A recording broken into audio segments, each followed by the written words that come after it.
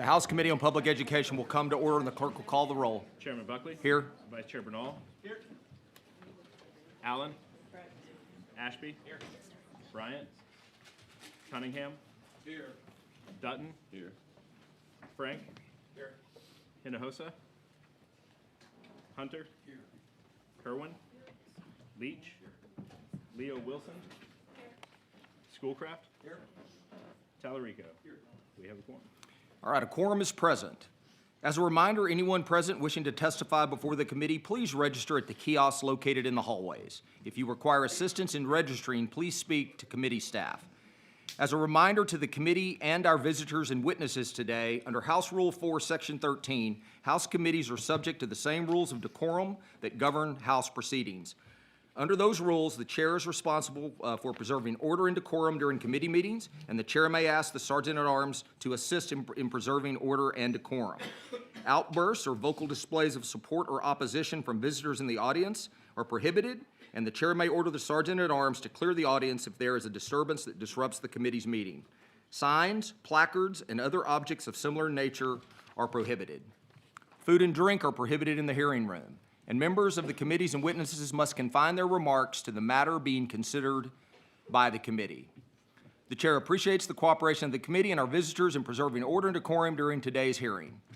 There is an overflow room located in this building, in the Reagan building, which is room 120. If we need an additional overflow room, that will be opened up in the extension area of the Capitol, and we'll make that announcement at that time. With that, we'll begin our agenda. Chair recognizes Representative Bryant and Representative Hinojosa have joined us on the dais. Chair lays out House Bill 3 relating to the establishment of an education savings account program. Members, House Bill 3 creates an educational savings account program to be administered and regulated by the Texas Comptroller's Office. It sounds like the video is not playing. If we can go ahead and just stand at ease for a moment. Okay. Members, we're going to stand at ease for a moment, wait on the video.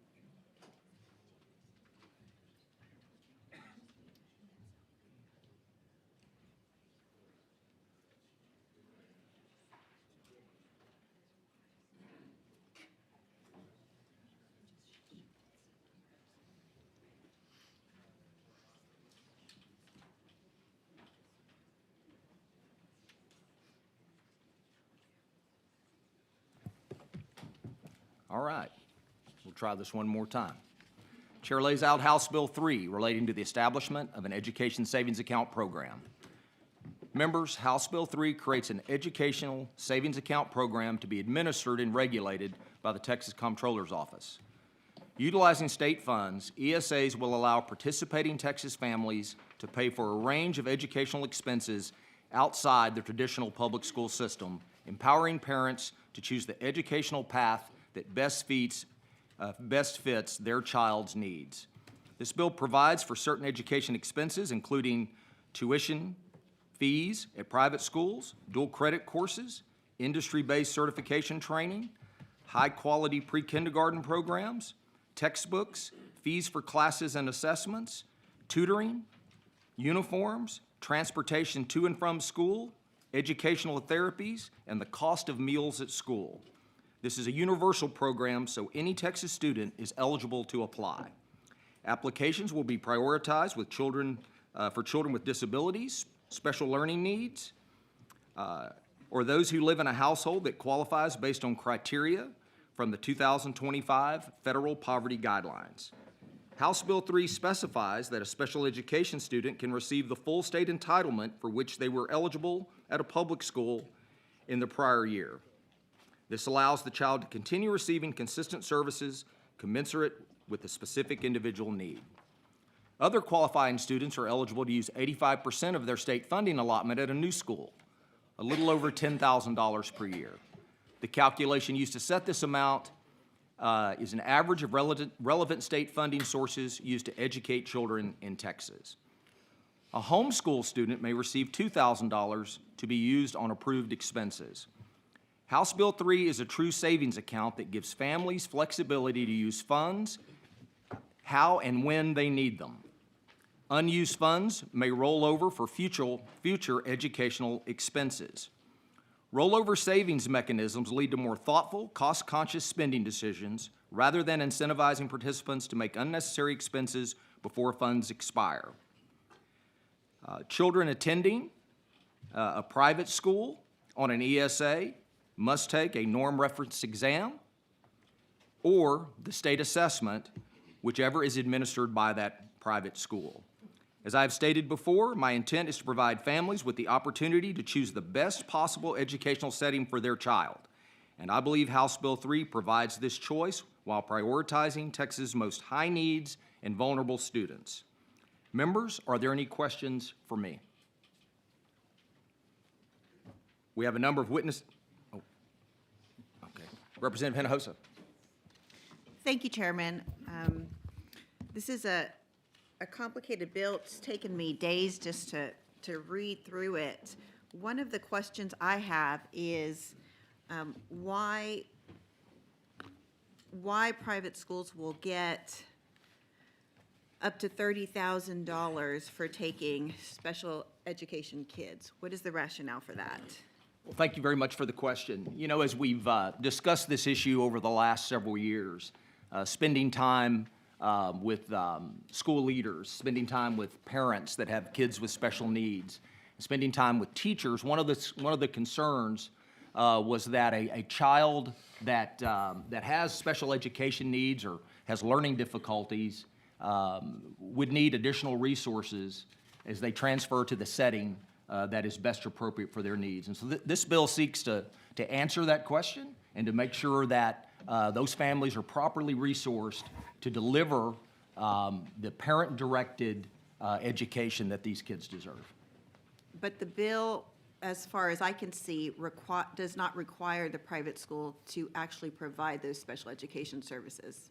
Is that correct? Yeah, it requires disclosure of what the private schools can offer, and it also, private schools have a contract with parents.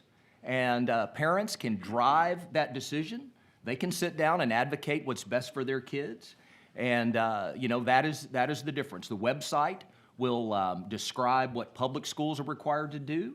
The private school will make notice to the parent of what the public schools are required to do. But at the end of the day, what you'll have is a parent sitting down with a private school educator and talking about the needs of their kids, and then they can come to the agreement of what best fits that child. So this is my challenge with that, though. If we're not going to require that the school do more, then I don't understand why we should give them more.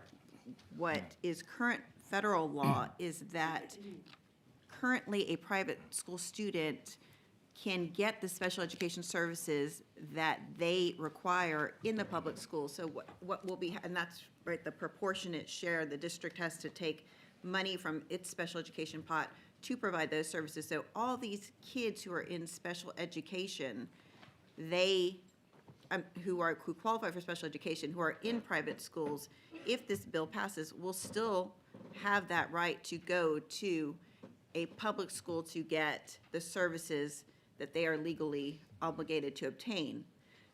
So if the contract between the parent and the private school is simply to continue to use the public school's resources for special education, I don't understand why that private school would get another $30,000. Well, I would push back to say that private schools are using public school resources. Public schools now are required to provide the evaluations for any child through Child Find. And that's, you know, but I think we're not requiring anything. It is the parent that will be the decision maker and will drive the services that they engage in with a private school.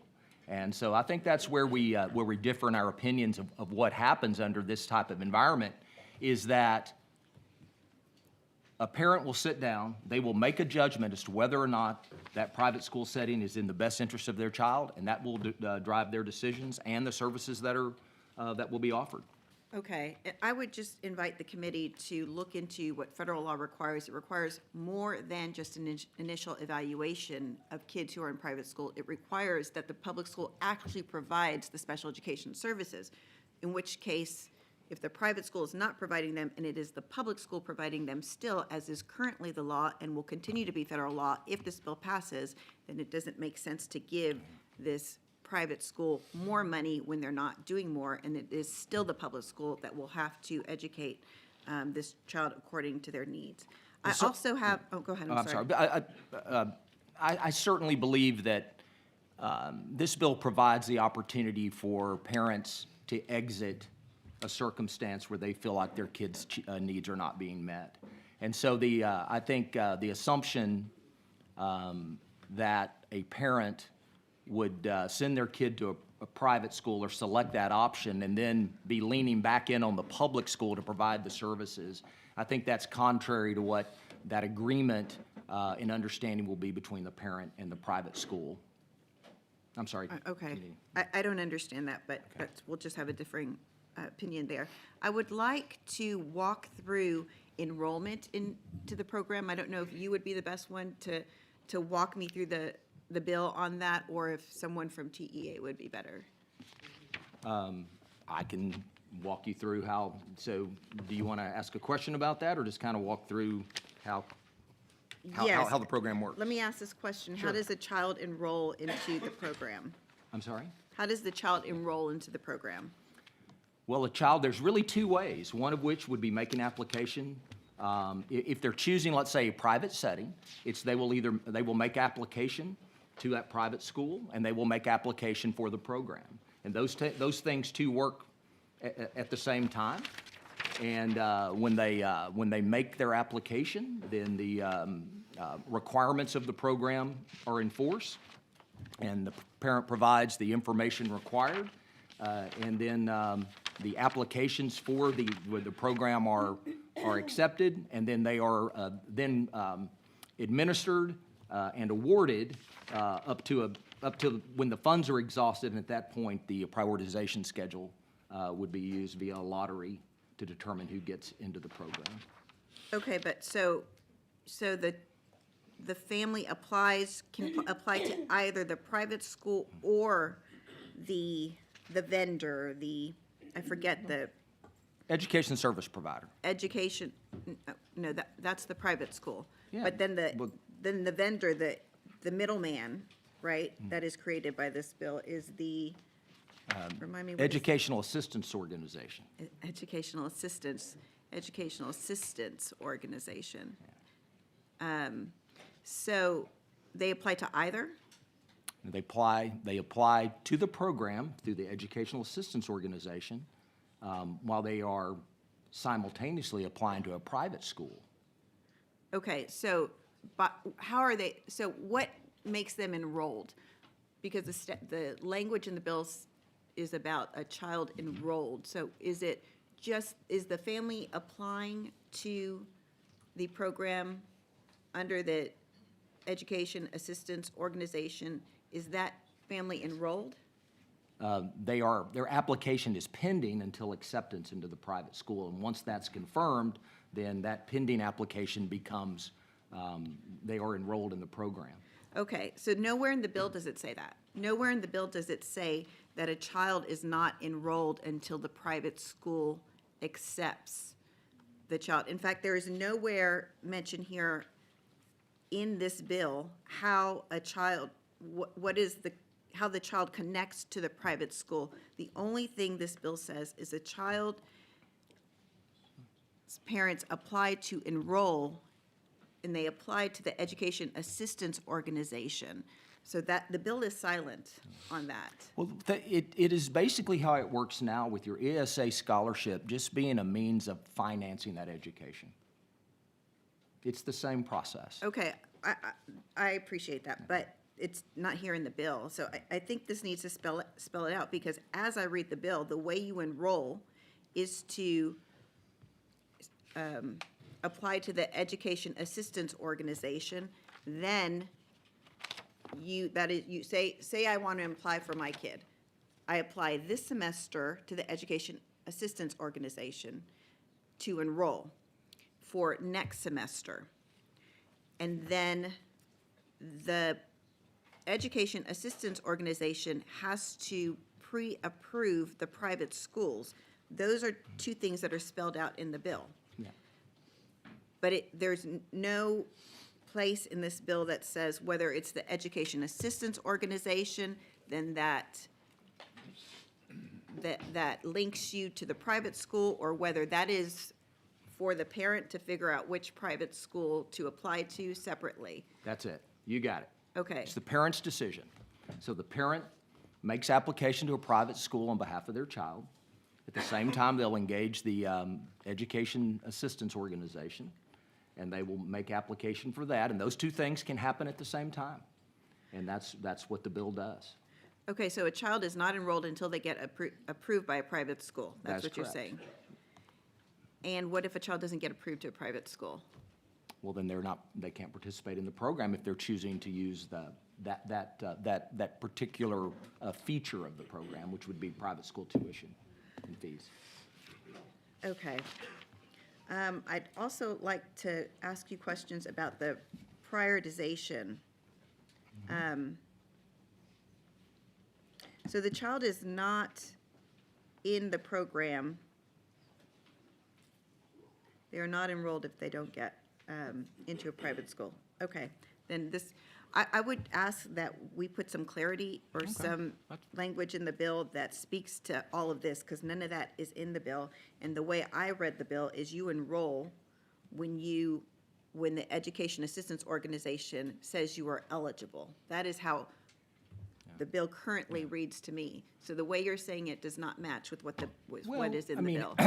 Enroll typically involves the educational institution. We enroll our kids in school and such. Again, the program is sort of the way of financing it. Okay, and just to be clear, I'll I'm not saying. I'll be happy to work with you on that. Okay, yeah, I'm to not make sure it's saying clear. enroll in the private school. This language speaks to enroll in the program. And so the way it reads currently is you get accepted by the Education Assistance Organization into the program, which is separate from getting accepted into private school. That is correct. Yeah, you have to be accepted into the school. Okay, so you're not enrolled in the program until you are accepted to the school. Yes, you may have a pending application, but that enrollment, the private school would verify that the child is enrolled, and then they're administered or admitted into the program. Okay, thank you. That's, yeah. I don't know where we're at here. Schoolcraft first? Okay, thank you. Representative Schoolcraft. Mr. Chairman, thank you. Just a question, or actually an observation on the question about the public schools' responsibility to provide special education services to kids in private schools. I believe under the Individuals with Disabilities Education Act, I know, as you said, they're required to find and evaluate the students. But I'm pretty sure that act only requires the schools to use a portion of the federal funds for private schools. If this bill goes through, we'll be funding special ed at about $9 billion, and there's no requirement for public schools to use that for students not enrolled in their schools, I believe. Well, they are required to perform the evaluation. Correct. Yeah. That's it. Yes, sir. Thank you.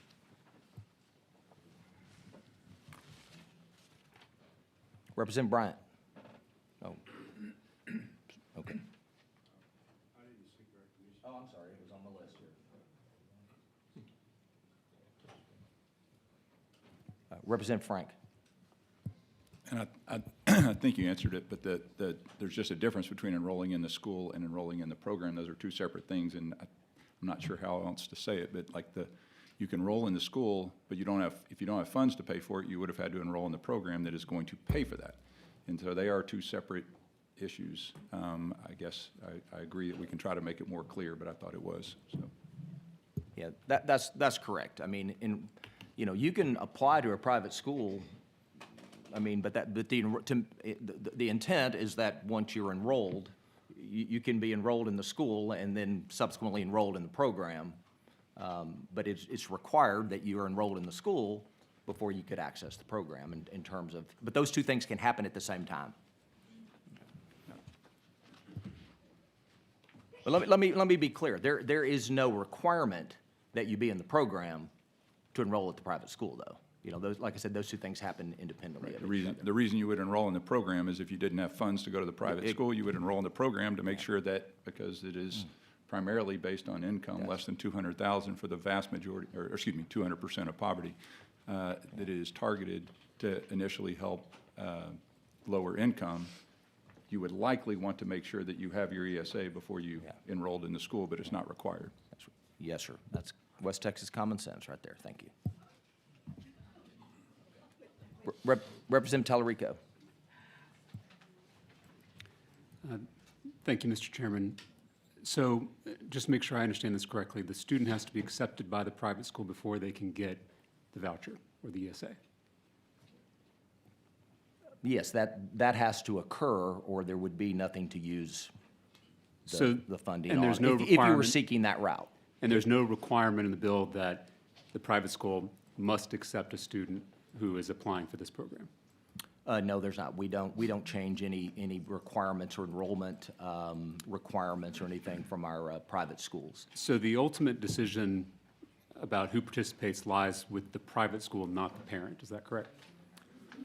Well, it just depends on, how you, I mean, there are, a couple of things. Most of our private schools evaluate applications totally blind to income.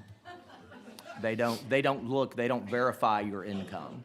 And so what they're basing on is enrollment or based on other factors than income. But yes, I mean, a child would have to be enrolled in the private school. And that's a process that thousands of kids go through all the time in Texas. And that was a yes to my question, Mr. Chairman. Yes. The ultimate decision lies with the private school, not the parent. Well, yeah. And so, I mean, it's not so much school choice as it is the school's choice. Is that correct? Not at all, because, I mean, this bill opens up all kinds of pathways for parents. And so, when a parent is directing the process, that's the difference. Just like in our public schools, we have many public schools that are application-based. A lot of kids want to go to early college, high school. But if you don't score high enough on the TSIA, you can't get in there. If you want to go to a certain magnet school, I mean, the fact that there is a certain requirements for enrollment is not something that is foreign to public schools. It is seen in education throughout whatever sector it operates in. What are some of the reasons that a private school can deny admission to a student? Well, I think it's based on their decision to what, if they can meet the needs of that child, what particular needs are of that child. I mean, in a private school in my district, there's a school that has about 98%, I believe, of the enrollment are kids with special needs, and they would make sure that a child that applied or parent that applied on behalf of their child, that they understand of just the types of services that they provide, and that's the process of parent-directed. The parent has the choice and the ability to find the pathway that is best for their child. Well, we just established that it's the private school's choice, not the parents'. But Not on the entirely. on the reasons that you can be denied, can a private school deny admission to a student because of academics, because of behavior, because they're not the right cultural fit? Are all of those reasons that a private school can deny a student admission? I think the private schools will have their own standards of admissions that they will apply whenever applications are received. So is it true But that? certainly not based on race. I think, here's where I think we look. the parent, we just assume the parent doesn't know what's best for their kid. And so that's the assumption that we're sort of laying the groundwork. Okay, parents don't know. If we don't have some other entity that's making this decision, the parents will find the pathway that best fits their kids. Parents do that every day, whether it be a public school transfer, whether it be moving from one public school district to another, or whether it be, once this bill passes, a private option. And that's I think, where our fundamental difference is on that. I don't think that's a fundamental difference, because I don't think anyone on this dais doesn't agree that parents should have decisions and choices in public education. In fact, members of this committee, including myself, have worked to make sure there are more options. There are more public charter schools, more magnets, more early college high schools, more academies, more PTECs, more career and technical education. Those are all options that are open enrollment. Not really, That don't. sir. Not that to interrupt don't- you, but those are not that- open enrollment schools. That don't. Those are application-based schools in many instances, at least in my district. All of those options that I just mentioned cannot discriminate against a student because of their religion, because of how much money their parents make, because they're not the right cultural fit, because of their past behavior. I mean, all of those things are going to be new in this system. And so to try to use parental choice or parental freedom as a guise for this program, I think is an insult to the people who have done hard work on this committee to empower parents with more options and more choices. We just walked through how this bill could require that the private school accept students who get an ESA, who get a voucher under this program. We could do that, but we're not doing that. We are allowing the private school to have the ultimate power in this equation. And so I resent the effort to use parents as a shield for this push for privatization. I want to ask about low income, because again, what I'm trying to do is align this bill with the rhetoric, right? There's lots of rhetoric about how we want to help parents, we want to help low income kids. And I do a lot of bipartisan work on this committee. I always try to take everyone at their word about what they're trying to do. And so what I'm seeing is a disconnect between that rhetoric and what the bill actually says. Is there an income cap? If this bill is for low-income kids, is there a cap on income? Is there a limit to what kind of families can access this program, can access these taxpayer funds?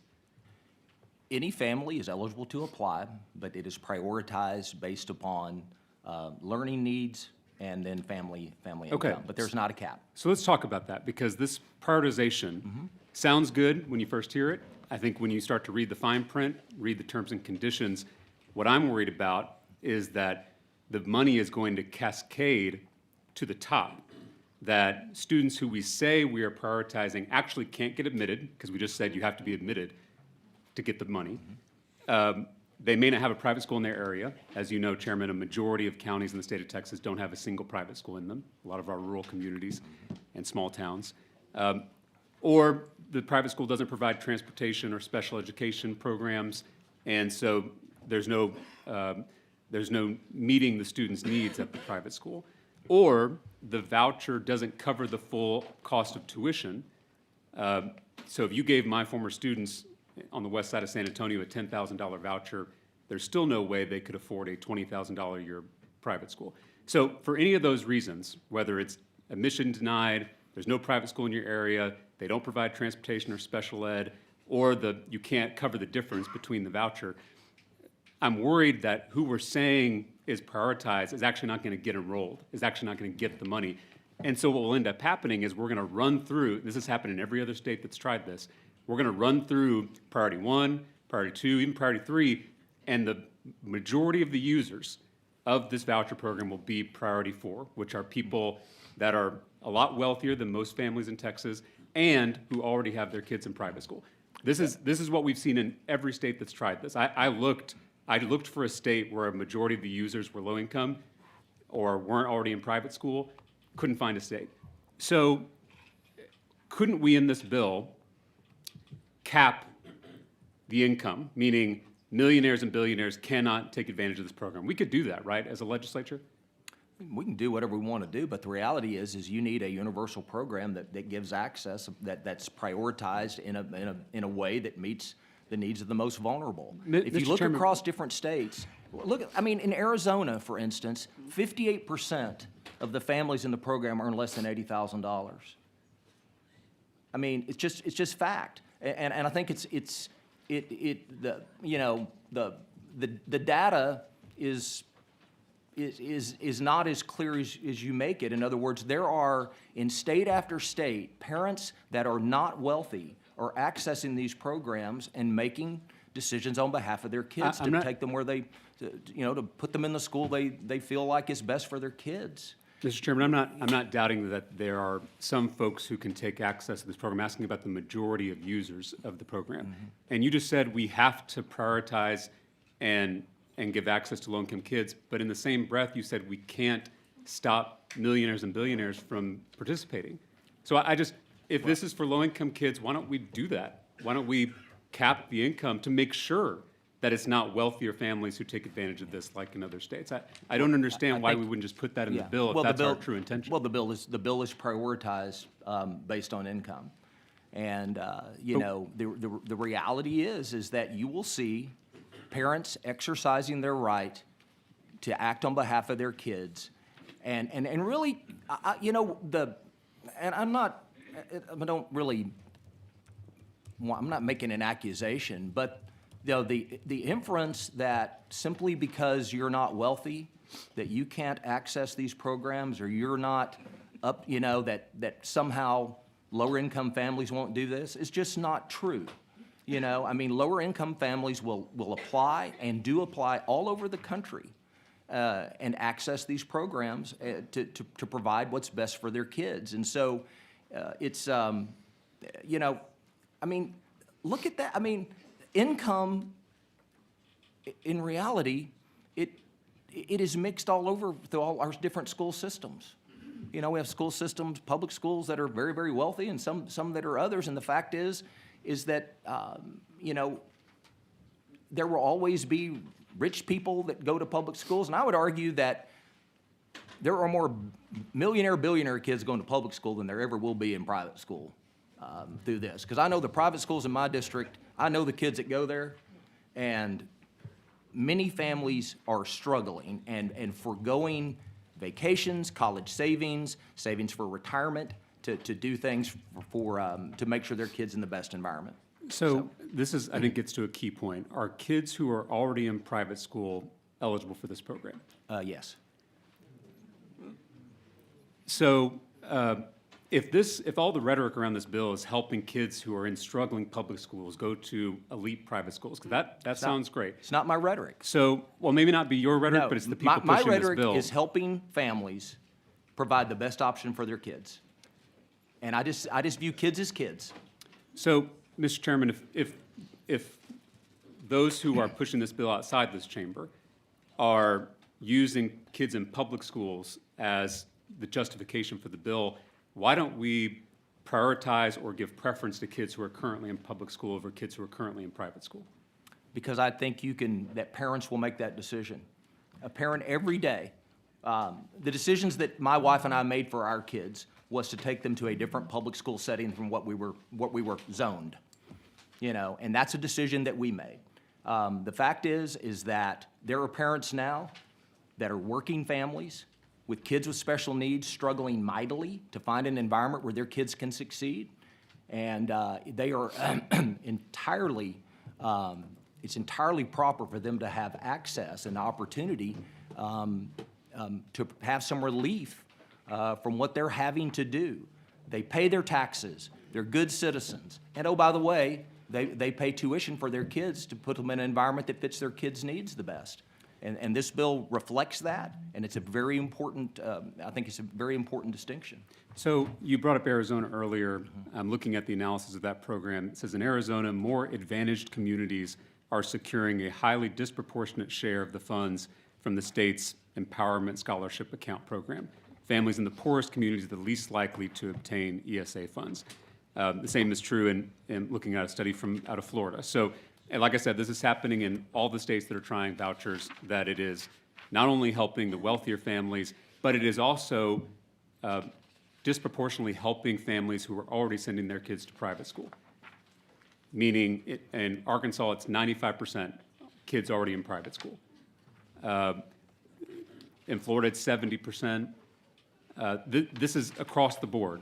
And so I guess what I'm saying is that in this bill, in our crafting of this bill, we could say that over a certain income, $500,000 a year, $1 million a year, $1 billion a year, you can't take these taxpayer funds. We could also say that kids who are in public school get priority. Kids who are currently in public school are preferenced over kids who are already in private school. My concern is that we're going to be taking money that could go to the basic allotment. We spent all last week hearing about how the basic allotment needs to be higher, that our schools are in crisis.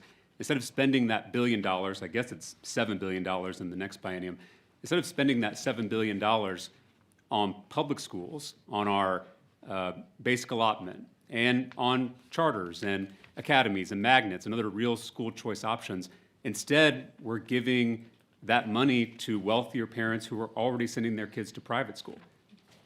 And we could change that in this bill. Again, I take the rhetoric at face value. I'm just trying to align that rhetoric with what's in the bill, and I'm not seeing that. Again, every parent in Texas deserves the right to make one of the most important decisions that they have to do as a parent, to have that freedom to make a decision on behalf of where their kids are educated. I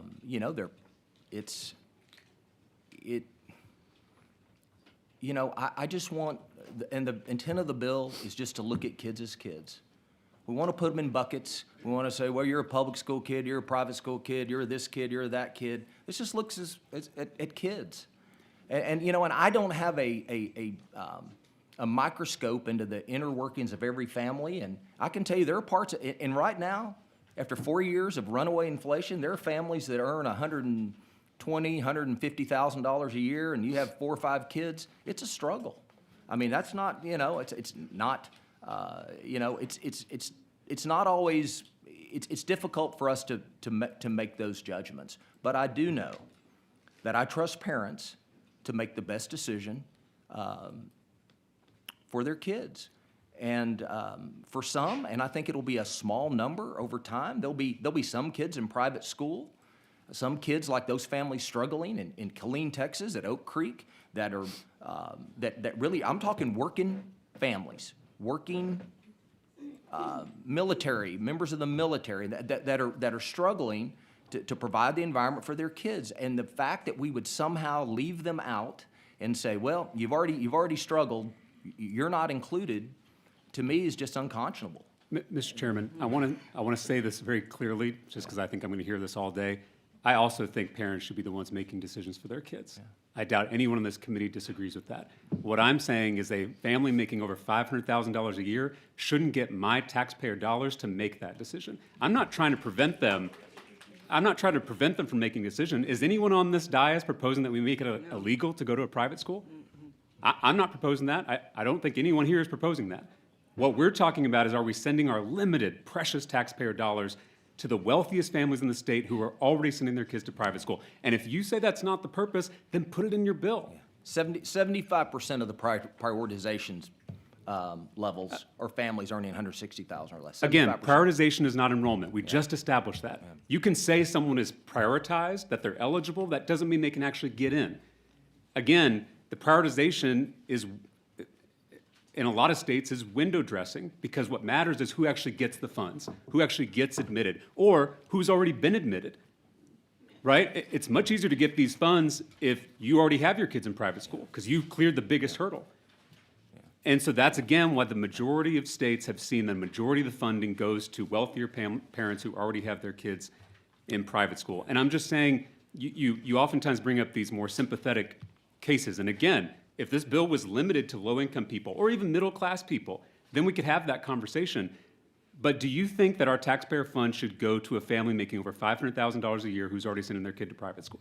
I think parents deserve the right to make that decision. No, that's not my question. That's not my question. And Mr. Chairman, you and I have worked closely together. You're my friend. Yeah. I know your heart is for kids. I do. I'm just trying to, I really want an answer to this question. Do you think our taxpayer dollars should go to a family making over $500,000 a year who are already sending their kids to private school? Because that's the question, not a low-income family. We could have that conversation. not even a working class, middle class family. We could have that conversation.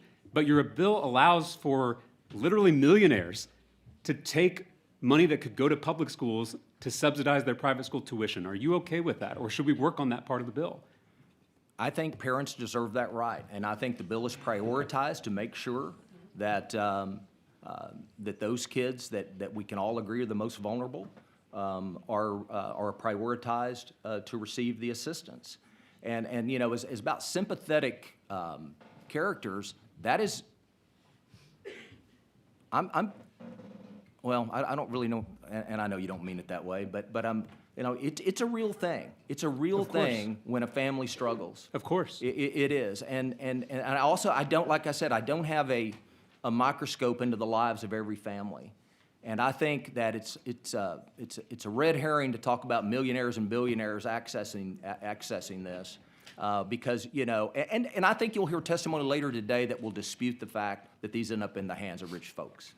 We know that you will hear from families that were working families and others that are just folks out there trying to make a living that just need a different option for their kids.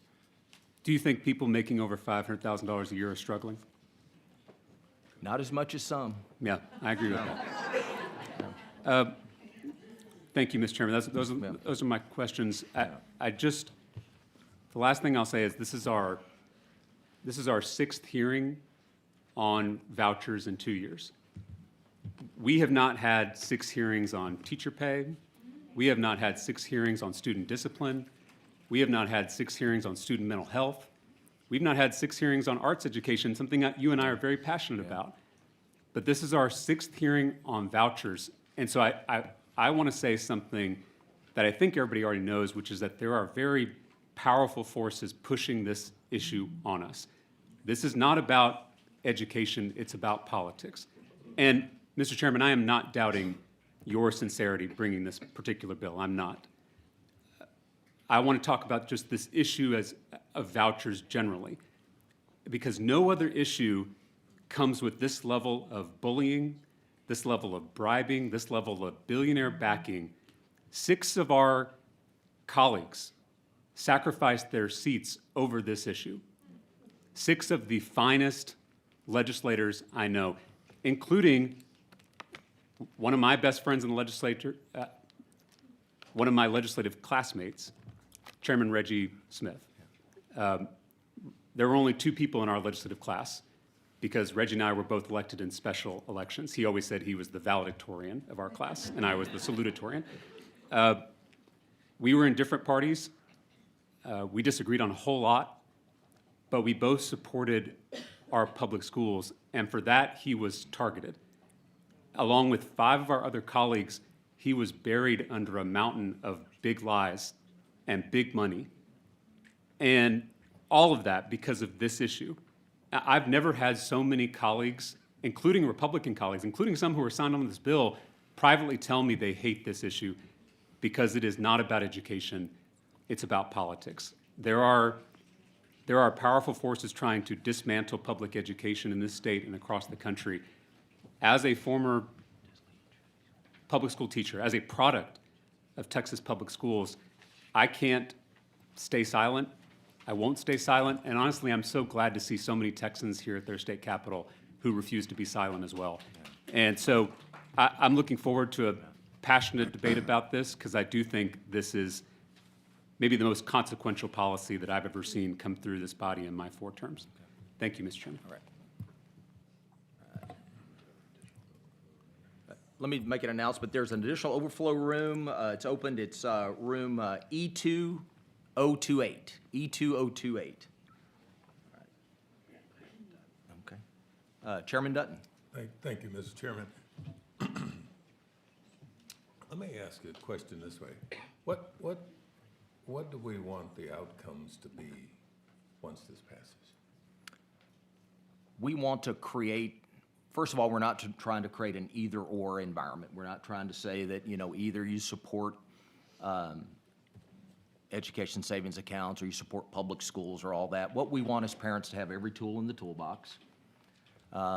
Raising kids and in this day, and I've raised 3 of them, is more complicated than ever.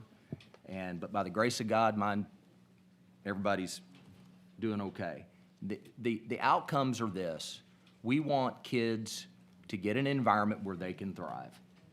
And too many kids in Texas, for lots of different reasons, are in environments where parents are, whether it be academic issues, whether it be peer group issues, whether it be bullying issues, or whether it be it's just not a good fit. We want those kids to have access to an environment that's directed by their parents, where they can receive the opportunity to have outstanding educational achievement and go on and achieve to whatever level they can achieve to. And I guess the assumption is that private schools can provide that. It can for some. I never made that decision for my kids. I just took them to a different public school. But, a lot of parents can't do that. There are times when the private school environment, I know of friends of ours that choose to take their kids to private school, none of which make $500,000 a year, by the way, just working folks. They have all sorts of, I have kids or friends that have one child in public school, one kid in a private, because they're looking for that environment. They want the ability to customize education for their kids. Should student outcomes be better? I think all segments in education, we need to keep striving for better student outcomes. And so is the assumption that doing this will cause student outcomes to be improved? That's the assumption. And And the do- level of educational attainment, student outcomes, an environment that fits best for the kids, whether it be behavior-wise, dealing with kids with special learning needs, all of that. It's all about outcomes of various, an entire range or continuum of outcomes. And I looked at the bill, and perhaps I missed it, but I don't see anything in the bill that measures that. Well, there's norm reference testing that's required and reportable, where we can look at that. But here's what I think, again, it comes down to this, is that when a parent is empowered to do this, the accountability system can be, through a norm referenced exam, but I just believe parents will be the ultimate arbiter of that. Is it meeting the needs of their kids? I'm sorry, I think I may not be speaking into the microphone. Sorry about that. And so we'll have measurements, but then we'll also have the fact that this is parent-directed, the ultimate accountability system. I guess the thing that's troubling me is we talk about parents having a problem, but it's kids we're focusing on. So could it be that the kids are not having a problem, but the parents are having a problem? I think parents struggle like everybody else. I'll tell you what, as a father of 3, a lot of my problems when my kids were in school revolved around their problems. Because that's all you want to do is make sure you're providing the best opportunity for your kids. And it is past time that someone should just have to accept the circumstance of where they're at and or what those problems are. And I think that's the prime issue this bill seeks to address. I'm a little concerned about how we know if this works.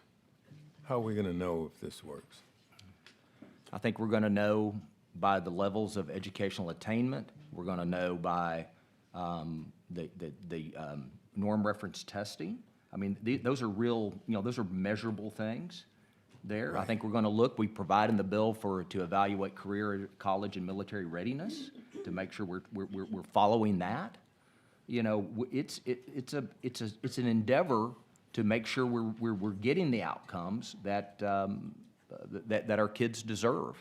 Do we follow it for the whole school, the whole private school, or the students who are left public school to go to private school? We're following it for the kids that have the ESA.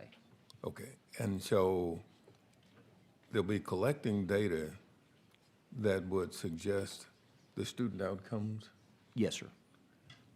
And how often will that happen?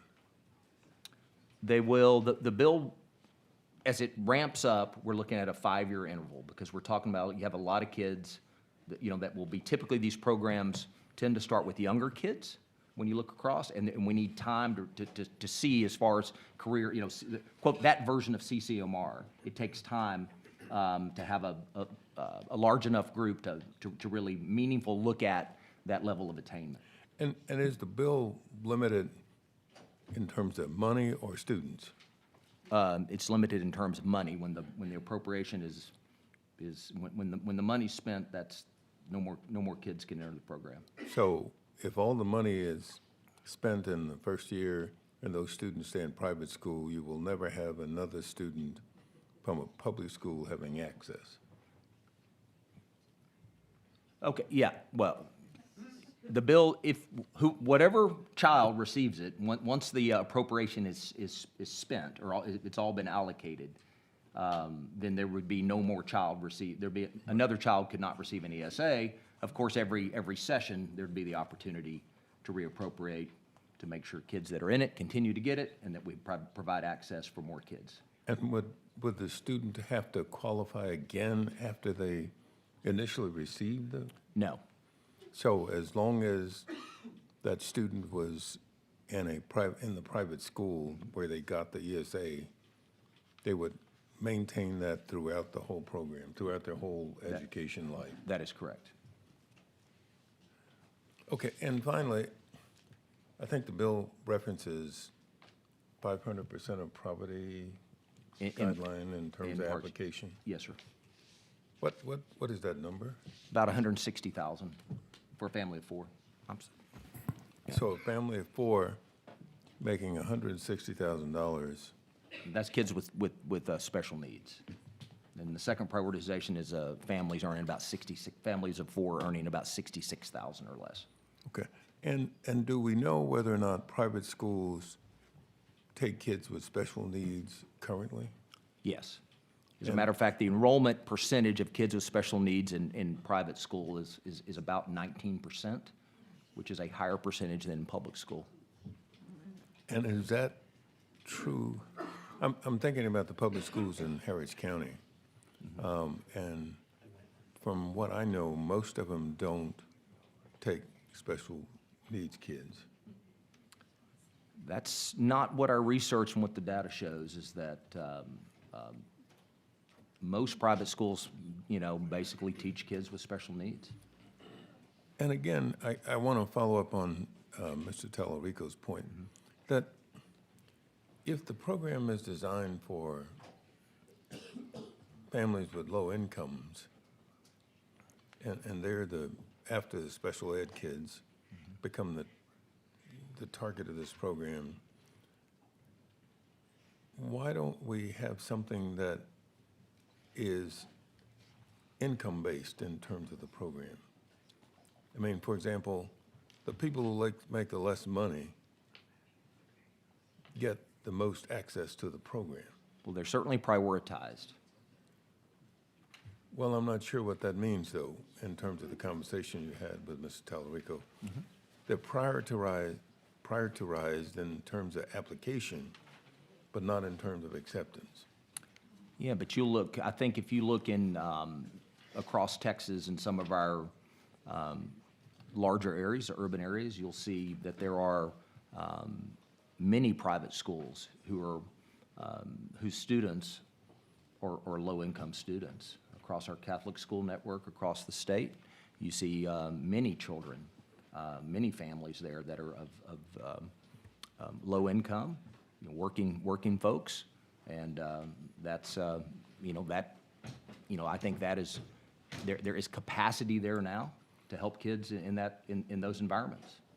Well, that's why I wonder whether or not, and I've been looking at a model that says we would prioritize this and do it in terms of application also and acceptance also, but do it in terms of, for the people who earn the less resources, we would provide a greater percentage of the entrance into private school, so that the kids whose families make the less money, we'd pay the full tuition.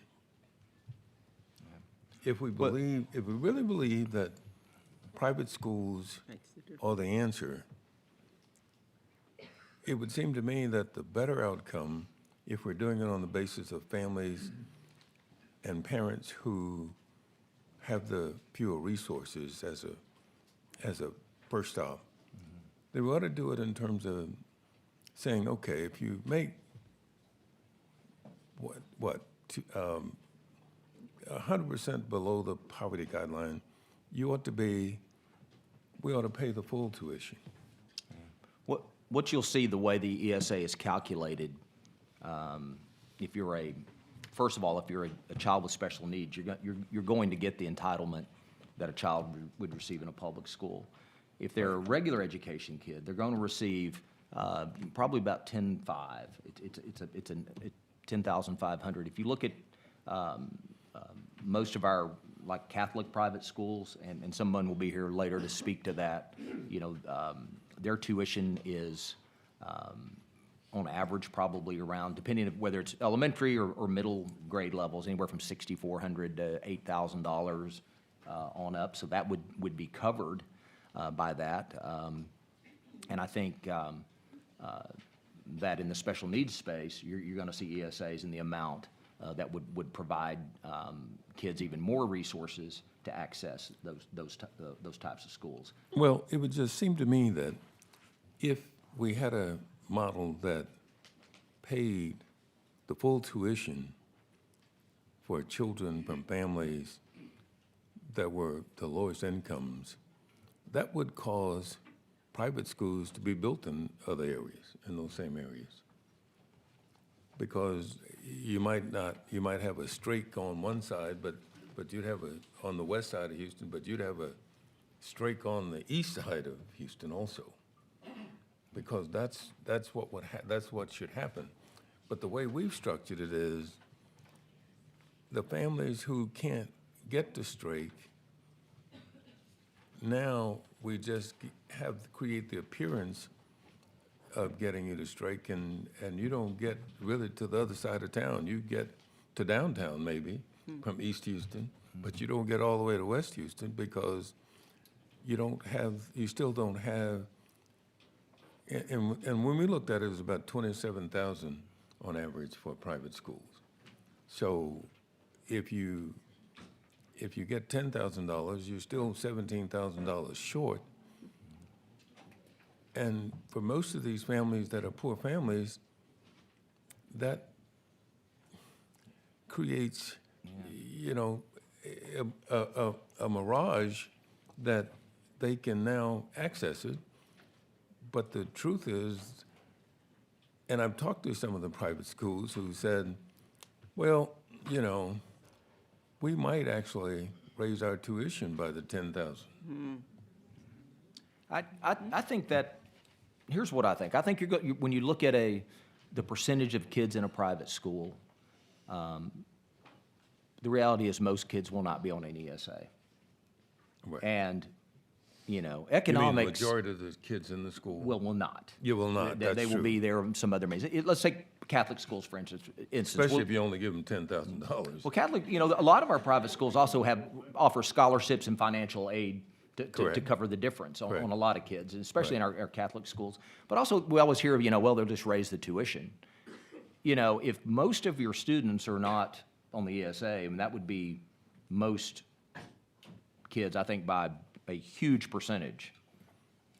It belies economics to raise the cost of the tuition on those that are not being assisted with an ESA scholarship. So I think that is not something that would bear out in the market. And the other thing about the strike, I think that's a great point, is that once we have a mechanism in place for parents to make real choice, and the resources that a family could receive as highlighted in the bill, that can't help but create more capacity.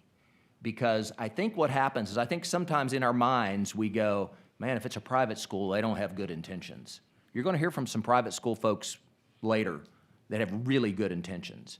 And when we have a mechanism for more kids to access it, I think you're going to see high-quality private schools that are built around a model to make it affordable for families that they can help. I really believe that. And that's what, you know, that's what I think gets lost in this argument, is we just assume there will never be another private school seat created. I think there will be opportunities if there is the demand for that. And this Well- could create demand for that if parents seek that pathway. Mr. Chairman, I was just looking around the audience. I hope we ought to have a hearing where we invite all the students. It is spring break. We could Because, probably I get them know, there. but they don't really care about this. They go on the Corpus. I think by the end of the day, I may wish I was in Corpus. Well, we all, but my point is this, is that my two grandkids went to private school.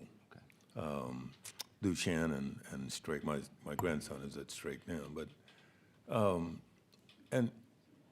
and I worry about the fact that we ascribe certain things to private school that we don't try to replicate in the public school.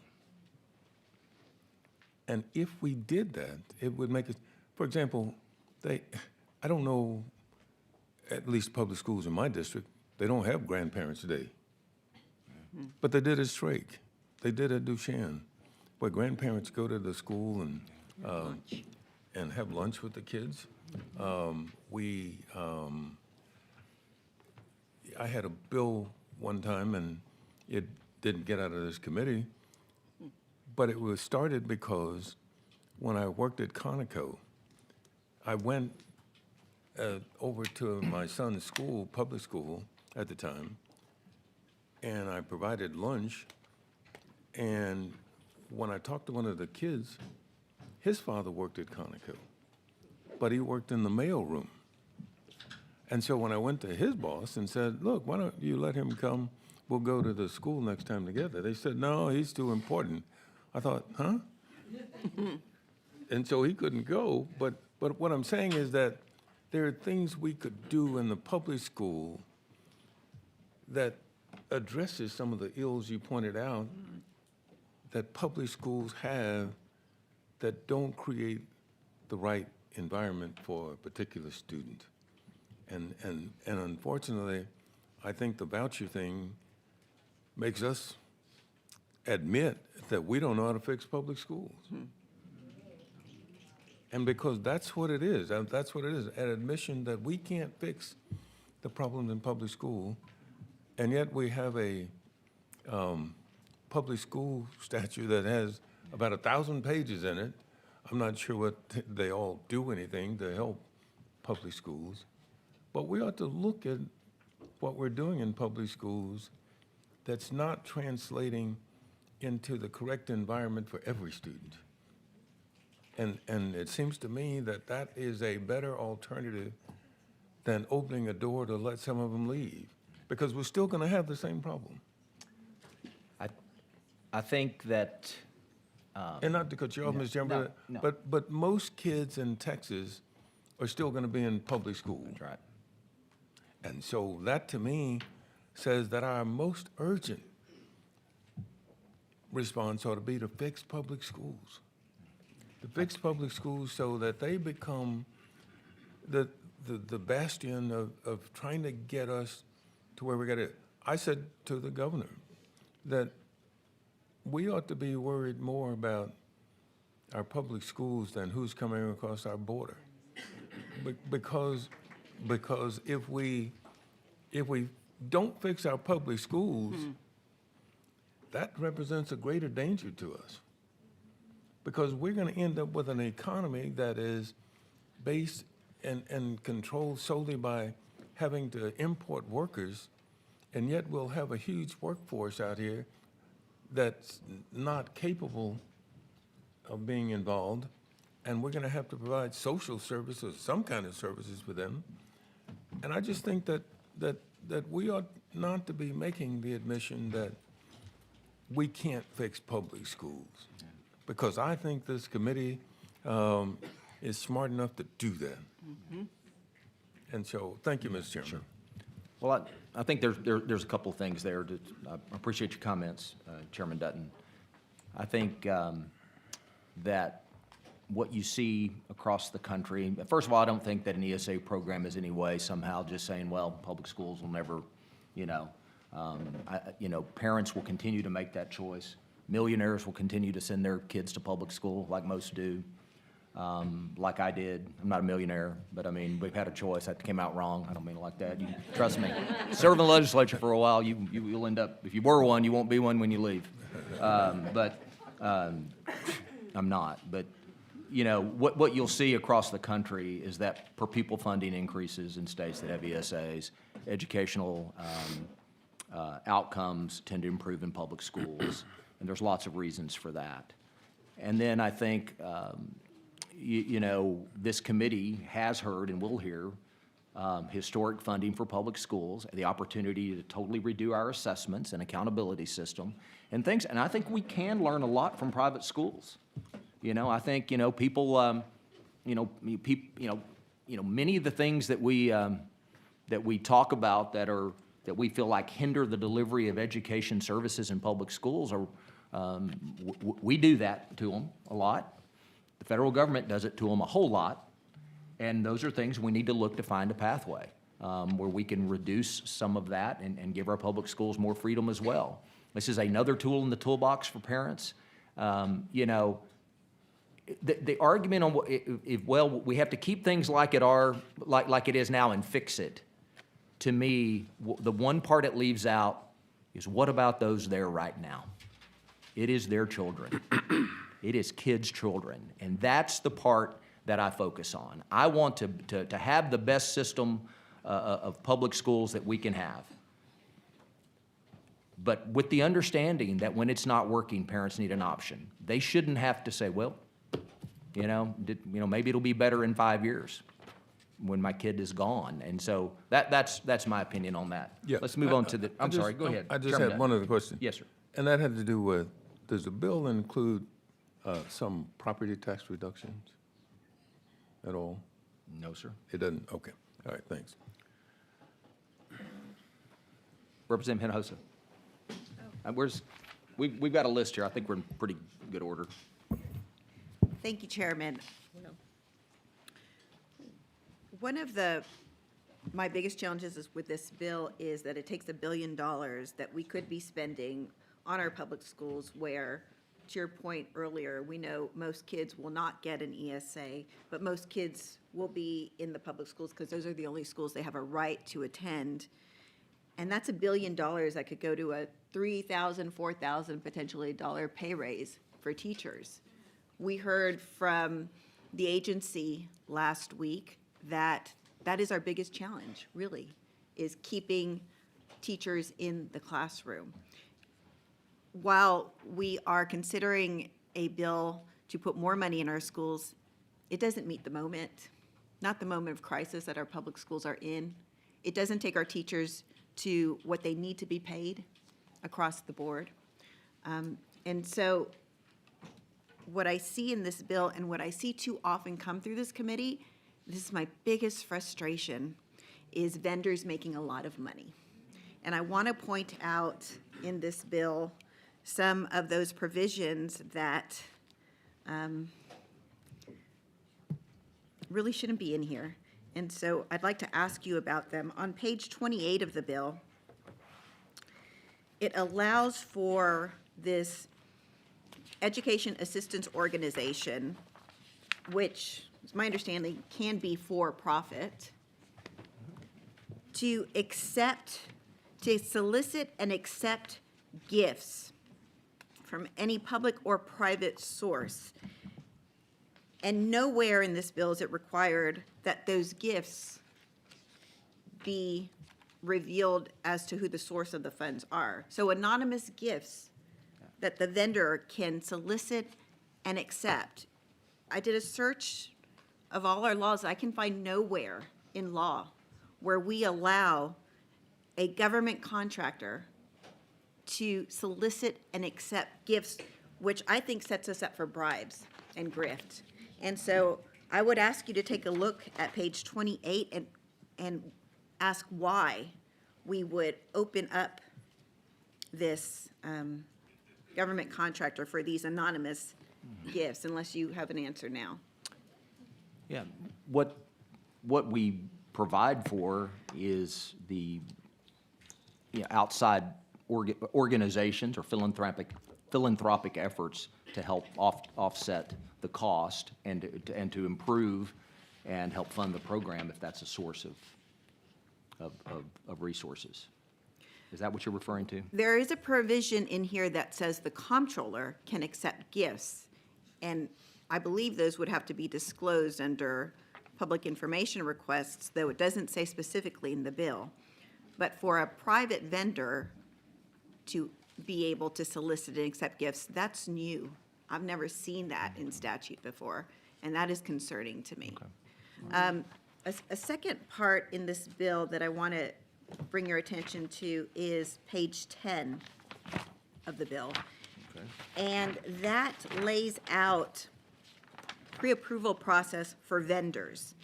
So for private schools and other vendors.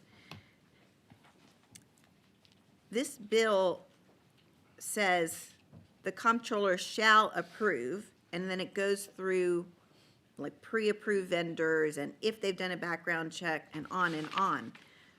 But nowhere here do I see who cannot be approved except for on page 12, language that says the comptroller may approve only an education service provider or vendor of educational products that operates in the state. Operates is vague. I don't really know what that means. And then, and that's C on page 12, line 17. And then also on page 23, the comptroller may not, at line 23 on page 12, the comptroller may not approve a vendor if the comptroller cannot verify the provider's or vendor's eligibility. So, again, back to 10, this lays out who shall be approved, and including if somebody has submitted a criminal background check, they shall be approved. Nowhere does it say someone who doesn't pass a criminal background check shall not be approved. Nowhere does it say that if an organization is not in good standing with the agency, they shall not be approved. And so this opens the door wide to all types of vendors in a system that is, again, set up where you can take anonymous private donations by the comptroller and by the education assistance organization. Well, certainly, the bill requires that if there is a hit on a background check or criminal history report that people are not eligible. I guess I don't really understand what your question is. Well, I'm saying it doesn't say that. So I'm saying it may be the intent, and my guess is, and I assume it is your intent to say the people who are not required to be accepted are actually excluded, but the bill doesn't say that. The bill just says who shall be approved. It doesn't say who shall not, who cannot, unless they don't operate in the state, which is on page 12. So I'd ask you to look at that, because if your intent is to tighten it, then it needs to be changed. Okay. I want to go back to this line on page 12 that says they have to operate in the state. That is vague. And perhaps the part about this bill that probably gets me the most emotional, actually, is the part about this bill that allows for marketing.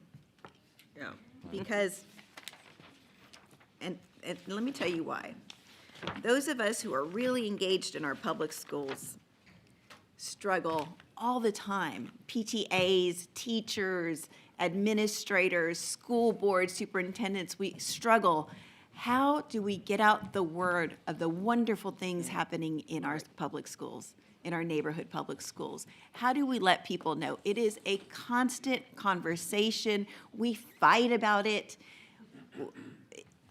wonderful, magical things are happening in our public schools because of the dedicated people who are part of our school communities. And we don't get state funding to market those things. Right. So it is insult to injury that this bill allows on page 3, section 29.353, promotion of program, notwithstanding chapter 2113 of the government code, which prohibits the comptroller from marketing, right? So this is, we're doing away with longstanding law that says the comptroller can't market. Notwithstanding that, the comptroller may enter into contracts or agreements and engage in marketing, advertising, and other activities to promote the use of the program. That's not fair. I mean, that's just not fair. And so I would ask that we please not include that part in the bill. And the other thing is, we have currently a comptroller's race going on, and I can see you have, you know, one of your candidates for comptroller, once he's in there, maybe running now for election to governor, being surrounded by beautiful children and having ads about, come join this ESA that we are doing. I just think it's setting us up for something that is not good public policy, not good government, and unfair to our hardworking school communities.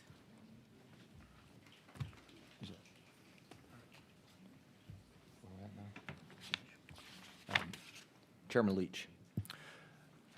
Thank you, Mr. Chairman, and thank you, members, for this good opening dialogue. I actually just had Representative Tallarico. I just had a former member who's not with us anymore. It's actually worse than being unelected. He was actually elected to the United States Congress, and he's up in Washington right now tuning in, and he texted me and he said, man, I sure do miss the Texas House. And so I hope for those folks who've traveled here to the Capitol, we're looking forward to hearing your testimony. We welcome it, Mr. Chair. I know we want to get to it as soon as possible. There's just a couple comments that I do want to make at the outset. This morning, before I walked into this committee hearing, I talked to each of my 3 children, Brady, who's a junior, Charlotte, who's in 8th grade, and Landry, who's in 4th grade. They are in public schools. Brady's at Allen High School, Charlotte's at Erickson Middle School, and Landry's at Green Elementary School. Brady's actually taking the SAT as we speak right now, and he's going to do great.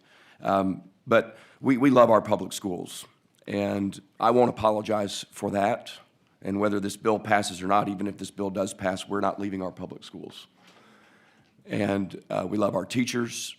We're active. We are excited about the things that are happening in Allen ISD. And I agree with Representative Hinojosa that we, all of us, parents and policymakers, need to do a better job at promoting the great things that are happening in public schools, all of us.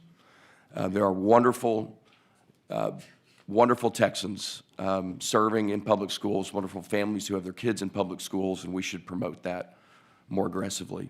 But there's also really, really great things happening in private schools all across the state and in home schools. And, you know, I hear some of my colleagues here on the committee and outside talk about this not being a true bill about freedom and choice. I've heard the rhetoric that this is about it's the school's choice, not the parent's choice. And I've thought a lot about that and kind of wrestled with what my reaction is. And I think where I am this morning is, what's the problem with that? Why is true freedom and choice and competition something that we are afraid of? Right now, the fact is, public schools have choices that parents don't have. We have over 1,200 independent school districts in this state, each of whom the state has empowered to make certain decisions that many parents in those districts disagree with.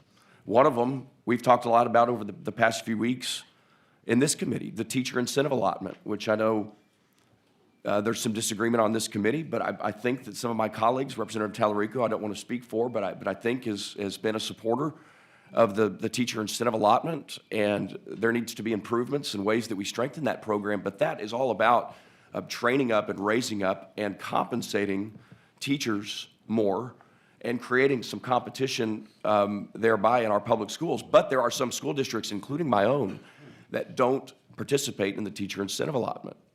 And parents in those districts have very, very little ability to force their school districts to participate. So what do we say to that? That's the school's choice.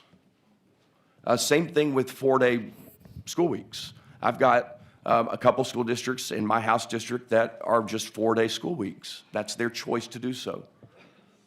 Open enrollment public schools, which I think is something that this committee should have serious discussions and deliberations about.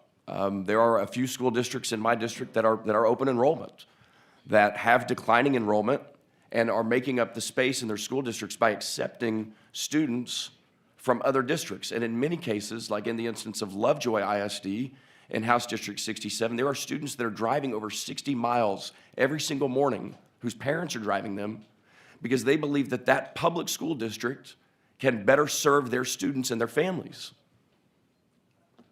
That, to me, is true freedom and choice and competition.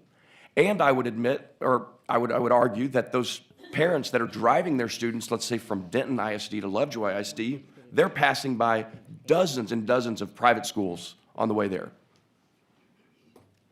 They're making the choice because they're afforded the choice, because this legislature has given them the choice. I would argue we haven't given them the choice.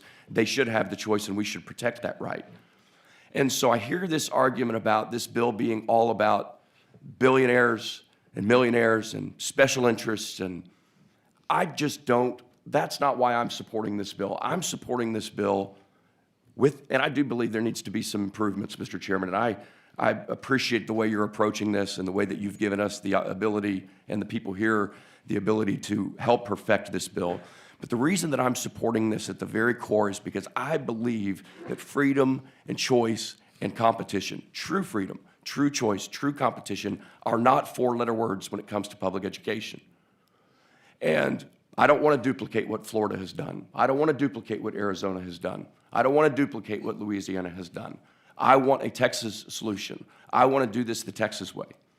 And so I'm excited about this discussion. I'm eager to hear from my colleagues and to hear from the people of Texas as we move forward. I would just simply ask that we keep that in mind, that we can do both. We can be friends and advocates, proudly so, of our public schools, and also support the right and the choice and the freedom of Texas families to direct their kids' education. Chairman Frank. Oh. Representative Leo Wilson. Oops, excuse me. Representative Leo Wilson. Thank you, Mr. Chairman. I just wanted to clarify a couple things that we discussed in the very beginning and have you clarify those for me. For special needs students, the scholarship would cover up to the $30,000,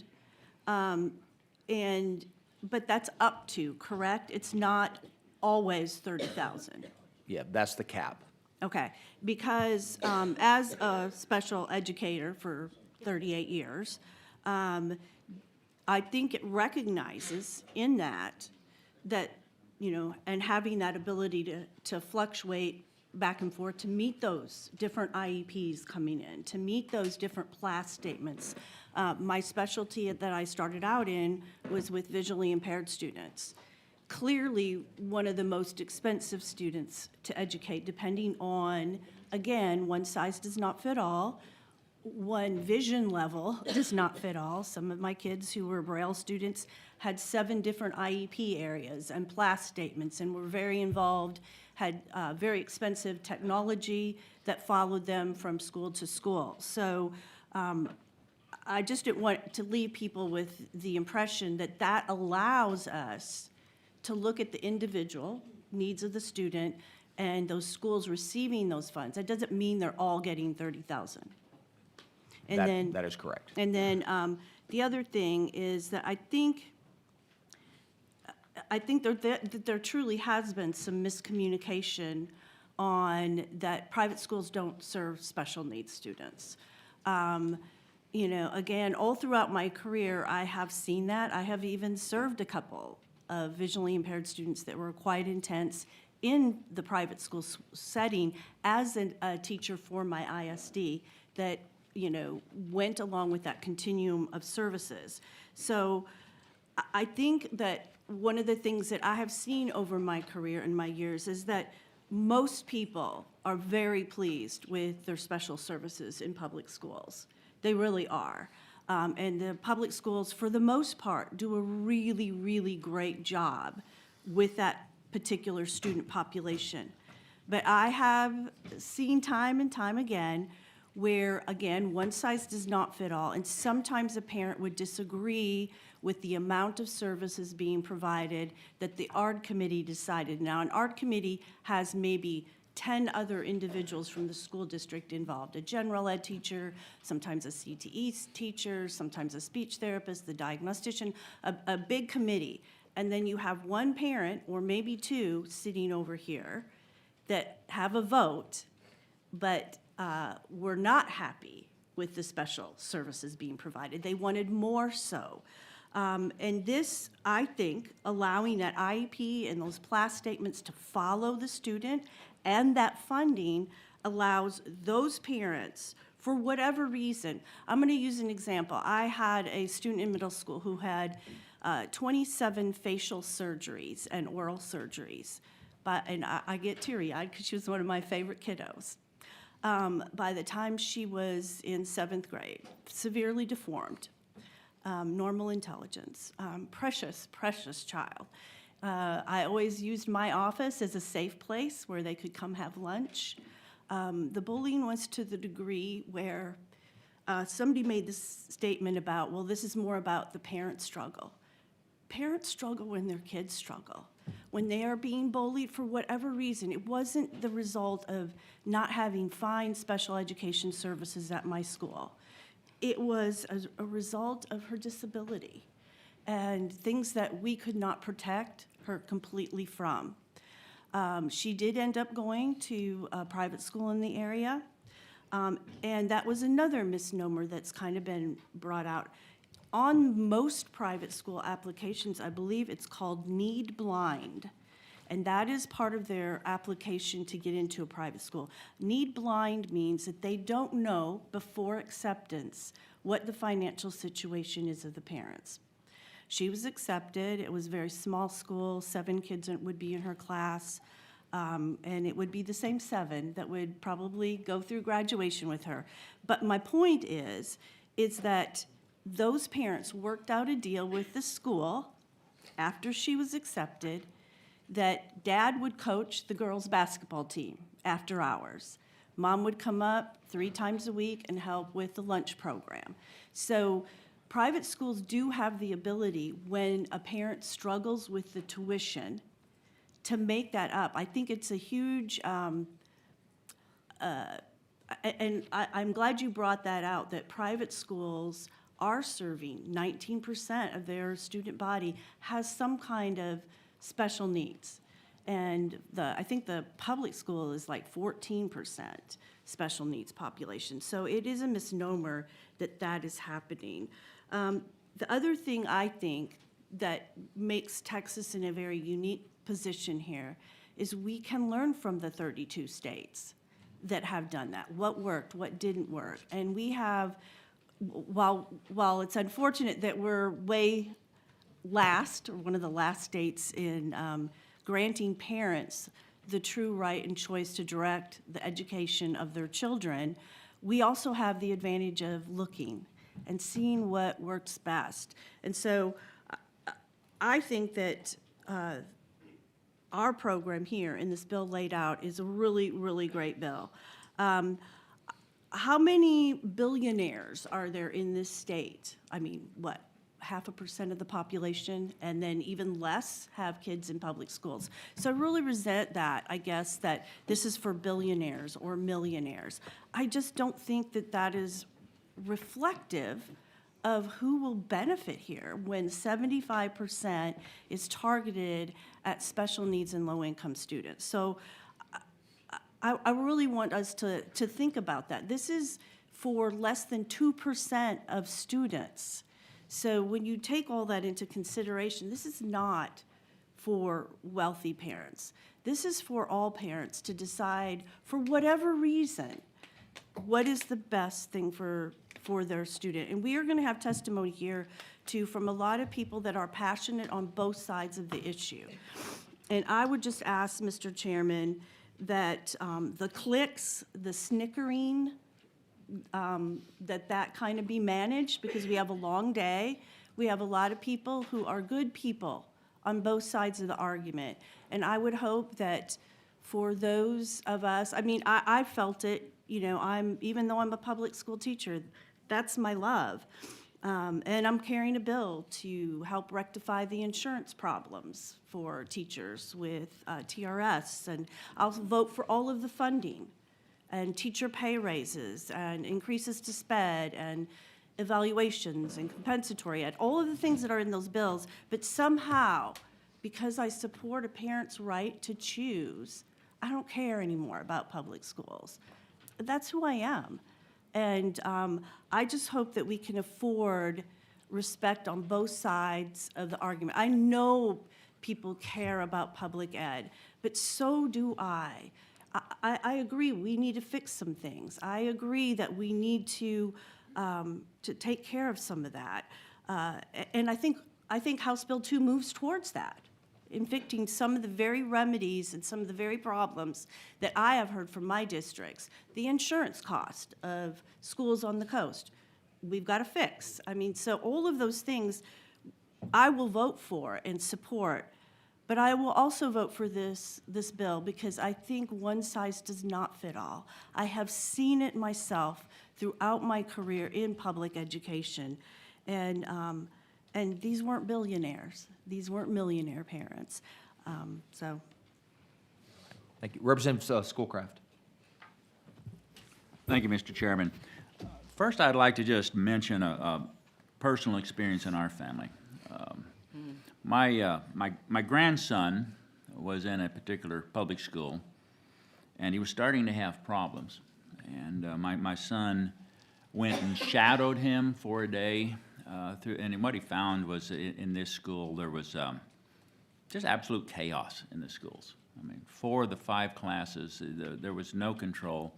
The kids were running the classroom. There was one class where the same kids were totally behaved. It just had to do with the teacher. But he was having all kinds of behavior problems. They tried to find a neighboring district that would accept my grandson, and they wouldn't take him. So my son pulled him out and started homeschooling him. Well, my grandson and my son and my daughter-in-law both work. Basically, he was a high school kid, so they put him in online school at home by himself. Didn't particularly do well, but it kept him out of the schools and out of the trouble until he turned 17. He took the GED, and he's now in the Army. My granddaughter, going in the same school district, they applied, and they finally managed to get her into a neighboring school district, and she's doing well. But they're having to drive about 30 minutes every morning and every afternoon, getting her to and from the neighboring school district. So, yeah, choice worked there when the neighboring school was willing to take them. All this to just say that this is not unusual. There are parents all around the state who have kids in failing districts who are desperate and will do anything to try to get their children into a better setting. This is not a general indictment of all schools. I have 17 school districts in my legislative district, and most of them are great schools. Parents are happy, students are happy, the students are learning. I'm really blessed with some great school districts, but there are problems, and this bill will help give parents an ability to escape that. One of the things, though, that this morning has really bothered me is the demonization of people who have invested large portions of their life and fortunes in supporting in school choice. I mean, I go all the way back to about 1996 when Milton Friedman started what's now known as Ed Choice. He didn't have any financial interest in anything. He was simply committed to the concept that having this type of school choice is best for students and good for education in general. He invested a good portion of his life and millions of dollars of his own money building up an organization that still exists today, supporting the concept of school choice. He had no financial or personal interest other than an absolute commitment to the concept of school choice. So you can agree with him or disagree with him, but to attack his motives, I think is unconscionable. The same thing goes through so many of the people who invested so much in this idea. In the late 80s, early 90s, I was an advocate for school choice when I was on the Public Education Committee here. And I remember Dr. James Leininger started in the early 90s, pushing for school choice. He had no interest. He has absolutely nothing to gain. He didn't even have kids in the public education system. I think he was thinking about his grandkids and our children and our grandkids. He has spent, 30 years now promoting school choice, not because he has any interest, because he has an absolute conviction it is the best thing for our students. So you can disagree with him, but to demonize them as saying that they are only interested in making money and profit, I think, again, is unconscionable.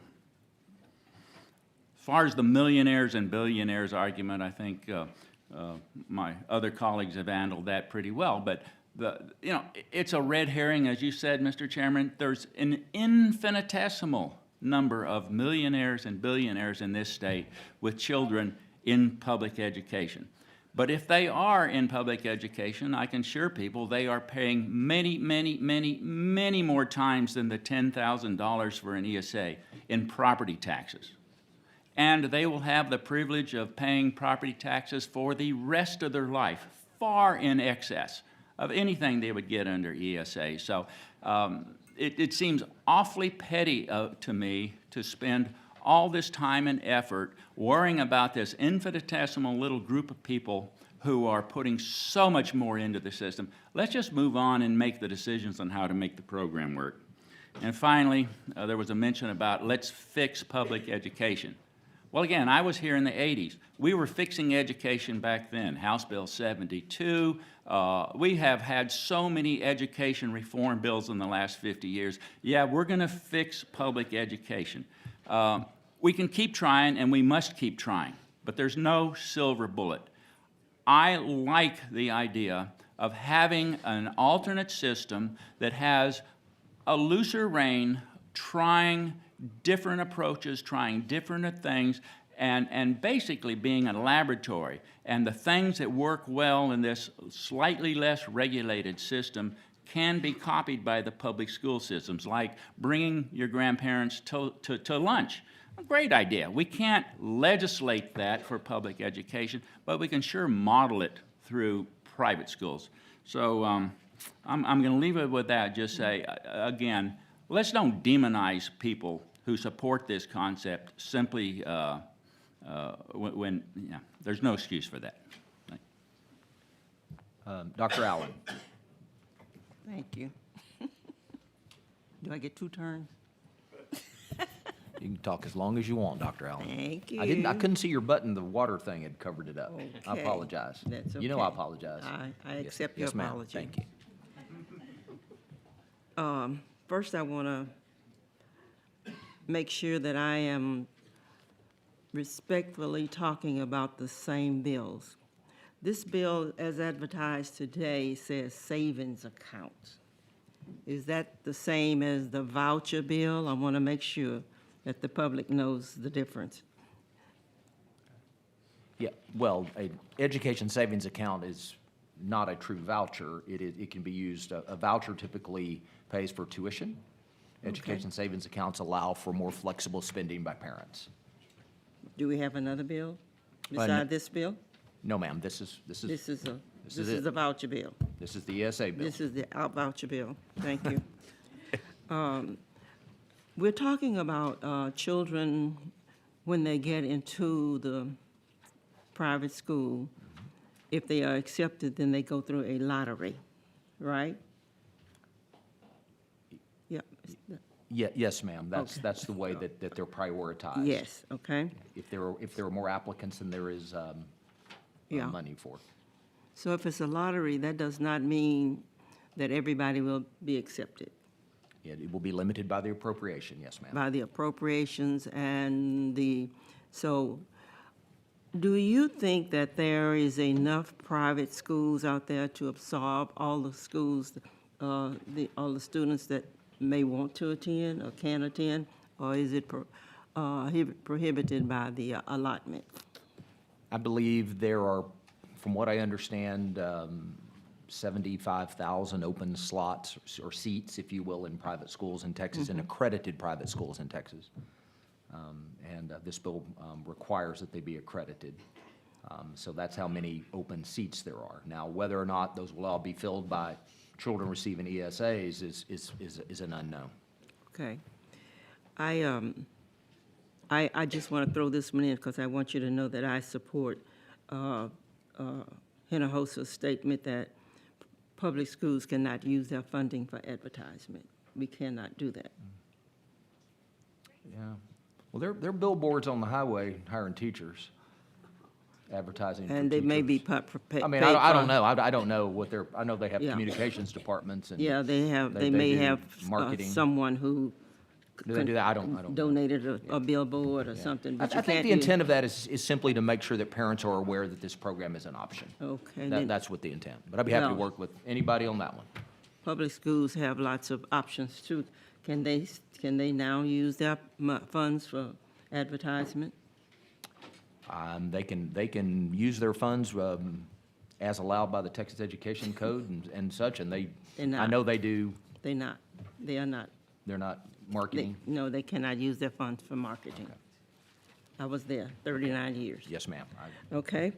Is there a provision in this bill for foster kids?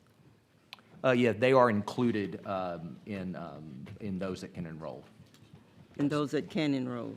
Yeah, yes. Okay, along with special ed, Yes, ma'am. of the same allotment for them? Yes. Okay. Now I want to talk about homeschools. Now, we have a lot of entities who want to take advantage of this bill.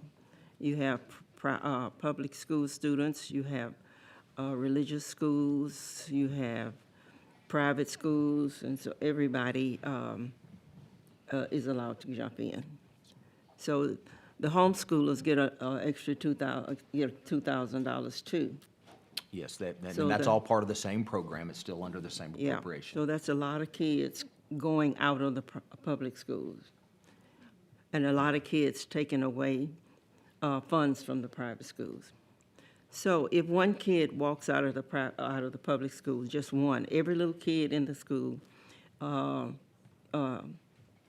is valued up, well, his allotment appropriation is, well, as TEA put it, 15,000. That's what is on the 15,000.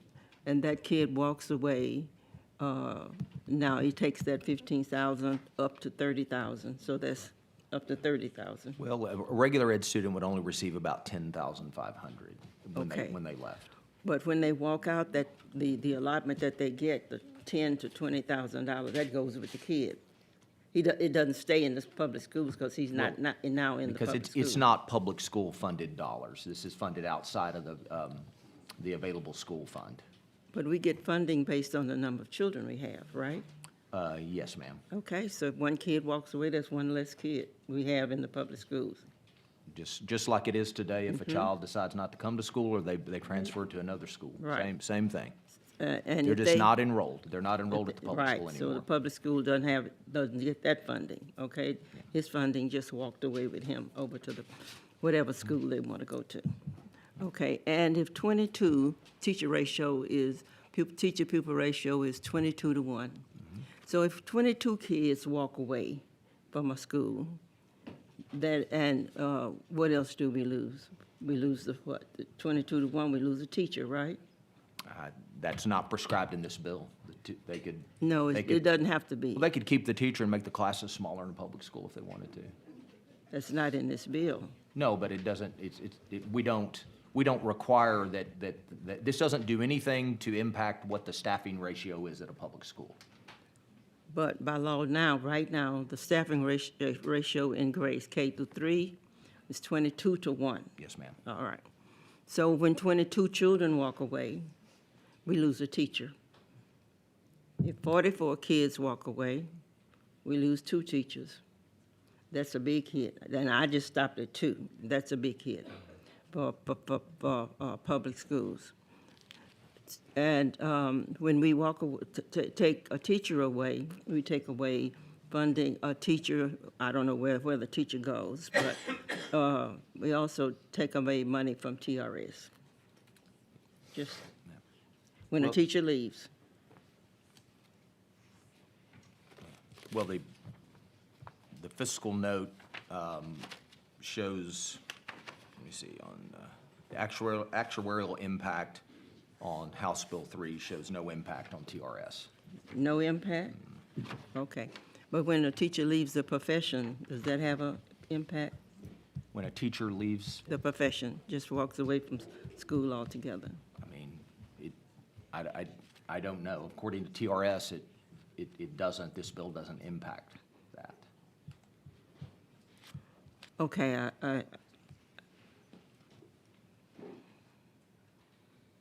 okay. Now, a parent who wants to take their kids to a private school, the teacher and he walks in with a $10,000, not money in his hand, because a lot of people think they're gonna have money in the hand. No money in anybody's hand. No money in the hand. But when that parent takes it over to the private school, and the tuition, and in my district, I have one private school, and the low tuition is $27,000. And when that kid walks up and with his $10,000 voucher, that is like a $10,000 off of your tuition. So now that parent has to pay $17,000 more to get his kid in. In that particular school, but the average private school tuition in Texas is $9,400. Okay, in private schools, maybe in the Catholic schools. No, Which All, school? all of them together, if you look at across the state of Texas. Across the state of Texas? Yes, ma'am. Okay, but the schools I know in Houston that are private, and I won't call names, but they're up to $40,000 and $50,000. There are some private schools that are, I believe there are, yes, ma'am. okay, just the reality of the situation. If a kid, if the parent walks in and he has to pay the extra fees, do you think low-income parents are going to have that availability? I would say that parents will make that decision. They will make a decision based on what best fits their family's needs. A decision we all make anytime we make a transaction.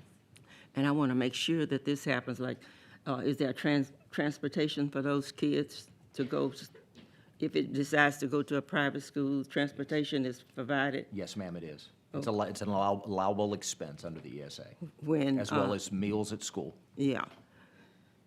In Houston, it's a big city, 640,000 miles wide. All right.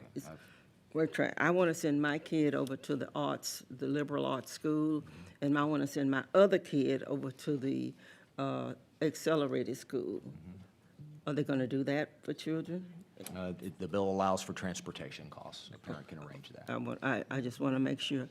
I also heard you say all teachers that the average teacher makes, and across up to 60-something thousand, up to.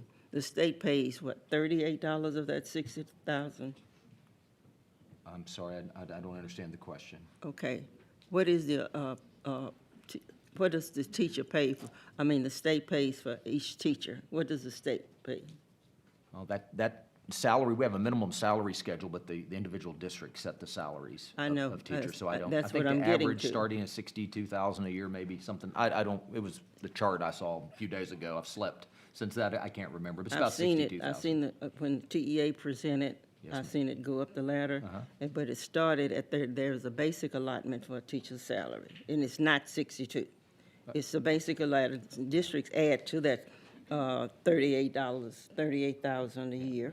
That's what the state pays, $38,000 a year, and districts add to that from taxes, on your property taxes, okay? So, if that be true, and teachers make up to 60, and I thought I heard you say that all teachers, the qualification, the average person qualifying for the voucher makes right now, since we're not doing billionaires, that they qualify for, usually they're at the $80,000. Yeah, there's several income levels in the Yeah. bill that it's basically based upon the percentage of the 2025 federal poverty level Yeah. schedule. Yes, ma'am. Okay, so if it's $80,000 and teachers don't make but 60, up to right now, 60-some thousand. Yeah, well, it's based, that number of 500% of federal poverty levels and the 200% are based on a family of 4. And Okay. it'd be lower if you're a different family structure. Okay. We just use that as an example. Could we then say that teachers may qualify to take their kids to private school automatically Could- because of their salary? Yeah, there'd be many teachers, I believe, that would qualify under this to access an ESA. Yes, ma'am. Automatically qualify? Automatically qualify? Not in the bill, they're not an automatic qualification. Maybe you want to think about that in view of the fact that we don't pay our teachers enough now. They probably could not qualify for sending their kids to a private school right now under this bill. Okay, one more question. And instead of vouchers to go to a private school, and it's going to wreck public schools, why don't we, again, focus on making our public schools better? Suggestions may be all schools could be better made if we funded them properly. We didn't fund them last year. If we could fund them if we had teachers who would accept a low salary. We could fund them if we would made available to all kids who can go to school, made libraries available, pay teachers.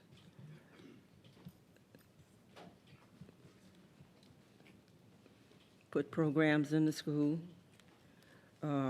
make them eligible for all of the fundings that they have. We're not educating kids. We are really tearing up kids, and I see that in the long run, we will not have public schools. They're going out. 100 and some thousand kids left HISD this past year, so that puts the funding, and they're operating at an $800 and some million budget. And so we could do more with our public schools. And so, yes, I don't mind you funding public schools for private schools, but you need to do something with public schools.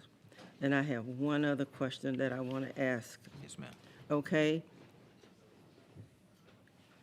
No, that's the one if a child goes to a private school, and is he eligible to go back to that school? Is his renewal automatic, like the next year? It's automatic. Yes. The way it reads in the bill, it says automatic renewal into the program as long as they are in good standing. What is good standing? Well, good standing means that there's several things. It means that they've not violated any of the rules around the program in terms of what you can and can't spend money on, things like that. But typically, what it does, if a child is in. If the child not spending money. Well, but the parent is, and so the parent acts on behalf of the child in this.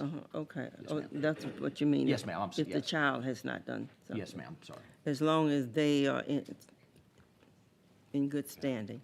I'm just concerned about that, in good standing. Yeah. We don't want them to have to reapply year after year. Okay. So, with that in mind, And I heard something a few minutes ago about if someone is found incarcerated or in bad standing and with a hit in the law, what does that mean?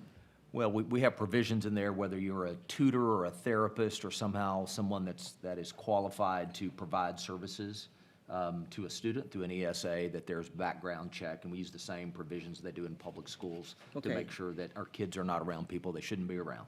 That's for teachers, That's employees, It's yeah, it's therapists. It's Okay. everything that's allowable. not the student. No, we That's don't not we the don't do student. that on the no. That's on behalf of the people that would engage with students. Because in I different asked ways. that because we have charter schools and, you know, and I've heard several stories about kids who are sent back to their home school because of either their ability not perform well, and when it's test time, we send them back to their public schools so they can be tested on that on their test scores will be to the public school. We've heard a lot of that, I've heard that. Yes, ma'am. and I hope that's not the case in this bill. No, ma'am. Thank you. I'll ask questions later. Okay. Thank you. Representative Tallarico. Thank you, Chairman. I want to just make a couple points, and then I know we want to get to witnesses in our public testimony, so I'll be brief. One, I just wanted to respond to Representative Schoolcraft and Representative Leah Wilson, both friends of mine, dismissing millionaires and billionaires. There are about 650,000 households in Texas that are millionaire households, so not an insignificant number.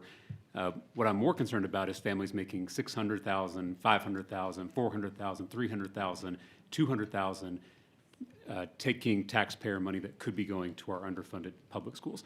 And if we think millionaires and billionaires are kind of insignificant, then why not just ban them from participating in the bill? Right? Again, I think there's ways we can work together to make this bill better. That's one area I would recommend is let's just cap income.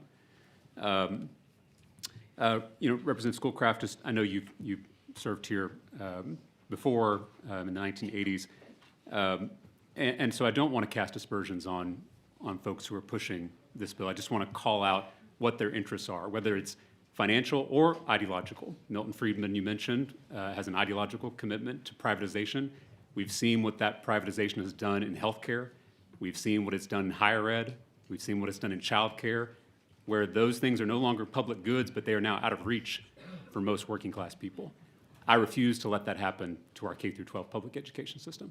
And I'll also point out the first voucher bill was proposed in the legislature here in Texas in 1957, 3 years after the Brown versus Board of Education decision came down from the Supreme Court. That first voucher bill was a deliberate attempt to resegregate public schools, to allow white parents to take their students out of newly integrated public schools and send them to white-only private schools.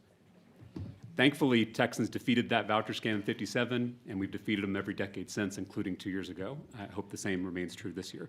I also, we've talked a lot about special education. I know we're probably going to hear from witnesses. I do just, again, from my experience as an educator, there is a vast spectrum of disabilities and special needs. Things that take less intensive resources, things like ADHD, versus severe developmental or physical disabilities. And so when we talk about private schools serving a lot of special needs kids, I think it's important to dive into where on that spectrum are we looking at. There are only 70 private schools in Texas that have a special education program. Again, different if you have a kid with ADHD in your school, that's different than having a special education program. There are only 70 that have that. The average tuition at those 70 private schools is $19,000 a year, far more than the voucher.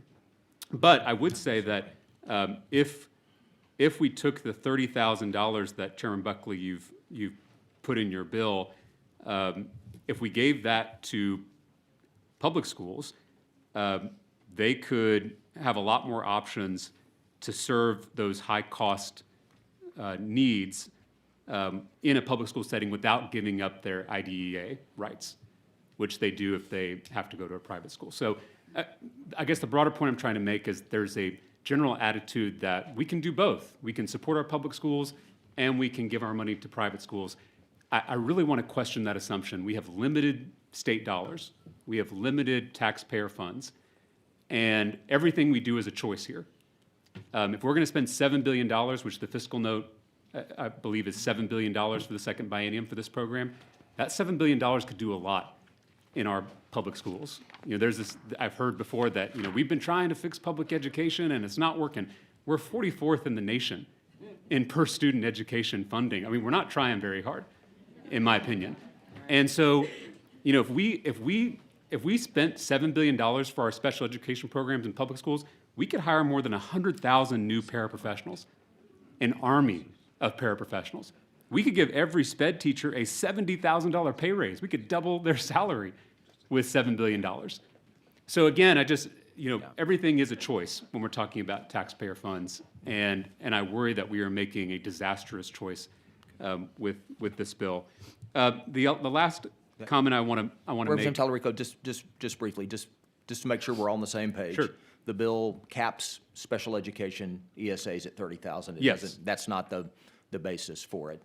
Yes. Okay, you know, so that will vary based on course. the IEP. Of course. And then have members direct themselves to the fiscal note to show there's not a $7 billion impact. So, There's not a $7 billion impact No. in the second no, biennium? no. What is the cost in the second biennium? 3.3 A year or Yeah. for the biennium? per year, And so what is it total for the biennium? 6 something. 6 something? Yeah. But what? 6 point. Okay. So I think talk- when you start to look into what this bill starts to grow, not only in the first biennium, but into the second, into 5 years out, you're looking at something very close to $7 billion. And I mean, I'm looking at the fiscal note right now, and that's the calculation I'm getting when you start to add up all these numbers. But whether or not you want to say it's 6 point something or 7 billion. But my point is that funding, if we put it into the basic allotment, which we heard all last week from every school district, that's where we could do the most good, or if we put it into special education, it could be transformative. And so by making the decision not to put that $6 or $7 billion into our public schools, and we allow inflation to keep eating at our public schools, we are defunding them, even if no public school students ever take advantage of the voucher program. Let's just say it all goes to kids who are currently in private school. There are 250,000 private school kids in Texas. There are more homeschool kids in Texas. It's looking like maybe 1 million new kids that could be drawing from our general revenue. So even if no public school kids ever leave a public school and go to a private school, we would be defunding our public schools because of inflation and because of the opportunity costs of not investing that $6 or $7 billion into our system. I agree with Chairman Dutton. There's nothing magical about a private school. They just have more funding and less testing. 2 things we could do for public schools today if we wanted to help the 5.5 million Texas school children. I personally, maybe this is just my Texan pride, but I think there's nothing our Texas public schools can't do if we give them the resources and the tools to be successful. Thank you, Mr. Chairman. Representative Bryant. Thank you, Mr. Chairman. I'm sure you are aware that our enrollment in Texas is flat now, not increasing. Has been for a few years and is projected to be the same for a few years to come. Do you agree with that? I think that's what the demographers say, that right now we're in a Thank flat, I guess, birth rates are down. Yeah.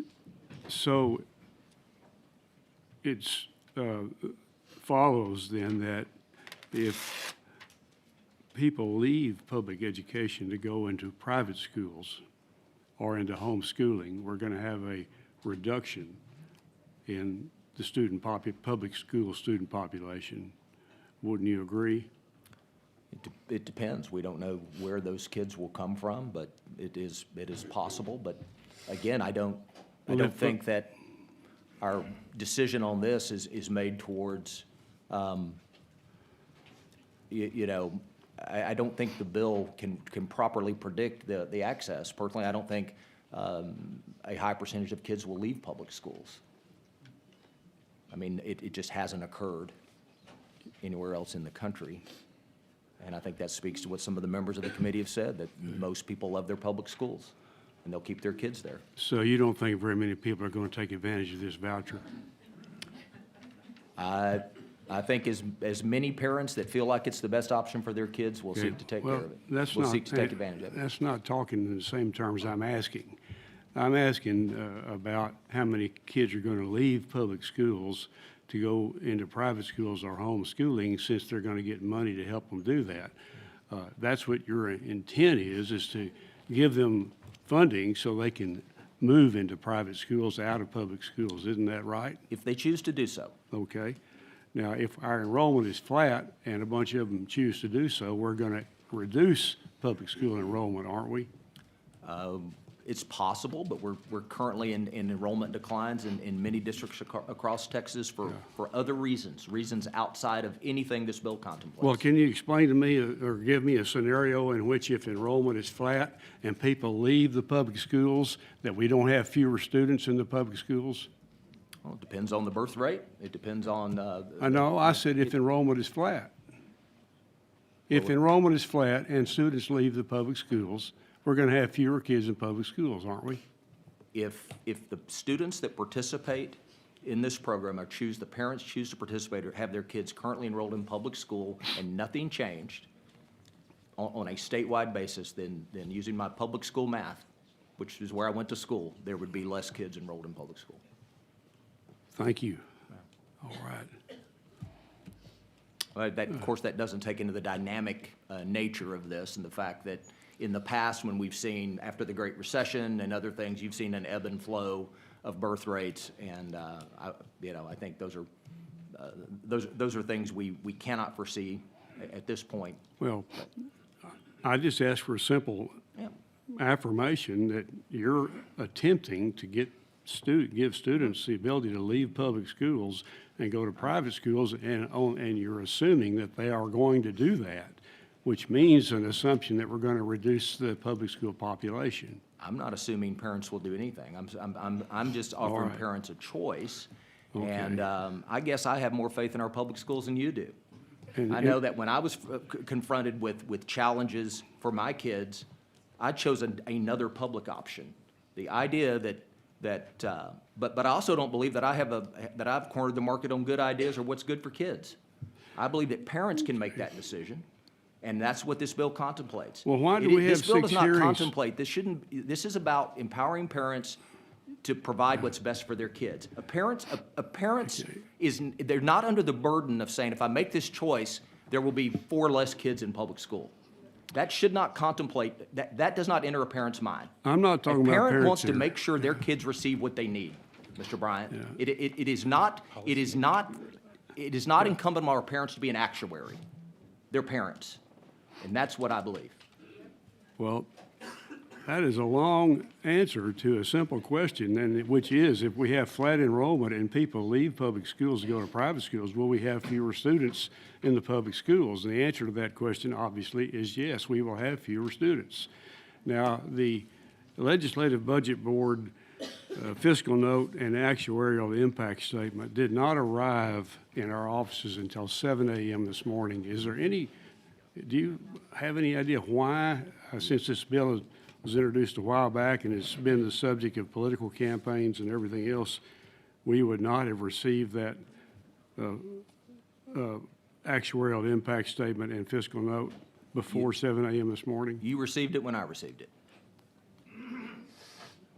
Well, that didn't answer my question. Do you know why they took them until 7 a.m. this morning to give us the fiscal impact and the actuarial impact of this bill? I'm not advised why it took them so long. Okay.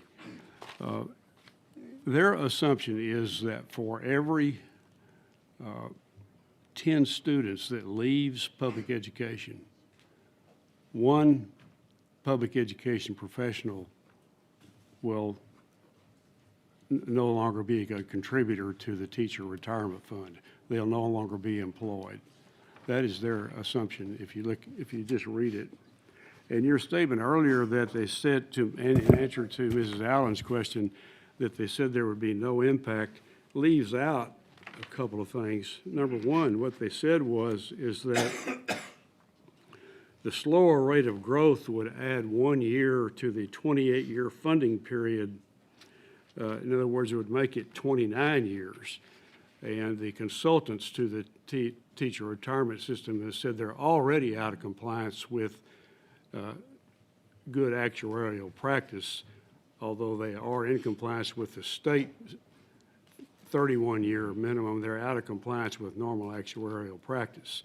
So as they move up toward the 31-year limit, they move into a stage of operation in which they are not only outside of actuarial good practice, now they're outside of what the state says is actuarial good practice.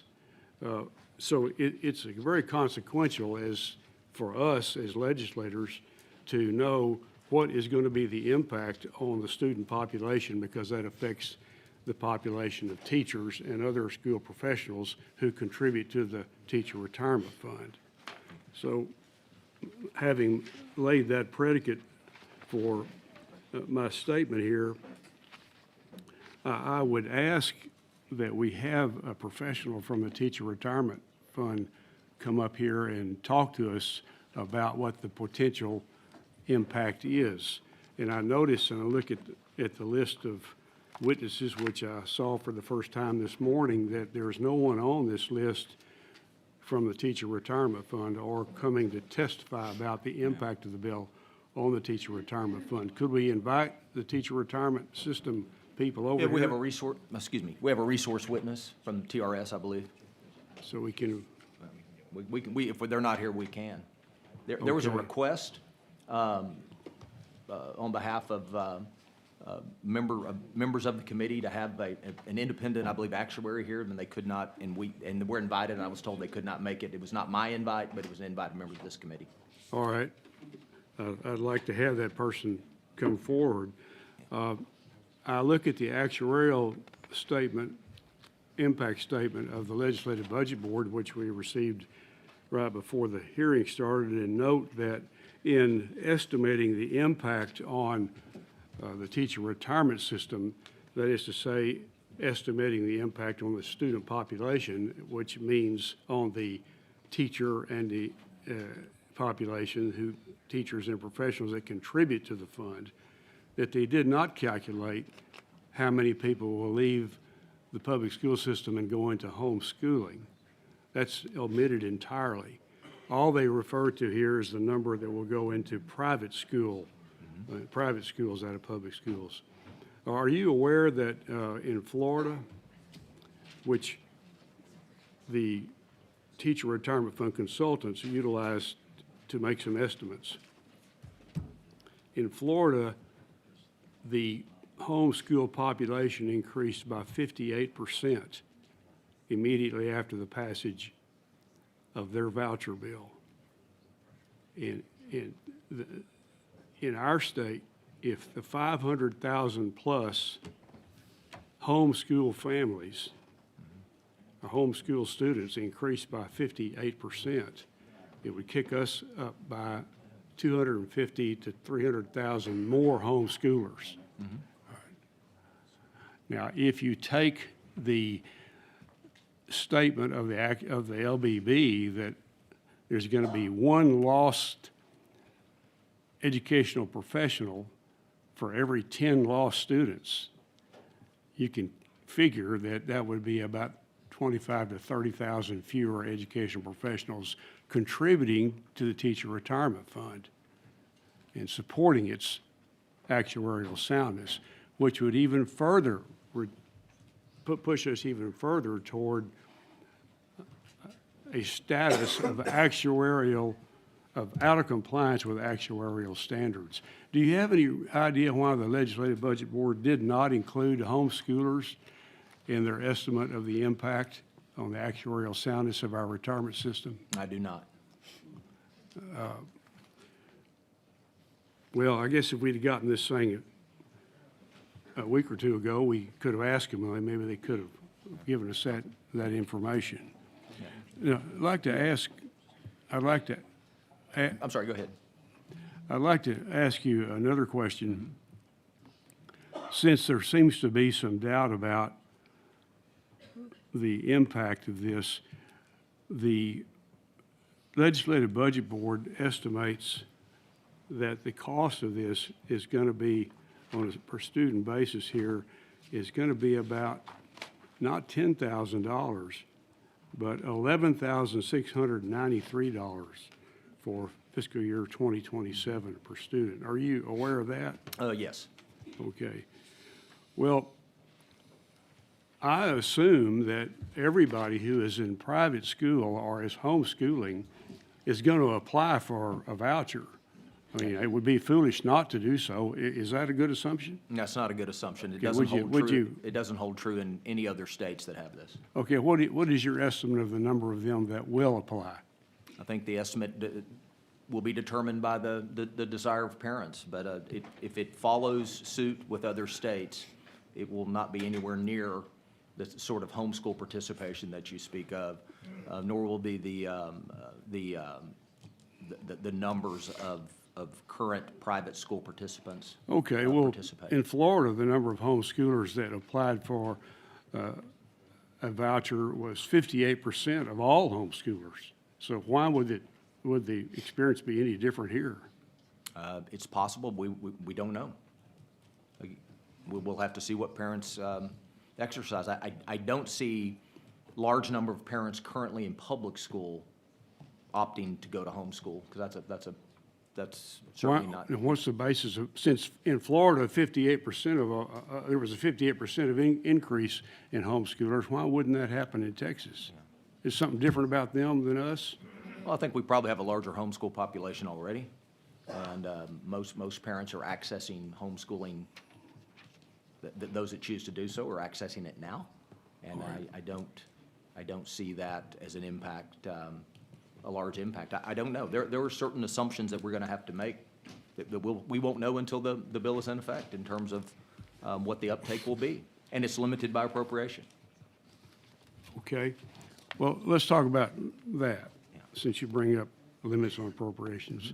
In the voucher bill in 2023, the following language is included. It says, "The governor and the Legislative Budget Board may not transfer or repurpose money under a proposal to provide funding to administer the program." In other words, it was $1 billion and no more, but that year, I think it was $500 million and no more. Would you agree with that? Yes. Okay. Well, when you look at the similar language in this bill, House Bill 3 here in 2025, it says essentially that, and this is section 29.355. Anybody can turn to it. It's early in the text.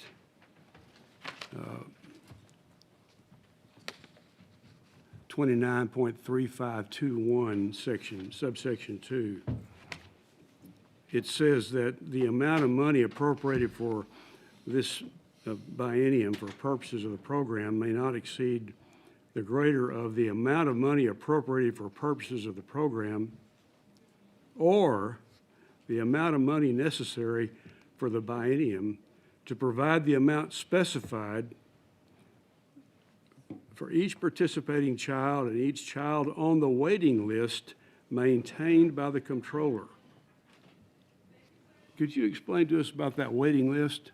Yeah, it's, if the program exceeds, if there are more applicants than there is dollars to be awarded through the ESA, then those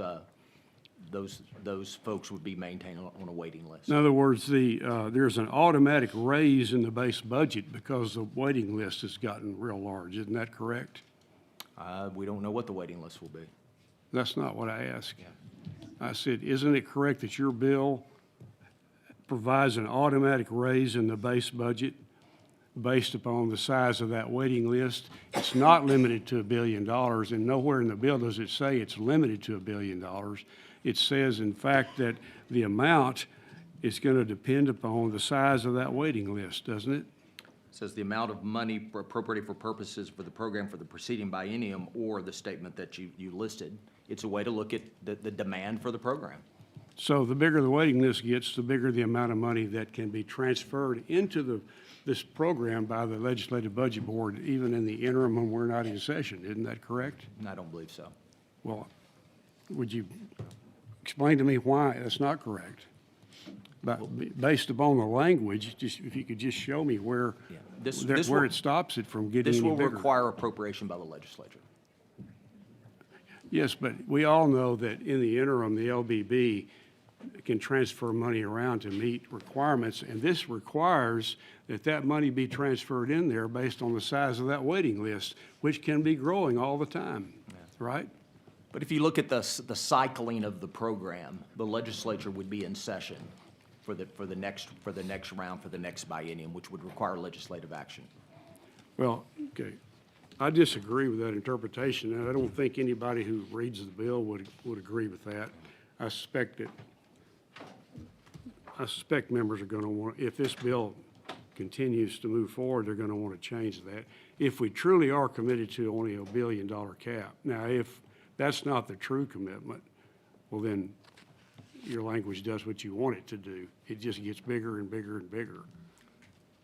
Entirely dependent upon the waiting desire list. of parents in Texas, whether or not they want to access the program. Okay. Yes, sir. Is there any thing governing the curriculum of these private schools that are going to be eligible for this, this voucher? No. So if you want to teach children that religion is a ridiculous vestige of an old-timey way of thinking and atheism is the way to go, can you do that?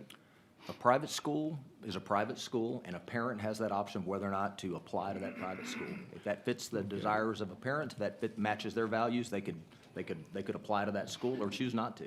Well, let's take it to an even more extreme example, like they're teaching them to worship Satan or something like that. Wouldn't they be able to, wouldn't we have to go ahead and give them the state money to do that, based on what you just said? Parents would decide what access. I don't know that there are private schools that have that curriculum. I'm guessing probably not. They're going to open. Certainly, they have to be an accredited school, Yeah, and I don't know if there's an accreditation for that. well, I'll do some Googling. okay, good. Well, I'm sure you're gonna find one somewhere in the country, and I can guarantee you one of them's gonna open if you pass this bill, don't you think? I don't see much demand for that. Okay, well, that's good. I don't have any further questions. Okay, thank you. Where we at? Okay, Chairman Dutton. Thank you, Mr. Chairman. I just wanted to follow up on the special ed category. The trade-off for parents, if they choose to get the ESA, is they lose their rights under IDEA. Is that correct? Yeah, the IDEA lives within the public school setting. However, their parents on the website, will be clearly marked that this is something that does not apply to the private school setting. The private schools have to tell the parents that they're moving outside of that purview.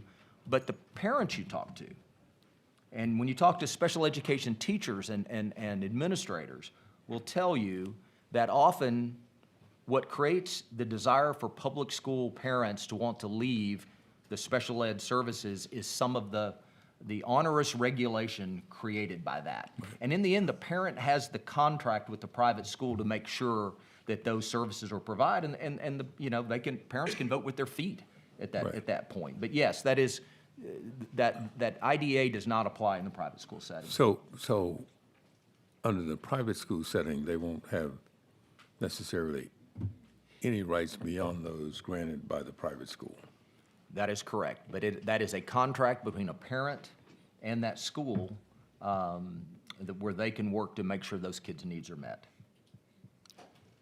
And so I was trying to figure out, with the LBB, how many special education students do we anticipate will exercise their right under this bill? It's, I couldn't find it. I think, again, I think what we're contemplating is the, you know, what number of parents will actually apply to the program. Right. And we know that this bill provides for funding that reflects the entitlement that schools, that a child would receive in a public school setting, to be able to take that amount, capped at $30,000, to go to a private school setting to receive education in those services. But did the LBB make any estimate about, well, I guess they made an estimate about the total dollars, Yeah. which means that they had to go through some gyrations to figure out the categories of status of students who would, or parents. Yeah, it says that the agency assumes 10% of participating students would be special education students, and therefore generate the higher ESA amount. That's their assumption of 10%, I don't know. How many students would that be, 10%? It would be roughly, well, depending on how much, probably, let's think here, 10% of 100, maybe 10,000? 10,000. 12,000 kids? And likewise, the number of students who are economically disadvantaged, do they estimate that number? Don't believe so. But that'd be a function of obviously the applicants, and then Right. also the prioritization. Right. So the LBB simply limited their financial estimate to the $1 billion, Yes, sir. and they didn't make any sort of assumptions about what the status of the students are who Yeah. elect to get Yeah, to the $1 they billion. make the assumption that 10% would be special ed, which would mean Special ed. everybody else would be Right. regular ed. And that's generally what public schools average is, about 10%. Yeah, a little higher than that. Well, it kind of depends. I mean, Yeah. I've heard public schools anywhere from about 12% to 19%, depending on their Yeah. student population. Right. But I think overall, the average is about 10%. But, so I'm wondering, well, I'll ask one of the professionals. Thank you, Mr. Chairman Frank. Thank you, Chairman. Wow, a lot, just to mention one, I wanted to talk about the homeschooling you mentioned, and this is what I find in this data lack sometimes, or we're only telling part of the story. We're saying we're concerned with TRS having enough funds because you have homeschool students leaving. 250,000, I think, is what was mentioned. If you have 250,000 leaving a public school system at $15,000, taking $2,000, that would save the state $3.25 billion a year. Enough to pay for whatever very, very, very small issue with TRS, but somehow we're now making this about TRS when in fact this is not about TRS at all and has microscopic impacts on the state budget. But we confuse the argument. So anyway, $2,000 versus $15,000, I think that saves a lot of money, and we could cover whatever shortfall there may be. Segregation, we've mentioned this is for segregation. It's almost the exact same argument made with charter schools. Back in the day, charter schools educate almost twice as many, or significantly a higher percentage of minorities than traditional public schools, okay? The idea that this is somehow about segregation is embarrassingly wrong. Average private school in Texas is less than 10,000. I think that's already been cleared up, but no matter how many times it's said, we still seem to use whatever the highest private school that we might have sent our kids to. In terms of whether public schools, traditional public schools, can use funds for marketing, sure. They've got communications departments, folks. Austin ISD has signed up $350,000 to hire a marketing firm. Okay, which is okay. Honestly, we got billboards in our area with this school district advertising to try to get kids from that school district. That's competition. We shouldn't be scared of it. We should actually will make us all better. So it's just important, though. We have enough trouble making decisions when we're actually using facts, when we're pulling stuff that is not correct. It makes it really hard. The last one I wanted to clear up, and then I'm going to ask you a question. Talked about a ton of forces being from outside, and that is true. There is a lot of money being spent because people think this is they genuinely think this is a good idea. I can tell you, I don't know of any of those that actually are making money from that. And I will say there's tremendous amount of forces being applied to try to stop this, virtually every one of them is on the payroll or is taking money that would be going to a kid, would be going to a teacher, would be going into a classroom, and that is where they are getting their funds. We'll find out today, but that's where a lot of the folks that will be talking today, that's where they are getting paid, okay? Which is fine. I think they should have the ability to do that. But to pretend that this is about, anyway. All right. So my question to you, all that to say, because we need to clarify that. I won't be taking notes all day on stuff like that. Do parents, it's kind of funny, some of the questions are like, well, we don't have enough choices. We don't have enough choices for parents. This is why I don't like this bill. It doesn't give enough choices. Will parents have, even by the people that say they're against it, will parents have more or less choices if this bill passes? More options for their kids or less options? More options. Wait, will it be perfect? No. No. But will they have more options? Will they have them everywhere? No, not immediately. I represent 44 school districts and over 14 counties. There are places where they won't be able to be used, more than likely. It may only be, I've got one county with 245 people. The only option may be online in that county. But am I going to take options away from somebody who truly needs it because it's not perfect? No. Every member in here, and I would argue everybody out here, wants options for their kids. Everybody on this dais, either because they have money or because they have political clout, can get their kid into the school district in the school situation they want. Every single one of us, and every single one of us wants it and would demand it, but yet we will stand and try to make sure that others don't have that same option, and I don't think that's okay. I think at the end of the day, this discussion, I echo what Chairman Leach said, we love public schools. I am sorry that this has become this whole issue of public school verse. It's not. We can do both. We can fund both, and we must. This, I believe, and it's shown in other states, this actually will create, to me, if the one thing you could do in the public school setting is make sure the parent knows they are responsible for their child, okay? It's something that we have changed over time. We let the parent know that they are responsible. Well, you know what that starts with, and virtually everybody in here has the ability to do this, it starts with the ability to choose where your kid goes to school. If you don't have that ability to choose where your kid goes to school, you do not feel like you are in charge of your education, and then you can just abdicate it to the public schools, which I fully agree. The public schools then get frustrated that they feel like the parents are dumping on them, because they are. But some of that's the system we have set up. This allows parents, even those who are not as fortunate as most of us in this room, to have those kind of options. So Yeah. Would you? you only asked one, I only asked one question, which was, does this give I parents think I more had a options? one-word answer. That's Yeah, good. We're sorry. on a roll now. Chairman right. Dutton would like to ask you a question. I'm wanted to going to allow that. Absolutely. And it's something you mentioned. Is it your understanding that this bill allows online private schools? I don't, that's a great question. I would have thought that it was only on like the $2,000 homeschool option, because I don't believe there is, and we can get some of the other folks, I don't think there is such a thing as an accredited online private school, but there may be. So I would have thought it was only on the much smaller, but the only private school options that we're allowing in the bill, that Chairman Buckley's allowing in the bill, are accredited private schools. I think it's really an important distinction, because the accredited private schools in a non-political setting, we have already said those schools have enough audits and checks and balances in place to allow transfers into our traditional public schools and our public charter schools. So we have already said, whatever they're doing enough of that it's okay, that they're taking care of. There's not this fly-by-night satanic churches or satanic schools and this kind of stuff. We're already saying they're doing that. So I don't know the answer to that question. But I bet you Maybe we you got can some tell me smart this. people that can tell us. Maybe somebody else can, Mr.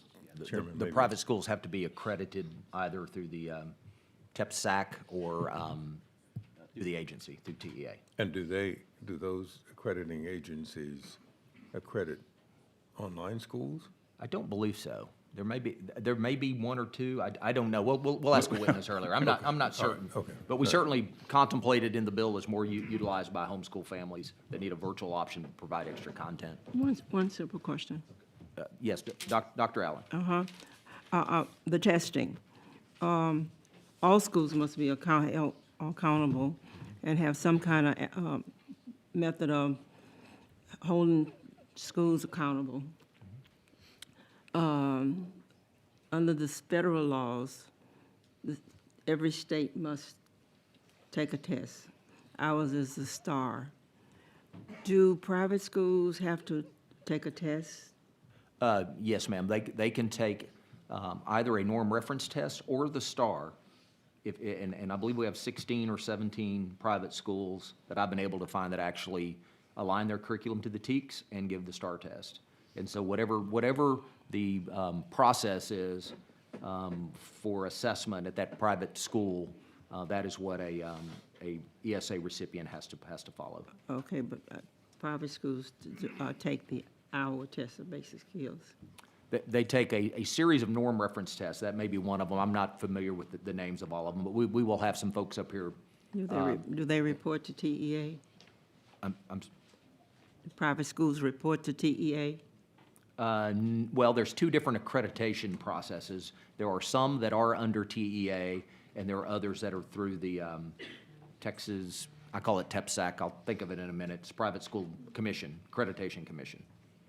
Okay. Yeah. Mr. Chairman. Yeah, Representative Cunningham, and I'll get back to you.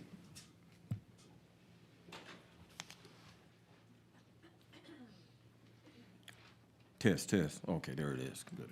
Thank you, Chairman Buckley. Just a couple of things. Speaking in the bill, there's a marketing component. I just want to give a different perspective that's not indicative of all ISDs. I was on the school board for 12 years, 2 years as a president. And last week I mentioned to a panel there, it's all about communication. And so I've been communicating with my school districts. Not all of them are on board, but majority are. And one of the main things they said, if we're losing that many kids, we need to ask what we're doing wrong. So to say that is, we're here for this bill, but then on the marketing piece, back in around 2018, I think the year I was president, we looked at, and in our Region 4, which is about 50 school districts, looked at how can we highlight public education. And we actually took a page from Austin ISD in 2018 when they went out marketing for enrollment. There was also a group of schools in the San Antonio area that created Go Public. And so we took that idea in Region 4 and we created a Go Public. We've now changed it to We Go Public, where we were highlighting public education. As a matter of fact, coming from a business background, I actually was tasked with getting corporate sponsors. So we've had that, and I don't see anything wrong with the marketing piece being in the bill. And I know we've got a long way to go, so I'm just going to end on this last note here. I'm going to go back to 1957. We all know what 1957 was all about. 1957 was about school choice. The court got it wrong with integration. And I'm just speaking only on my opinion. The same group was fighting it then is the same group that's fighting it now. It hasn't changed. And so this is about choice, parental rights. The child belongs to the parent. That's who the child belongs to, and I think my counterpart here has already said that. We can all agree to that. But it's where we're trying to go and where we're trying to get there. I raised 4 kids, 9 grandkids, gave them both the balance of both worlds. Some went to private, some went to public. I went to a private school, I went to a private college. So the blend is good. We just need to make sure that we get it right. And so I'll turn it back over to you, Mr. Chairman. All right, thank you. Representative Schoolcraft. Thank you, Mr. Chairman.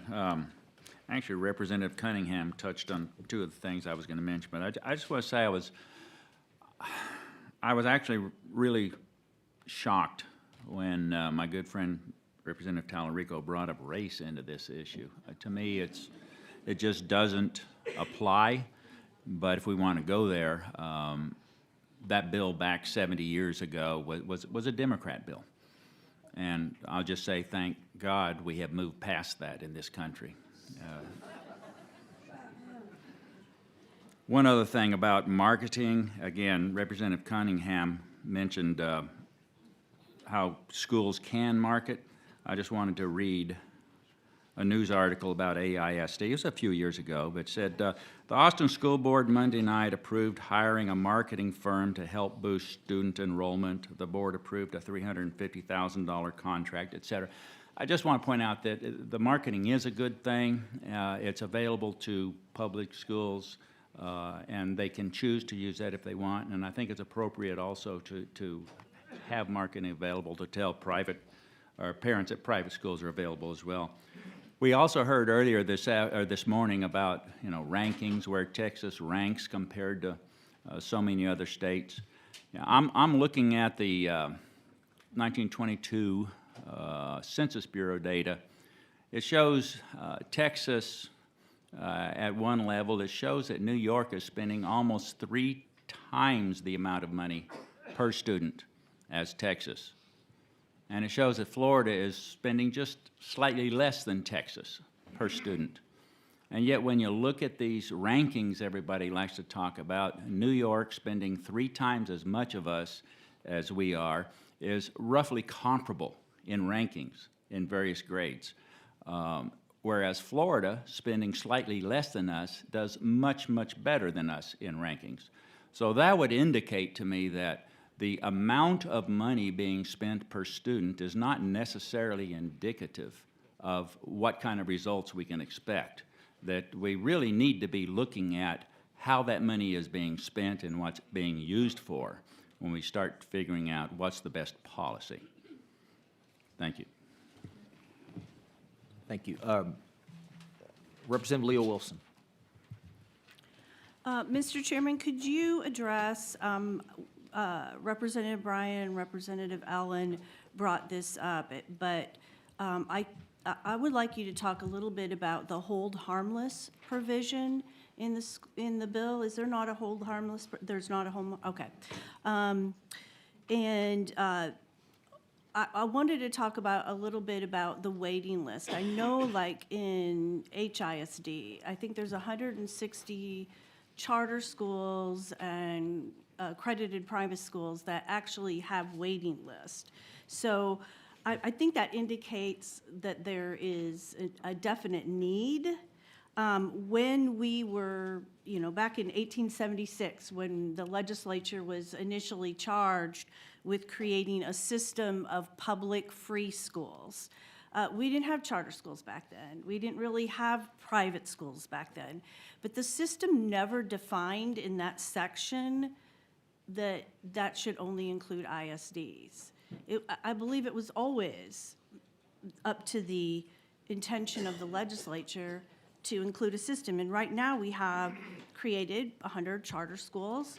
We have over almost 1,000, not quite 1,000, accredited private schools. We have home schools, we have unaccredited micro schools, unaccredited private schools.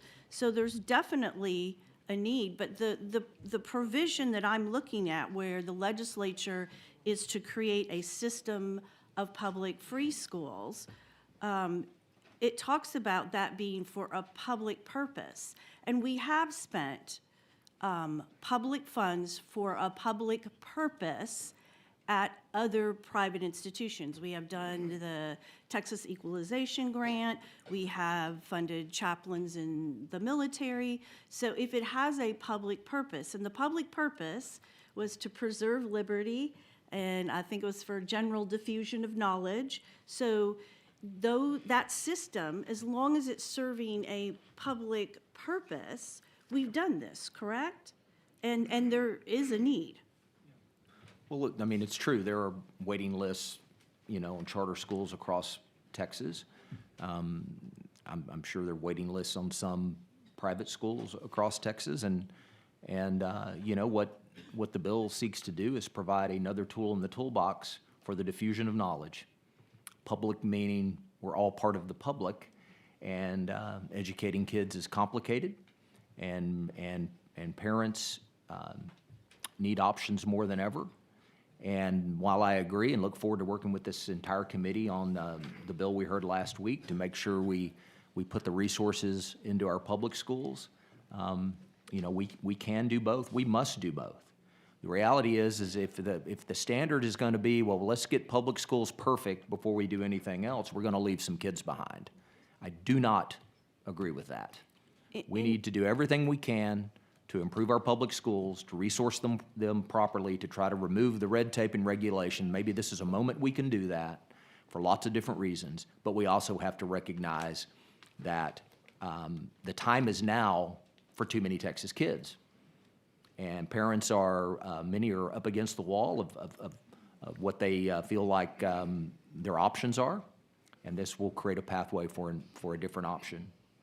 And parents. when less than that 2% leaves, and I've looked at data from other states, and the majority have been from failing inner city schools. I mean, that is, like, I have a county that has no accredited private schools in it, Chambers County. So that's kind of a straw man argument then. They wouldn't be able to leave unless they were willing to travel a great distance to take the ESA. And out of my 5 kids, one child is homeschooling. And I can tell you the work and the amount, $2,000 is not an enticement as far, it's a support, but it is not an enticement to drop out somewhere and all of a sudden pick up homeschooling. It's a sacrifice of a huge amount or portion of your day. And so I just think that there are other motivators and other drivers that drive people to seek homeschooling, and that while that will be supportive, I just disagree that there's going to be these mass droves from rural communities to take, $2,000 ESA money when they're not already motivated or, for whatever reason, to currently homeschool. Yeah, I agree. I think what we do a lot of times is, as we look across the diversity of this state in terms of the different counties and what's available, I hear the argument, well, we don't want kids to leave, and then the argument is, well, there's nowhere for them to go. It just becomes this circular thing, and I don't consider that. Right. I don't consider that I know better than than a parent knows for what their kids need. I mean, will a parent drive 60 miles to take their kids to school? I don't know, some will. I drove 30 to go to another public school. I mean, the idea that somehow that we're, that we're going to solve every problem and sell parents short, when you empower a parent to do what's in the best interest of their child, they'll move heaven and earth. And that's what we seek to do. And so I don't, to me, it's about not trying to prescribe every movement a parent makes. It's to give them another tool in their toolbox in a complicated journey for so many kids today. And that's all we seek to do here. And when a student, if they choose that option in that less than 2% of kids, when they choose that option, that school still will retain local funding and federal funding for that student. Is that not correct? The schools will be funded based the way we fund our schools. I mean, that's, again, you've seen data, and we'll hear from some experts later on today about per pupil student increasing in ESA states for lots of different reasons. We will hear all that data. Again, the bill is about providing an option to parents. And my journey here became watching parents that really, really struggled with kids that happened to have special needs, and I had a kind of a first row seat to that. And that's what I do. But I don't think the bill contemplates the fact that we can create this perfect environment where across this great state where we can, where everything can be easily inaccessible. I think with time you'll see where the demand is there, supply will be created, so that's what I believe, and I believe if it remains true to other states in this country, it will remain a very small percentage of kids, But if those kids get what they need, then that's the ultimate goal. And I just wanted to defend you in one little piece too that was brought up about the lateness of getting the fiscal note. I had that experience this year and last year, and I'm trying to get an estimate from stakeholders because until a bill is set for a hearing, Legislative Budget Board does not issue that bill a fiscal note because, you know, what are we up to, 4,000 bills now? And many of those 4,000 won't get a hearing, so they don't prepare those ahead of time. Is that not correct? No, that's the process. And we've had 183 referred to this committee, and I'm hoping those 183, whichever ones we hear, don't take as long as this one will. But probably not. But no, yeah, there's a process that LBB has for preparing that. And Okay. we just followed the process that we always do. And like I said, I saw the fiscal note literally when you all saw it. And I just want to say, I guess, one last thing. As a teacher who started in the housing projects, as one that for most of my career was in a Title I school, I can think of nothing more segregating than forcing a student to attend a school because of zip code. I think that this bill will be a godsend for many of those parents who felt stranded and locked in because of their social economic status or the neighborhood that they lived in. So I think this bill does the opposite. It opens the door for parents of all status. And I just think that's a good thing. All right, thank you. Representative Bryant. Chairman, you know, if we were at just 25th in the nation in the state effort regarding public education, I think everything that my colleague and other colleagues have said would have to take at face value, that we love public education, we want to support public education, and this is not going to hurt public education. But we're 44th, and to get to 25th would require $30 billion, which means that the entire surplus in 2023 was the result of underfunding public education in comparison with the rest of the country. We make a pitiful effort at the state level. And all of the negative commentary aimed at the operation of public schools that we hear throughout the year and a little bit in here is a result of the way in which things have been managed for the last 20 years, Mr. Schoolcraft, under your party's majority in this legislature, and 30 years under your party's control of the executive branch. Since you brought up parties, I think we should talk about parties. Yes, in 1957, every bill was a Democratic bill because every member of the legislature was a Democrat, because you guys were still hiding out in the Democratic Party in those days. So let's be straight about that and not leave anything hidden.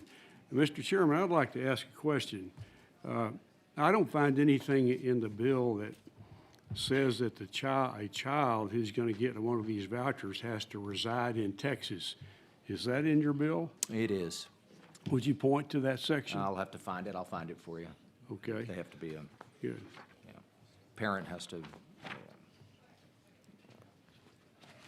Once you go on with your questions, I'll find it. It's in there.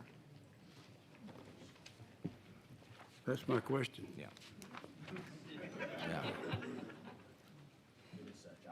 I'll find it for you right on the line here. Just give me 1 second. Okay. Let's get the next set of questions going. Representative Hinojosa. And I'll come back to you. Since everybody wants to be an expert on my school district, Austin ISD, I think I should be able to respond to that and say that, please don't twist my words. I did not say Austin ISD does not market. I said, how nice would it be for ISD to have the state marketing for our public schools, because that's what the bill provides. I'm not against private schools marketing for themselves. They do it now. They will continue to do it on their dime, just like school districts have to do it on their dime. But nowhere do we have state money for marketing of our public schools. How nice would it be if, for a change, TEA would say nice things about our school districts and all the things that our teachers were doing in our neighborhood public schools. That is the difference between this bill and what is currently happening in our ISDs. This is not an apples to apples comparison to say AISD does marketing. Just like nothing in this bill is an apples to apples comparison, just like you can't compare norm referenced assessments to the STAR test so that parents can know what's what. My kid has to take the STAR test, has had to take it, both my kids, the entire time they've been in public schools in the name of accountability. And when you have a bill that projects that by 2030, most of the kids who will be getting this voucher are already in private schools, it is very upsetting to me that my kid has to take the STAR test in the name of accountability when kids who are already in private schools don't have to, but get to use my taxpayer dollars. And so, no, that is not an apples to apples comparison, and that was the point I was trying to make. Yeah. Mr. Bryant, page 2, under the definition of a parent is, because the parent is the one that receives the ESA on behalf of their children, means a resident of this state whose natural or adoptive parent, managing or possessory, conservator, legal guardian, custodian, or other person with legal authority to act on behalf of a child. I'm sorry, it's page 2, under definitions. 29, I'm sorry. Yes, section 1, under definitions, 29351.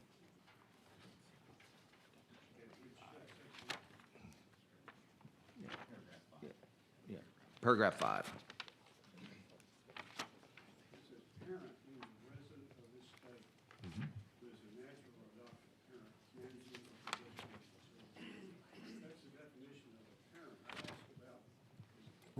I ask about the residence of the child. Can a child receive a voucher that doesn't live in Texas? No, the parent has to be a resident of the state Well- of Texas. But it's, What if we're divorced, I'm a parent here in Texas, and my kid lives in California?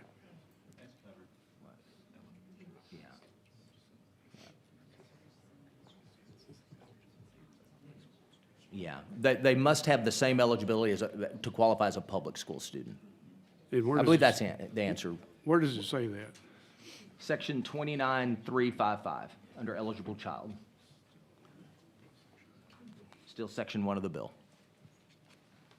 Section 29355. Yeah, 355, 29355 under eligible child.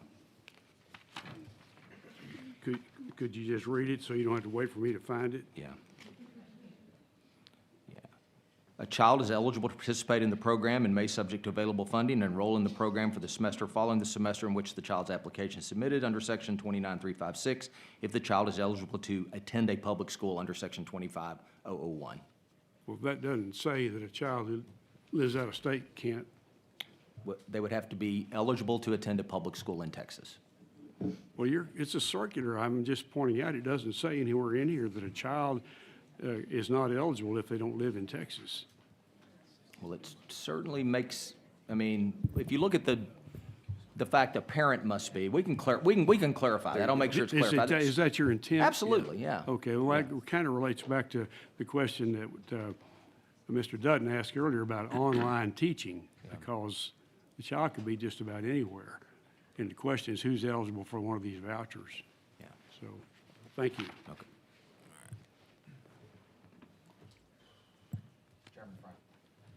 Chairman Frank.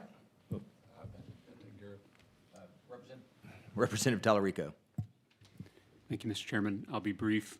Just want to, since we talked about 1957. Yeah, we can talk about it. The reason the voucher bill died in 57 is because Henry B. Gonzalez, a Democrat, filibustered for 22 hours to stop the bill from going to place. I also want to agree that I don't think the goal here is racial segregation in 2025. Okay, good. I agree with that. and this is not just me as a Democrat saying this, because Republicans and Democrats in the legislature oppose this voucher bill. Republicans and Democrats across the state oppose this voucher bill. Conservative Republican state senator, our colleague Senator Nichols, conservative Republican from East Texas, when he voted against the voucher bill in the Senate just a few weeks ago, he wrote in the Journal, "I truly do not believe the intent of Education Savings Account is to promote segregation in any way, but the reality is that it will. The new form of segregation will be by income and ability, and it will be separate and inherently unequal." So this is not a Democrat saying that. This is our Republican State Senator Nichols saying this. I want to just double check I understand the fiscal note. I did go back. It was $7 billion in the next biennium. I think you're including some estimated savings for public schools. My point that I made earlier is that this could move forward where we don't have any students from public schools participating in this program because they're denied admission or they can't take access for all the reasons we've already mentioned. Is it true, Mr. Chairman, that the fiscal note is estimating that a majority of the voucher participants will be students that are already in private school? It makes certain assumptions about the uptake and where those kids are now. And like I said, this bill doesn't make it doesn't distinguish. But I'm saying the nonpartisan estimate, fiscal impact of this bill estimates that a majority of the students participating in this program will already be in private school. Yes, some may be currently in private school, absolutely. No. I'm not saying some. Right. Well, I'm saying a majority. Look right here. At least 65% of the participants in this program, according to your bill analysis, will be students who are already in private school right now. That goes up to 79% in 2028. Well, and some of those are kids that would fall over to the next year. You've got kids that are kindergartners that are moving in. I mean, But there's all sorts of potential decisions parents will make that will impact that. Let me put it this way. Will a minority of users be students who are in public schools leaving the public school to go to a private school in this estimate? That is their estimate. I Okay. think it remains to be seen what parents decide. Okay, so that's And why. if parents are as pleased with public schools as my wife and I were, then they won't choose to leave. Right, and so taxpayer dollars that could have gone to the public school are now going to go to kids who are already in private school, helping to pay their tuition.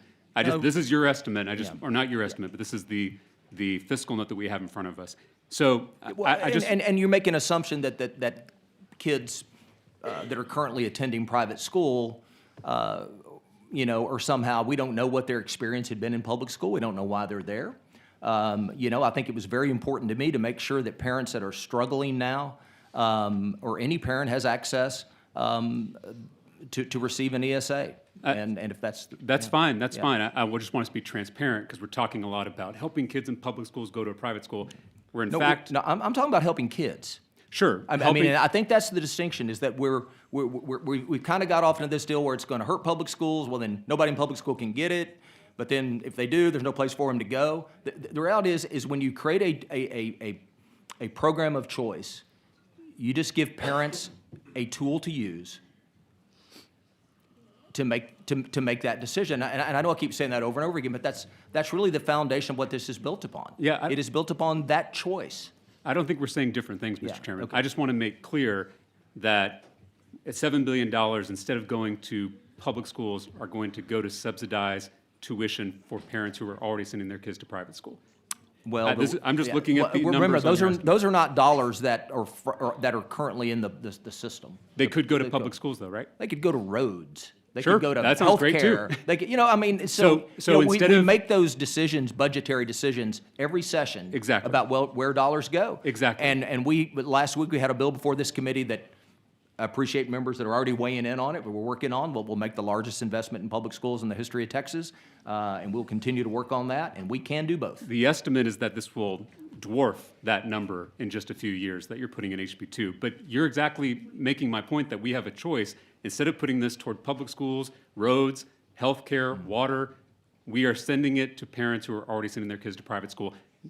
You can defend that. I think that is a catastrophic decision and an immoral decision. The last two points I'll make is we hear a lot about average tuition. It's not immoral for the military family with a child that's on the spectrum that has, worked through the system only to have to leave a public school where their kids are not receiving the services that they believe is in the best interest of their child. I don't know if I want to wade into the morality. I'm fine with the argument. morality. I'm Yeah. saying to deprive the students that I used to teach on the west side of San Antonio, or students in the Third Ward of Houston, or students in the Rio Grande Valley, or students in small towns around the state, we're going to give it to families making $200,000, $300,000, $400,000, $500,000 a year. That is immoral, at least in my morality. Now, the point I wanted to make is that average tuition has been brought up. We need to be looking at average costs, because there's a lot more costs that go into a private school than just tuition. Tuition's a major part of it, but there's uniforms, there's transportation, there's food that normally a public school would cover. So I want us to be talking about average cost of private schools going forward, not just average tuition. And the bill does allow for those expenditures. Of course, yes. But when we're talking about how much the cost is, does the voucher cover it? I wanted to make sure we're talking about cost. Last thing I want to make, and this is to my dear friend, Chairman Frank, co-chair of the James Caucus. The idea that there are superintendents or school leaders making money as a school leader, that's certainly true, but to compare that to the billionaire mega donors that are pushing this bill, I haven't seen a superintendent who gave Governor Abbott $12 million last year. But I do know that Jeff Yass, the billionaire in Pennsylvania that gave the money to pass this bill, he is connected with Odyssey, which will be applying to be one of the vendors under this bill. So I just want to make sure we're having that conversation. I'm not casting aspersions on Chairman Frank. There is concern that some of the people who have a lot more money than the superintendents pushing this bill also have connections with some organizations that will be applying to be vendors. And I want us all to investigate that. Thank you, Mr. Chairman. All right. Vice Chair Bernal. Thank you, Chairman. For those of you out there, I'm the last one of us before we start testimony. So first, having this two-party chair, vice chair situation means that there's a fair amount of stateliness and gentlemanliness that I have to employ, but the deal is not that I have to agree. And on this issue, we disagree. I had some questions for him about the bill, but I can always ask him this later. But I think that I want to start off the testimony with this standing question, because we've talked a lot about choice, about helping families, about giving them options, about freedom, about liberty. Heard. So here's my question. I represent the center city of San Antonio. I have the oldest housing project in the nation. Eleanor Roosevelt visited there when it was first built. A kid from there whose family depends on the public schools to feed them breakfast and lunch, there is not an extra dime, right? If the goal is to help that kid, and we have to decide, is the goal just is it general choice and liberty? Is it just so we can say it, which gets to who should access and who shouldn't? Or is it really to help the people that we believe need the help, that we want to help them get to a circumstance that, for whatever reason, they find themselves in, to another, which, by all measures, is better?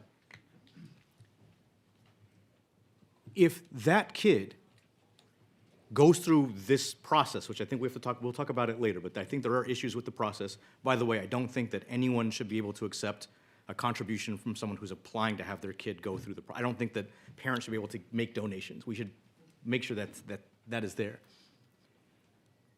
But for this kid, if we're trying to help this kid, let's say they go through the process, they go through all of it, and they arrive at the public school, and the tuition is more than the voucher or the ESA, whatever you want to call it, is not important to the example. Should the private schools be required to waive the remainder? That is my question to everyone who supports the bill coming up. It is a friendly question. If the answer is no, I'd like to know why. Right? That is for the first round of witnesses. If that kid gets whatever what is the dollar amount, Chairman? What's the dollar amount? About 10.5, 10.7. Okay, Pendleton. let's say it's 10.5. Tuition is 12, 13, 14, $40,000. They are 75 empty slots. They weren't going to get the money anyway. That is an empty seat, right? Should they then be required to waive the remainder of the tuition? Because I promise you that all those kids in the first band or the first two bands of students, they are not going to be able to afford the rest. And so the question for us is, should we make the private schools waive the remainder? They're getting 10 grand that they weren't gonna get before. Because if the purpose is really to help that kid, then the question is, does this bill do that? Or does it do something else? And if you, me, if we're all serious about helping that kid, then he or she has to be the barometer, the measure by which we gauge if we're doing that job. That is my standing question to every witness who supports the bill. And I am open to hearing your suggestions. Thank you, Chairman. Do you have questions for me? I was just stepped out for a minute. You're welcome to do that now or later? or- I'd like to let them get started. You and I can Okay. talk. Sure, afterwards. absolutely. All right. Okay, we'll move on to invited testimony.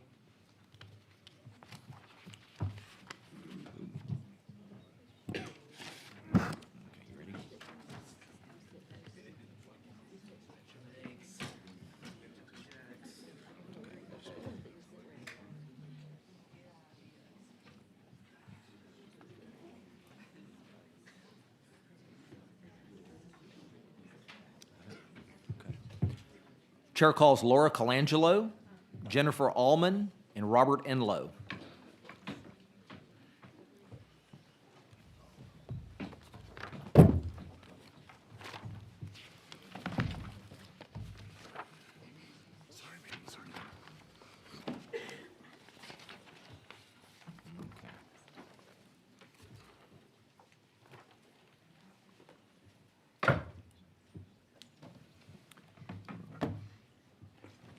All right, I show you registered as Jennifer Allman testifying on behalf of the Texas Catholic Conference of Bishops.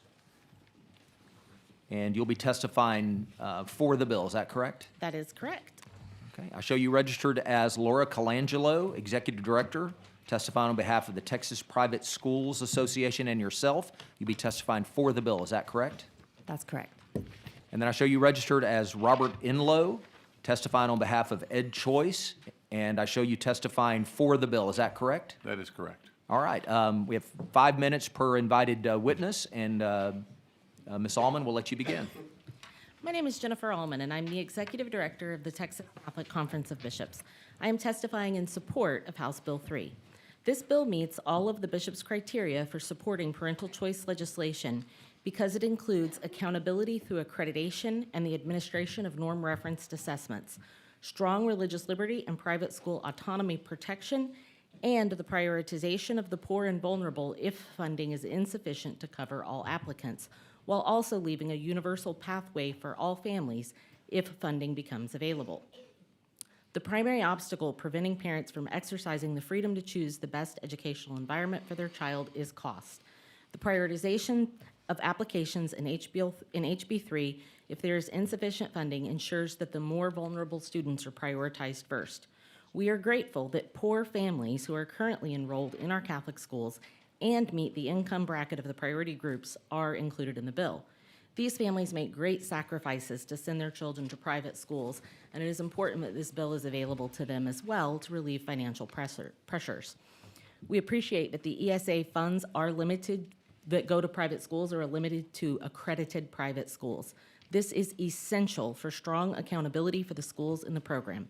Accreditation requires that the curriculum used in private schools be equal or greater in rigor than that used in public schools, but it gives us greater curriculum flexibility. Thank you for including strong religious liberty protections and private school autonomy language in the bill, as this will ensure the broadest possible participation by accredited private schools.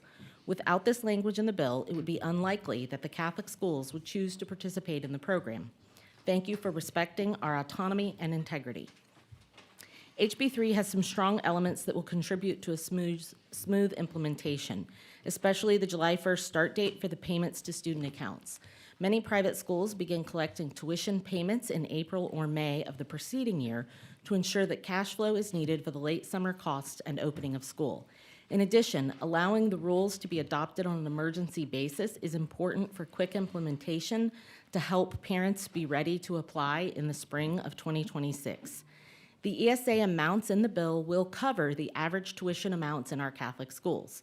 Catholic schools in Texas are growing and ready to serve. We have opened about 2 new Catholic schools per year since 2021, and we are on track to open about 2 new schools per year for the next few years as well. Because our Catholic schools in 33 states have been participating in school choice for decades, we will benefit from their successes and struggles. Our superintendents have been preparing for implementation by networking with colleagues around the country. All Catholic bishops and diocesan schools offices are supportive of the individual Catholic schools welcoming new students under this bill. We estimate that 90% of our schools will participate and have the capacity to add about 25,000 new students in the 26-27 school year. Our average K-8 tuition is under $8,000, with schools as low as $2,000 or $3,000. Our average high school tuition is under $12,000. But the cost to educate a child in a Catholic school is significantly more than the tuition we charge. That means for every single one of those 25,000 new students, we will be spending money, not making money. We will be spending an average of $4,000 to $15,000 per child to provide them this educational opportunity. Because at Cristo Rey School, for example, in the south side of Houston, the tuition at that school is $4,000. The cost to educate a child is $8,000. The additional cost will be paid by us. The ESA will be for $4,000. And I think that's important to clarify after our discussion. I think it's also important to note that 48% of our students receive tuition assistance. The average financial assistance provided in a Catholic school is $3,400. Total, our diocese currently provide over $40 million per year, every year, in tuition assistance, scholarships, and tuition discounts. That does not include the parish subsidy that the parishes provide as well. 84% of Catholic schools serve students with special needs. At the end of the day, the Constitution of Texas certainly makes provision for free public schools, and that's important. We support that, and we support many of the efforts going on in our great Texas public schools today.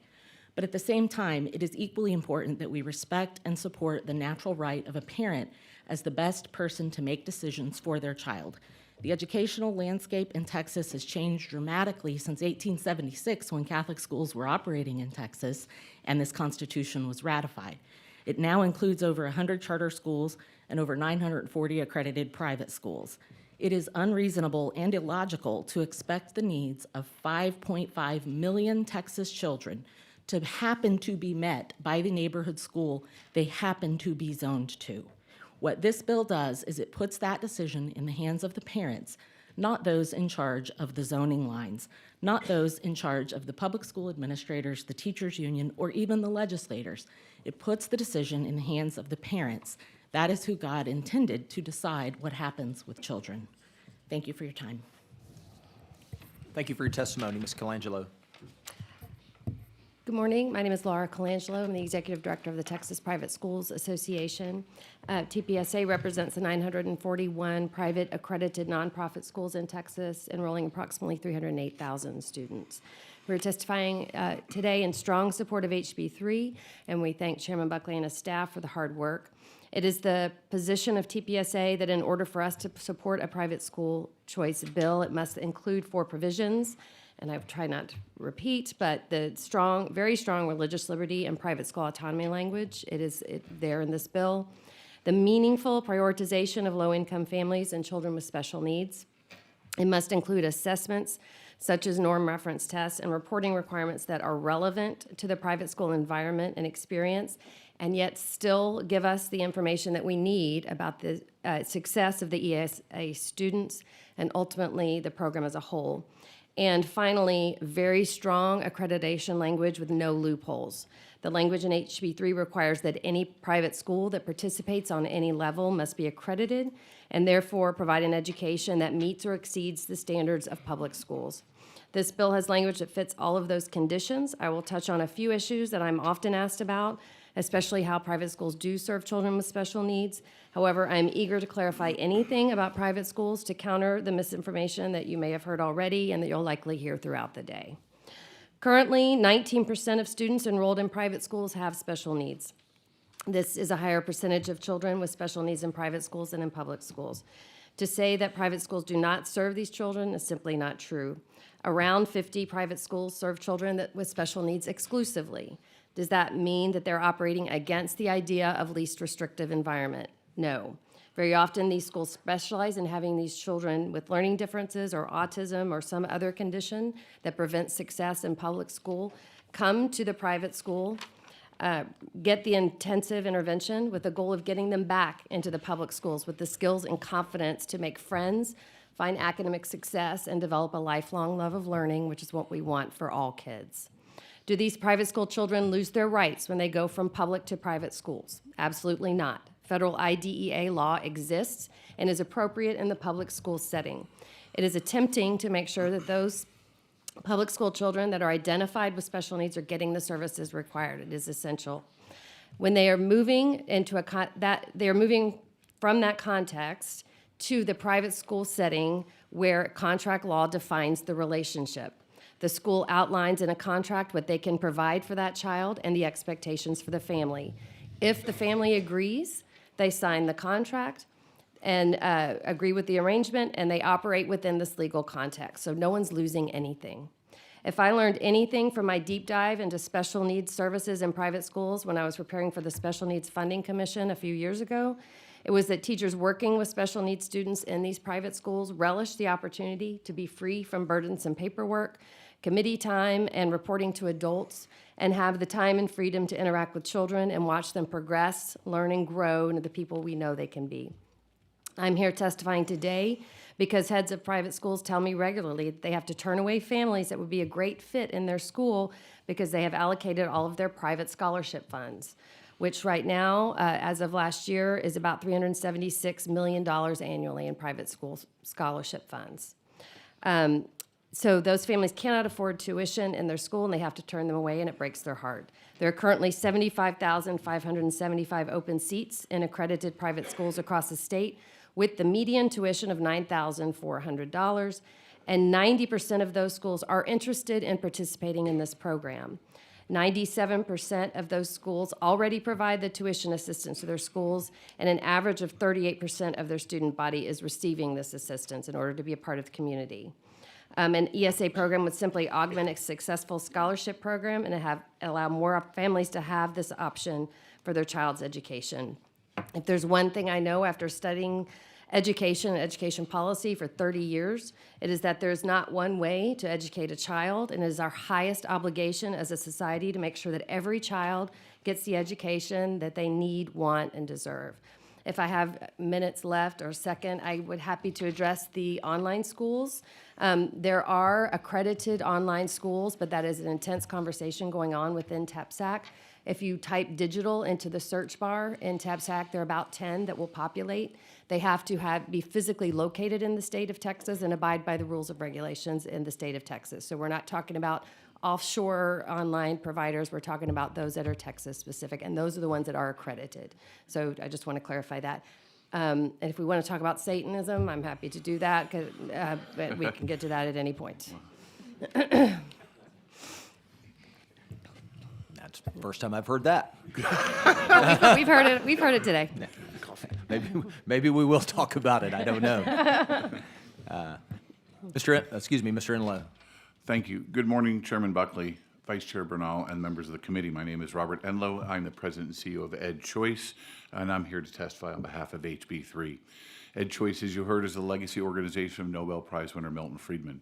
Milton Friedman believed that parents should be free to choose where they educate their children, and they argued that the benefits of universal choice would accrue to all children, but mostly to children from low-income backgrounds and those who need it most, like those who are bullied or who have special educational needs. Their main concern was the stratification of society that was inherent in a system of assigned public schools. That was the real reason they started school choice and ed choice. When I first visited Texas in 1997, that was the message that the Freedmans wanted to get across, and it's the same message today. When we started in 1997, there were 7 school choice programs serving less than 10,000 children. There are now 76 programs in 28 states, D.C. and Puerto Rico, serving millions of children. We know a lot more about school choice than we used to. And it's not just the number of programs and the number of children served that has grown exponentially since 1997. It's our knowledge of the impacts of school choice on students, public schools, and taxpayers. Since 1997, there have literally been 190 studies and peer-reviewed studies looking on student achievement, student attainment, public school test scores, fiscal impacts of school choice programs, civic values, and parent satisfactions. Based on the data, here's what we know. There have been 24 high-quality peer-reviewed studies into whether school choice programs achieve better results on tests or have higher attainment. 22 out of the 24 peer-reviewed studies, or 92%, find that children participating in choice programs have higher or same achievement as their peers in traditional public schools. Now, you may hear that the more recent studies in Indiana and Louisiana have negative results, but here's what the authors in Indiana are saying about the program. Our research, quote, shows that voucher students begin to recoup their academic losses in the 3rd and 4th years after attending a private school. Moreover, we know that forthcoming data from Indiana will show positive results for those kids and positive results for public schools. In Louisiana, the most reliable researcher in that program, Professor Pat Wolf, found that after 4 years there was a negative effect in math but a neutral in reading, all of which he attributed to the low number of private schools in the program and the fact that they were required to take government testing that they'd never taken before. Overall, though, we should rely on Dr. Wolf's meta-analysis of 21 gold standard experimental studies from around the world, which finds that students in choice programs drop slightly in achievement initially as they adjust to their new schools, then surge ahead of their control group peers by the 2nd year in reading and the 3rd year in math, demonstrating large gains in the 4th year and beyond. In the end, when it comes to test scores and graduation rates, the studies on the whole find that children do slightly better on tests, especially after 3 or 4 years in the program. But it's not just the academic effects that matter. There have been 29 studies looking into how choice affects traditional public schools, and 26 of those studies, or 90%, finds that choice leads to positive results in public school test scores. In fact, no serious researcher seems to question that result. There have also been 75 studies looking into the fiscal impact of school choice. We actually know what's happened around the country. And we've seen that in most of those programs, there has been no negative effect on public school budgets as a result of school choice program. In fact, according to Dr. Marty Lucan, who has written the most comprehensive review on fiscal impact of school choice in America, school choice has saved state and local taxpayers upwards of $19 billion between 1997 and 2022. Now, I'm sure you've also heard that we've seen, well, Dr. Lucan also said that there's been no evidence of any any state that has seen a reduction in its public school funding as a result of school choice programs. Now, I'm sure you've also heard that Arizona's universal choice program has been a budget buster, but that's false.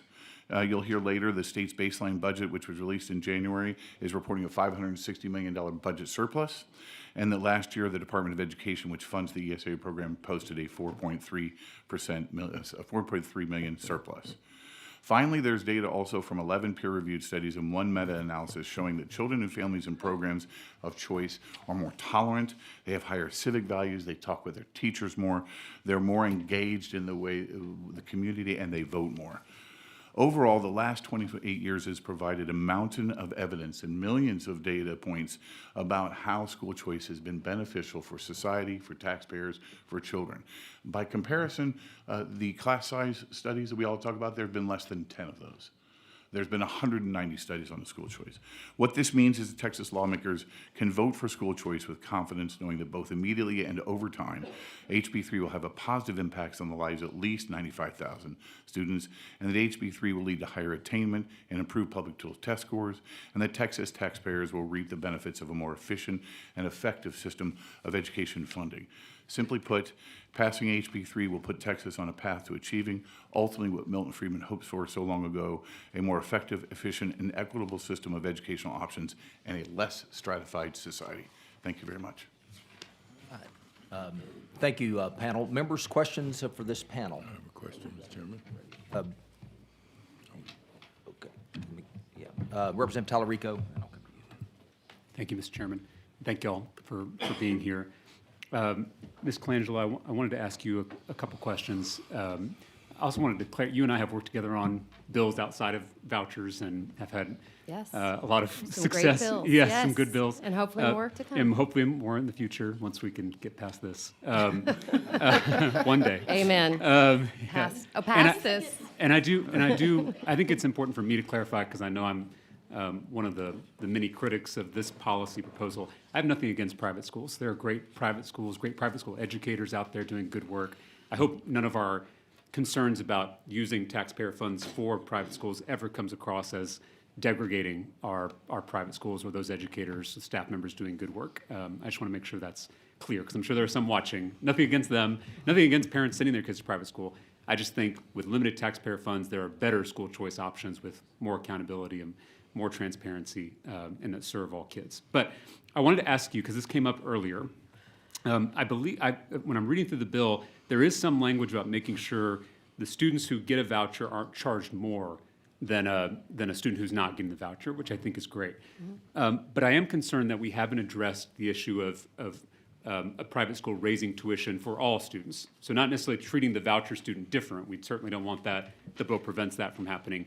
But what about a private school just raising tuition overall? And I guess my question would be, do private schools raise their tuition? Do you have any idea of how often or by how much? What is standard? So the private school board decides to every year what the next year tuition will be. And so you have to take into account what families can manage, what they can afford. And if this program does pass and they're ESA students, there will be far more full pay families still in the private schools. So the decisions will be made based on what the families have been part of the community this whole time and what they can manage and what it takes to educate the child. So based on my time at a school board, 2-3% maybe. Right. Just kind of keeping up with inflation, Yes. keeping up with costs. Do you know how much private school tuition increased in Iowa after they passed their private school voucher bill? I do not know the answer to that. 21%. But what's interesting is that increase was only for grades eligible for the voucher.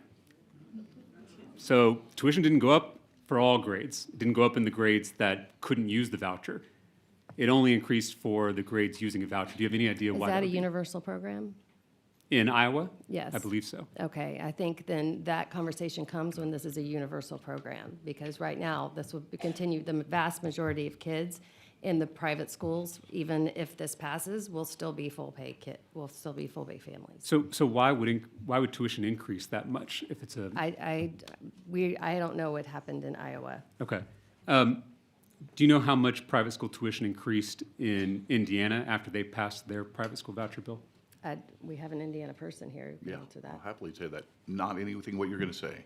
I can tell you right now that tuition actually in the 10 states, in states that have adopted school choice, inflation adjusted tuition rates have decreased on average after the adoption of school choice, on average. The Indiana choice programs have seen the increase with inflation. We've also seen a number of new private school seats grow, particularly for low-income kids. And so we're not seeing in the state of Indiana this incredible tuition growth that you're hearing about.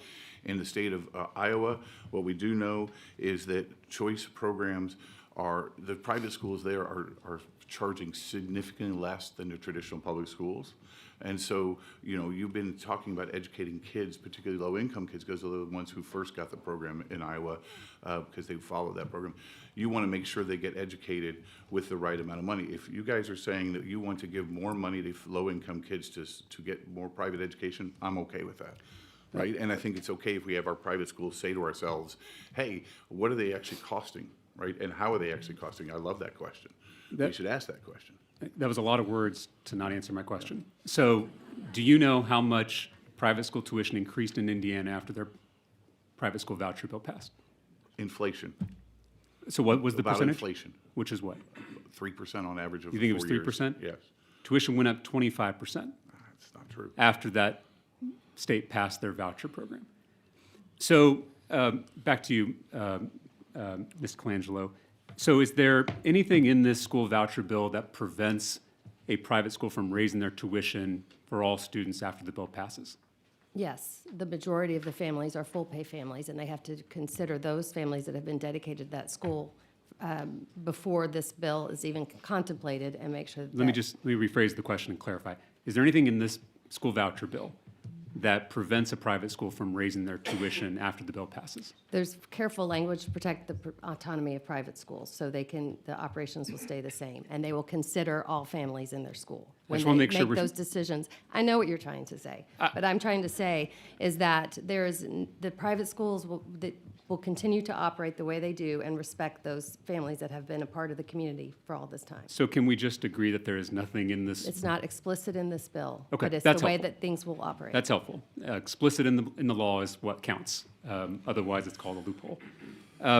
Here in Texas, under this bill, since there's no mechanism stopping a private school from raising tuition higher than necessary, what I'm worried about is in other states that have tried vouchers, what you tend to see is that it's either or. Either a private school says we don't want to participate in this program for whatever reason, or a private school tends to have all of their students, or a majority, 85% of their students receiving a voucher. So you tend to either have private schools with most of the kids on a voucher or no voucher at all.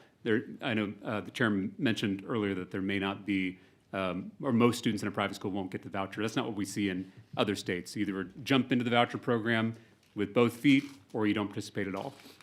What I'm worried about is because there's no income cap limit, because there's so many barriers to the kids who are getting priority, and I'm worried those kids won't be able to actually get enrolled, that if we end up in a situation like we see in other states where most of the voucher money is going to kids who are already in private school, and on the wealthier side, maybe not wealthy, but wealthier than average families here in Texas, that what you're going to see is a private school where a lot of the kids or most of the kids are getting the voucher, raising tuition by maybe not the full $10,000, but $5,000. So their families are getting a $5K discount at our expense, and then the private school is able to kind of reap the profits of the $5,000 they're getting from the voucher. Is there anything in this bill that would stop that from happening? There's no scenario with this bill is limited by the $1 billion appropriation. And so we're talking about maybe 80,000 students statewide. So the contemplated in this bill, in reality for the next 2 years, there's no scenario where a school is going to fill all of their seats with an ESA student and be able to raise tuition in the way that you're contemplating right now. Okay, so, the current analysis says that it's a majority of the kids are going to be kids already in private school. I'm not sure where that came from. Was that from the fiscal note. fiscal Yes. note? So that those are assumptions that are made. There's no proof that that is what's going to happen. Well, fiscal notes are how we make decisions about a bill's impact here. But regardless, so whether it's in this biennium, whether it's in a future biennium, whether that legislative appropriation is increased in future years, as we've seen in every other state, a voucher may start small, but it grows session after session. We've seen that here in Texas with things like our charter school system, which I think is vastly better than private school vouchers, but we have seen it grow when it started out small. So my point is, we get to a situation where St. John's, St. Mark's, St. Stephen's here in Austin, those parents, because all the priority categories, those kids couldn't get accepted to St. John's, or they couldn't get accepted to a private school, or they don't have a private school in their area. We get to a point where many students at that school are receiving taxpayer subsidies for their tuition bill. And then the private school is able to raise tuition and pocket that money. The schools you referenced are the schools that have very robust endowment, that have incredible financial aid for students. They will likely be the later adopters of a program like this. It's the schools that don't have those incredible endowments to provide the diversity of student experience and fund those students that want a program like this to offer more opportunities for more students in Texas. Do you know what the average tuition is at St. John's? The average tuition at St. John's, not off the top of my head. It's probably, we're getting 27, 28. 30,000. Okay. Do you think any voucher money should ever go to subsidize a parent who's sending their kid to St. John's? If St. Now or John's in the decides future? to participate in the program.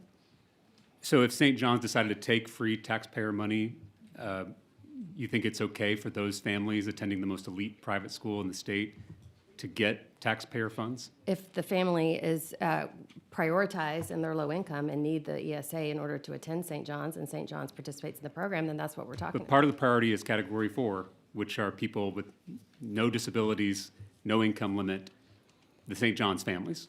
If there's funding left over, which the reality of that happening is very low, if we get through all the other priority categories. But we already just walked through how the other priority categories have significant barriers to being admitted or finding a private school that can serve their needs. And we walked through how the other states, the vast majority of the money, 95%, 89% are going to the kids who are already in private school. It would just be helpful, at least when we're having this conversation, to at least agree that the St. John's families, the people making $500,000 a year, they should never touch these taxpayer funds. Like, if we get to that point, hopefully we could all agree that should go to teacher pay raises in our Texas public schools. If we could agree on that, I think we could have a much more productive conversation. Thank you. Thank you, Mr. Chairman. Representative Bryant. Thank you, Mr. Chairman. Mrs. Allman, would you characterize for us the available capacity to receive new students in the Catholic school system in Texas? Yes. present? So currently in the Catholic school system, we have approximately 25,000 seats that are available for students next school year or in the following school year. We are opening an average of 2 new schools per year. And in many cases, when we open new schools, they are in the lower income, underserved areas. That's why we're targeting those areas for opening schools, because we want to provide greater access. Okay, 25,000 we can count on now, plus you're growing. Yes, Is that correct? correct. All right.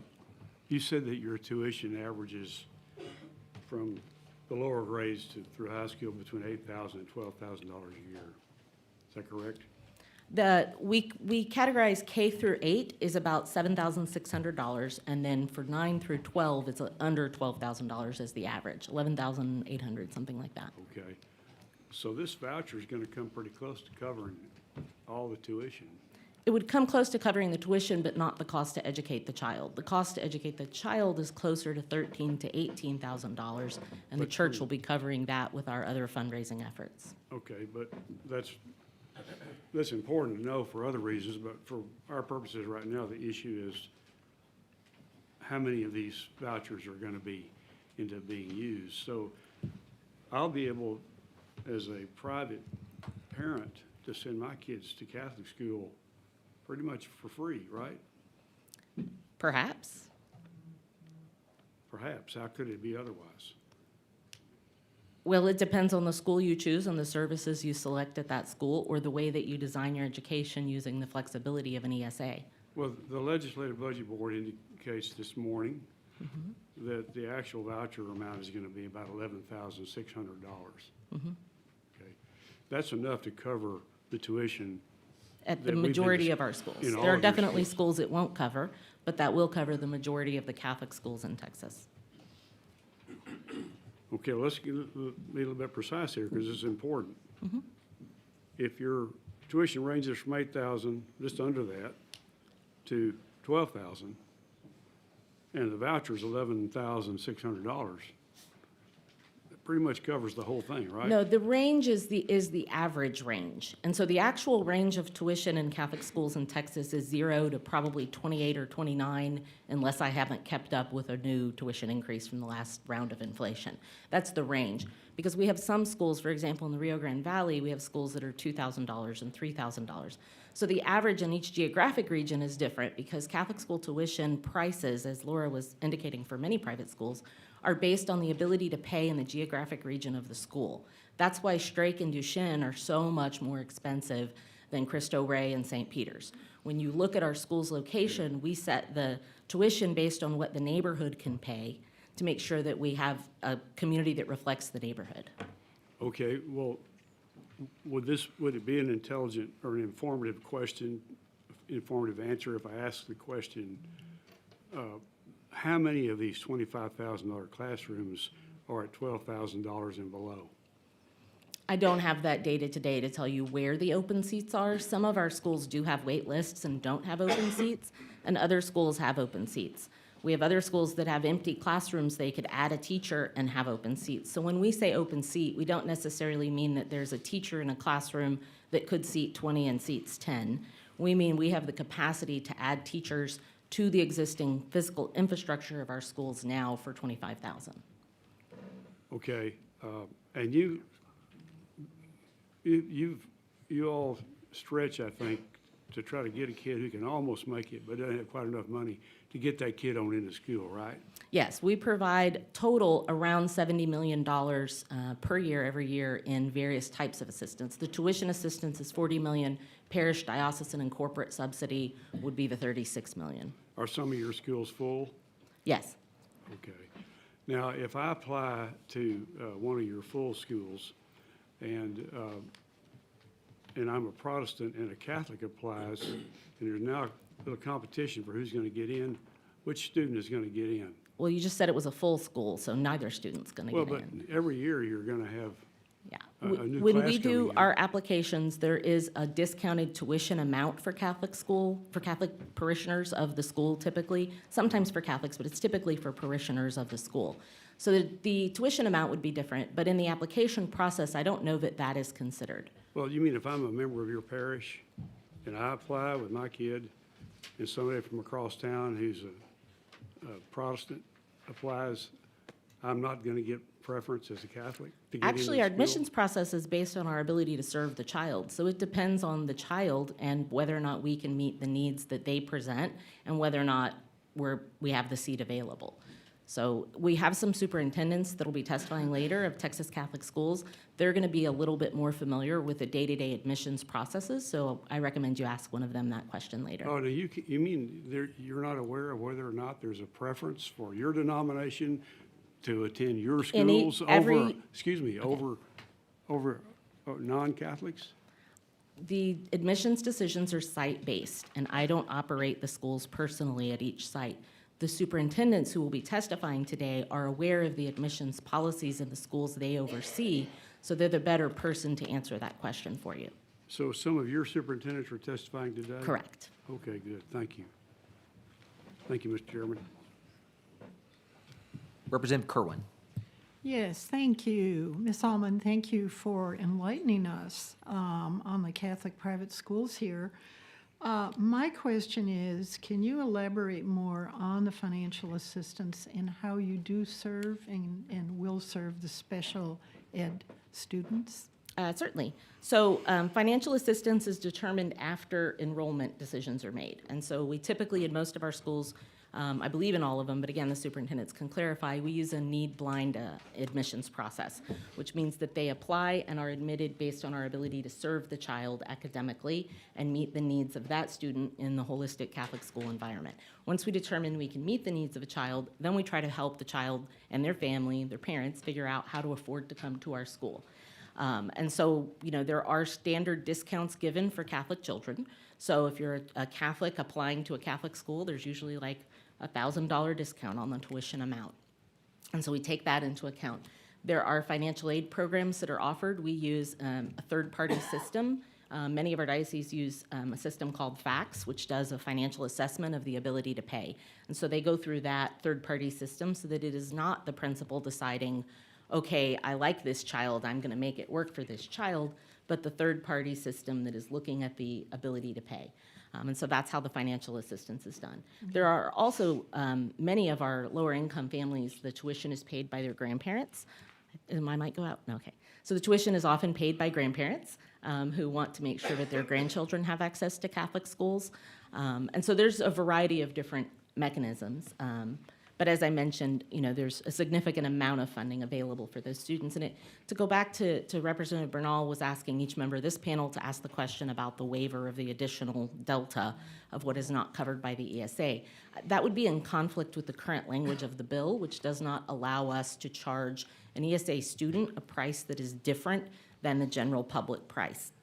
And so we couldn't do that under the current bill, but if you're asking should that be added as an amendment and rectify that section of the bill in order to have consistency, we believe that would be an inappropriate regulation into the private school and an inappropriate intervention into that process with the parent. However, In most Catholic schools, we're going to cover that delta with our financial assistance because that's been our historic, consistent practice. So in our view, it's not necessary, but I wanted to respect that you asked the question and make sure that I answered it. Thank you.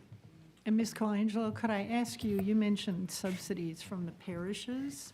Could you elaborate on that?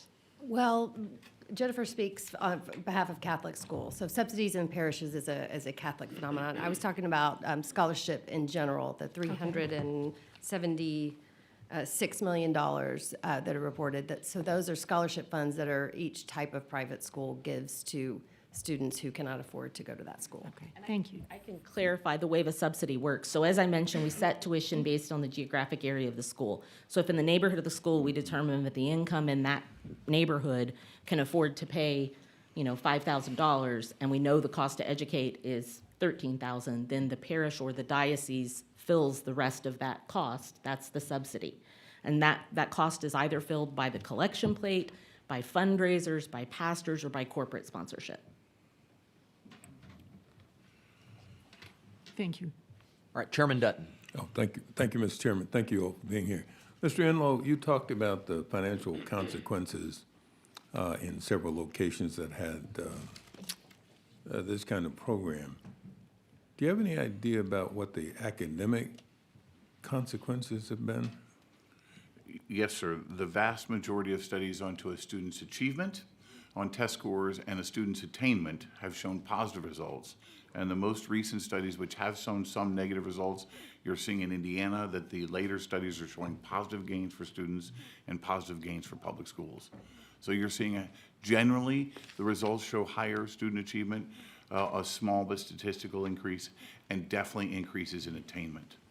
Even the schools, the public schools that have been absent now, these students, they have improved academically? That is actually one of the best pieces of research you find. If you're in a school choice state, the public school test scores go up at higher rates and faster.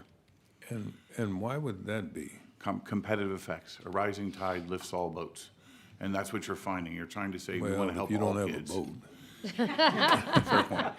It's an old saying, obviously, sir. It's an old saying. If you don't have a boat, that It's an old saying. Yeah.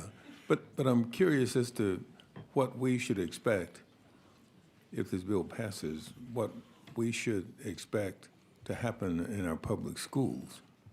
I think you would expect in your traditional public schools that the test scores will go up and that the money will be, we've seen savings over time.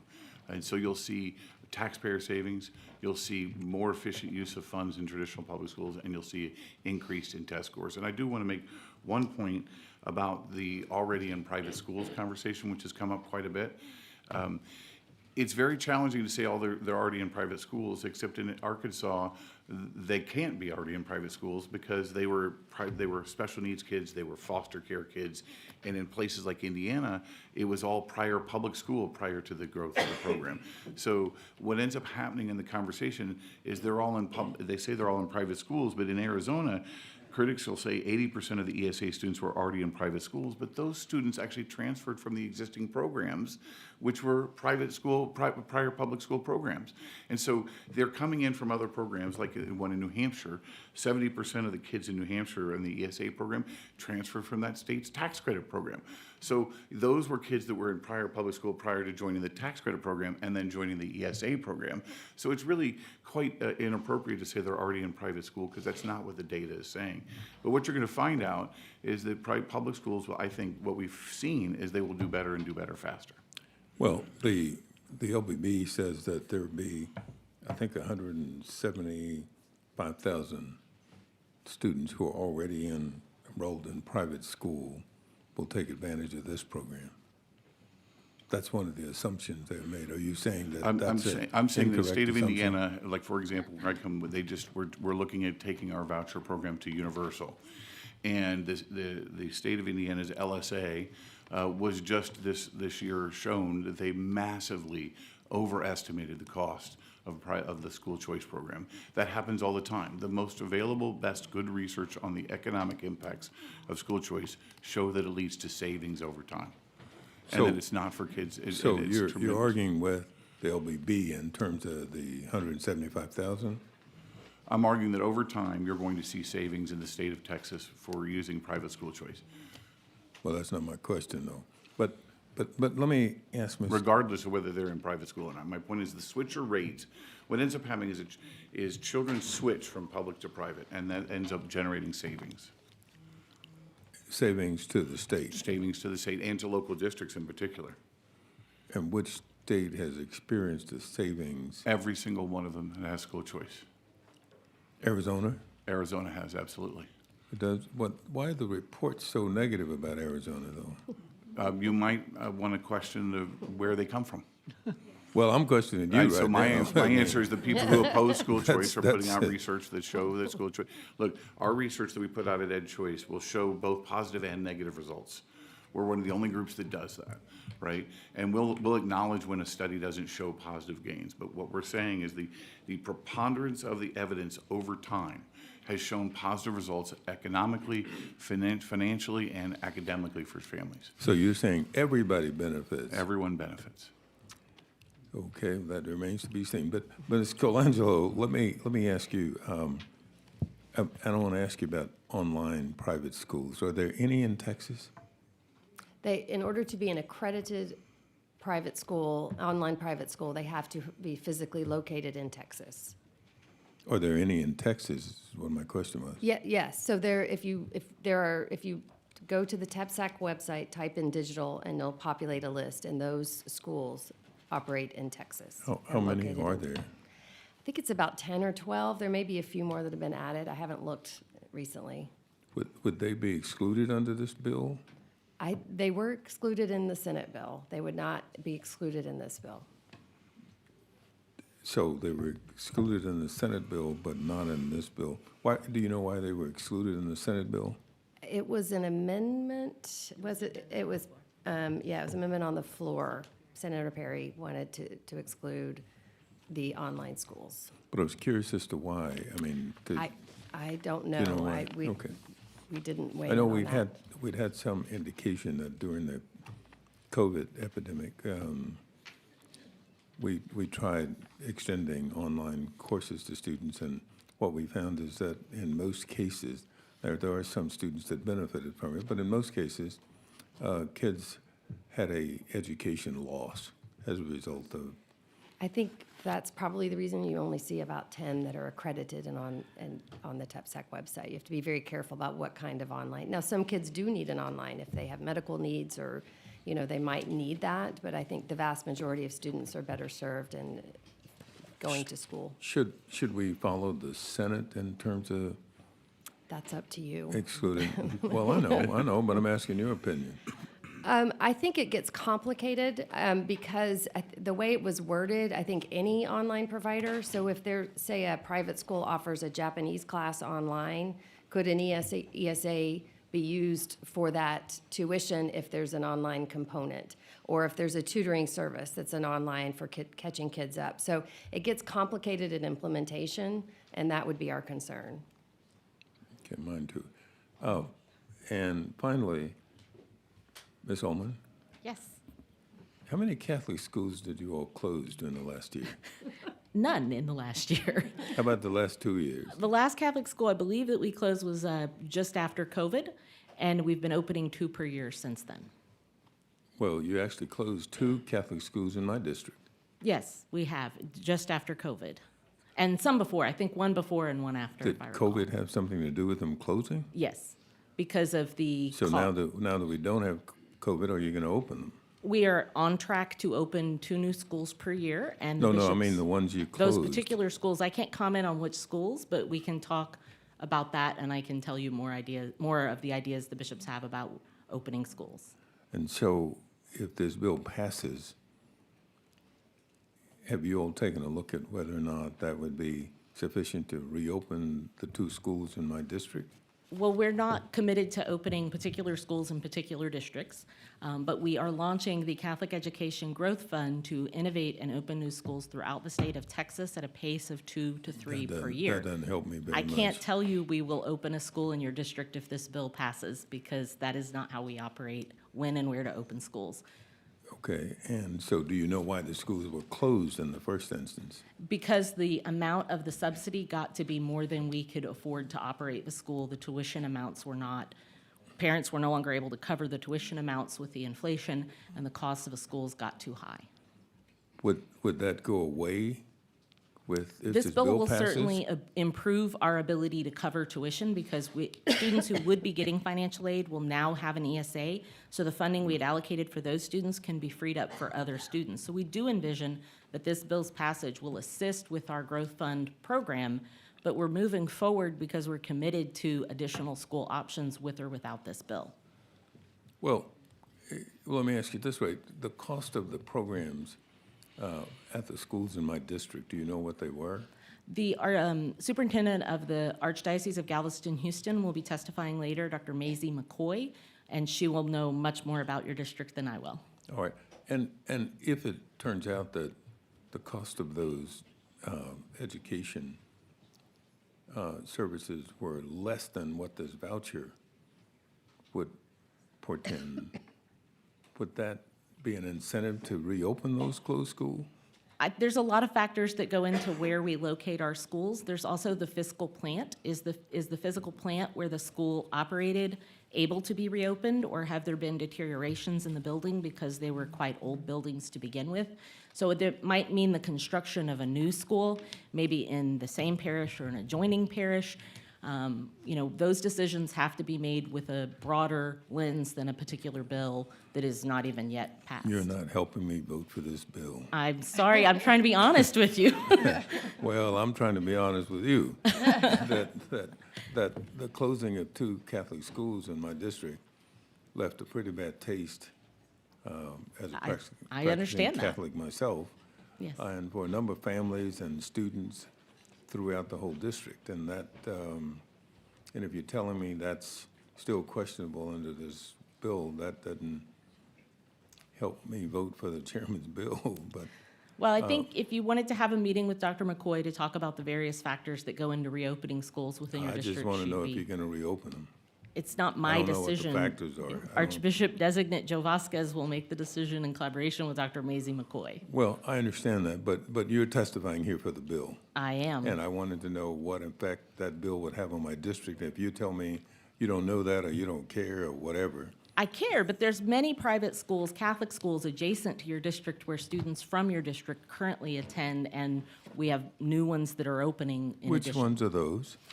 We have the Cristo Rey in the historic Third Ward, and we have St. Peter's, which is in, Third Ward? is it, oh no, St. Peter's is in Third Ward, Cristo Yes. Rey is in South Side. That's right, Yes, way in the sorry, south. I flipped the south school side. name with the Yeah, about neighborhood. 30 minutes away from Fifth Ward. Yeah, but there are parents who go there. I mean, the reality is there are parents who do that often because they're going that direction for work anyway, and they value the time in the car with the kids in the morning to and from school in the evening. But the majority of the students who are attending the Catholic schools in my district don't go to Cristo Rey, or they don't go to St. Peter's. And St. Peter's is a special school now. It is. It's not It's a not career and technology high school. Yes, exactly. And so it's not, I just wondered if there's anything we could do to help reopen those schools. And what we can do is work locally in Houston with the Archdiocese on their plans for growth and whether or not those schools are included in those plans. I just don't have the information. Okay, I was just curious about whether this bill would help in. I mean, it's Sounds like certainly, it. this bill helps everyone to consider No, I where don't they want can to know open their about schools. everyone. Well, I've I done the don't know best about I this. can with the knowledge I have at this table before you today, but I am happy to continue the discussion between like- now and the floor vote, where I hope to win your support. That's like my wife saying, "Do you love me?" And I said, "No, I love everyone." That doesn't work. I mean, okay, thank you. I think Chairman Dutton, when we talked about the boat, rising all boat, you're asking for the boat. Absolutely. That's the boat. And Yeah. we need some water. Representative Schoolcraft. Thank you, Mr. Chairman. Mr. Enlow, first I wanted to mention, you've given a lot of statistics, and just for the members' benefits, Ed Choice, that he represents, has published a fascinating book looking at all the research over the years, I think well over 100 studies, looking at the results of school choice programs around the country. I've asked Ed Choice to send me a bunch of copies. I'm going to try to distribute it to all the members. I highly encourage it for bedtime reading. But it actually, if you want to check out the statistics, the things he's talking about, you'll be able to see the research that's behind it, and then you can decide whether you think it's valid. Mr. Enlow, also, you mentioned, I noticed you kept emphasizing over time there's savings. I'm assuming there's always an initial hit cost-wise, because definitely there are people in private school or homeschool that would be receiving funds. But over time, once all of those who intend to participate in the program, then you start picking up students who are already funded in public education. And if the ESAs are, as in this bill, somewhere between $3,000 and $6,000 a year less than is being spent in public education, does that mean we would have that savings for each of those students as they're moving into the ESA program? Is that how you get savings? Yes, sir, over time. Okay, thank you. Ms. Colangelo, since you're here representing private schools, I think it's best to ask you, there's a lot of discussions in this whole issue about accountability. You know, private schools aren't held accountable. Well, let me start off by saying my usual response to that question is it's an awful lot of trouble for a parent to find a private school, to figure out how to get their child in there, how to provide transportation to and from. Those are very engaged parents, and personally, I trust those parents to hold the schools accountable for what's happening with their child, much, much more than I trust the state's ability to measure accountability for that child.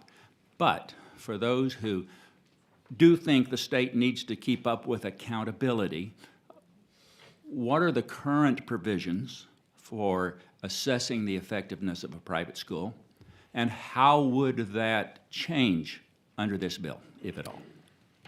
Yes, so private schools, in order to participate in this program, must be accredited, and this process would not change when this bill passes. So the process of accreditation, there are 19 currently recognized accreditors, and you can look on the website, and I actually gave you a one-pager that lists all of 19, and more could apply and become recognized as accreditors in the future. The assertion in accreditation is that the school in every way meets or exceeds the standards of public schools.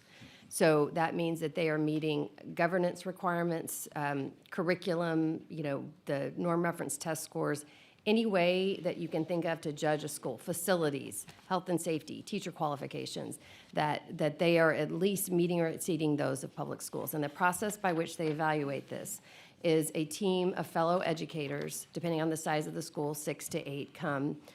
They receive a self-study from the school, which they had spent years putting together, that indicates whether they meet each standard of the Accreditation Commission. So they're looking at every standard of those categories I listed: governance, health and safety, facilities, finances, everything. So then this team comes to the campus and makes sure that that self-study is correct, that they are meeting all those standards of accountability. So they sit in on classes, they talk to the board, they talk to the head of school, they talk to students, depending on how old they are.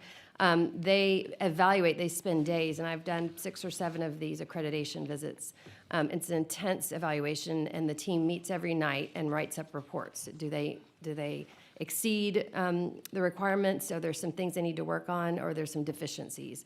And so at the end of that visit, there's a discussion with the head of school on how they met the standards, and then it goes to the Accreditation Commission. They vote whether they continue to be accredited, or if it's the first time, whether they become accredited or continue accreditation, because you have to be re-accredited every so often as well. So once a former commissioner of education for the state of Texas, we were having a conversation about this. He was familiar with private school accreditation, and he said that he wish that this was the accountability that we could have for public schools. It just isn't scalable in the way that but it is a true valid assessment of the quality of private schools, and it is providing accountability that you need to provide state money for ESA students.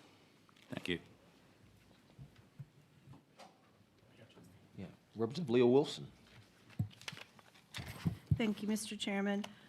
Ms. Allman, I know that you had talked about your application, as many private schools have, as it's called need blind. Do you discriminate based on race or religion? No, it is illegal to discriminate based on race, and the Catholic Church would not do it in the first place. Okay, great. And that $1,000 credit, I know my husband and I sent our first child to a Lutheran school for kindergarten. Mm-hmm. And we were thinking about becoming Lutheran because, because they had the $1,000 credit or whatever. It's one way to evangelize. But it was explained to me that because they're giving to that Correct. church, the church is then giving back to that school. It's not they're discriminating against Correct. People who are Lutheran. It's Yes. open to all, but they do have a credit because the parish or the congregation that they tithe to Right. also supports the school. So That's correct. I'm glad you mentioned that because I didn't articulate that, but that's exactly the thinking behind the discount, is that I am putting money into the collection plate every Sunday, and the parish is paying the subsidy, so I am paying that in my collection plate offering. Okay, I just wanted to make sure because we've heard that all the time that, you will discriminate against, race or special ed kids or kids with behavior problems or whatever it might be. And I have not seen that as the case. And especially when you testified, you said 48% of your student population is economic disadvantage. Yes, 48% receive, well, I don't want to use the Well, term okay. economically disadvantaged because that's a public ed term in statute, and I don't want to confuse people. Okay. So they are receiving tuition assistance because they can't afford our tuition. So colloquially, they are economically disadvantaged, but officially under TEA definition, I don't know. Yes, we have diverse schools. Not all of the children in our schools are Catholic. Thousands and thousands of non-Catholic families choose Catholic schools because of our historic ability to provide a classic education. Okay.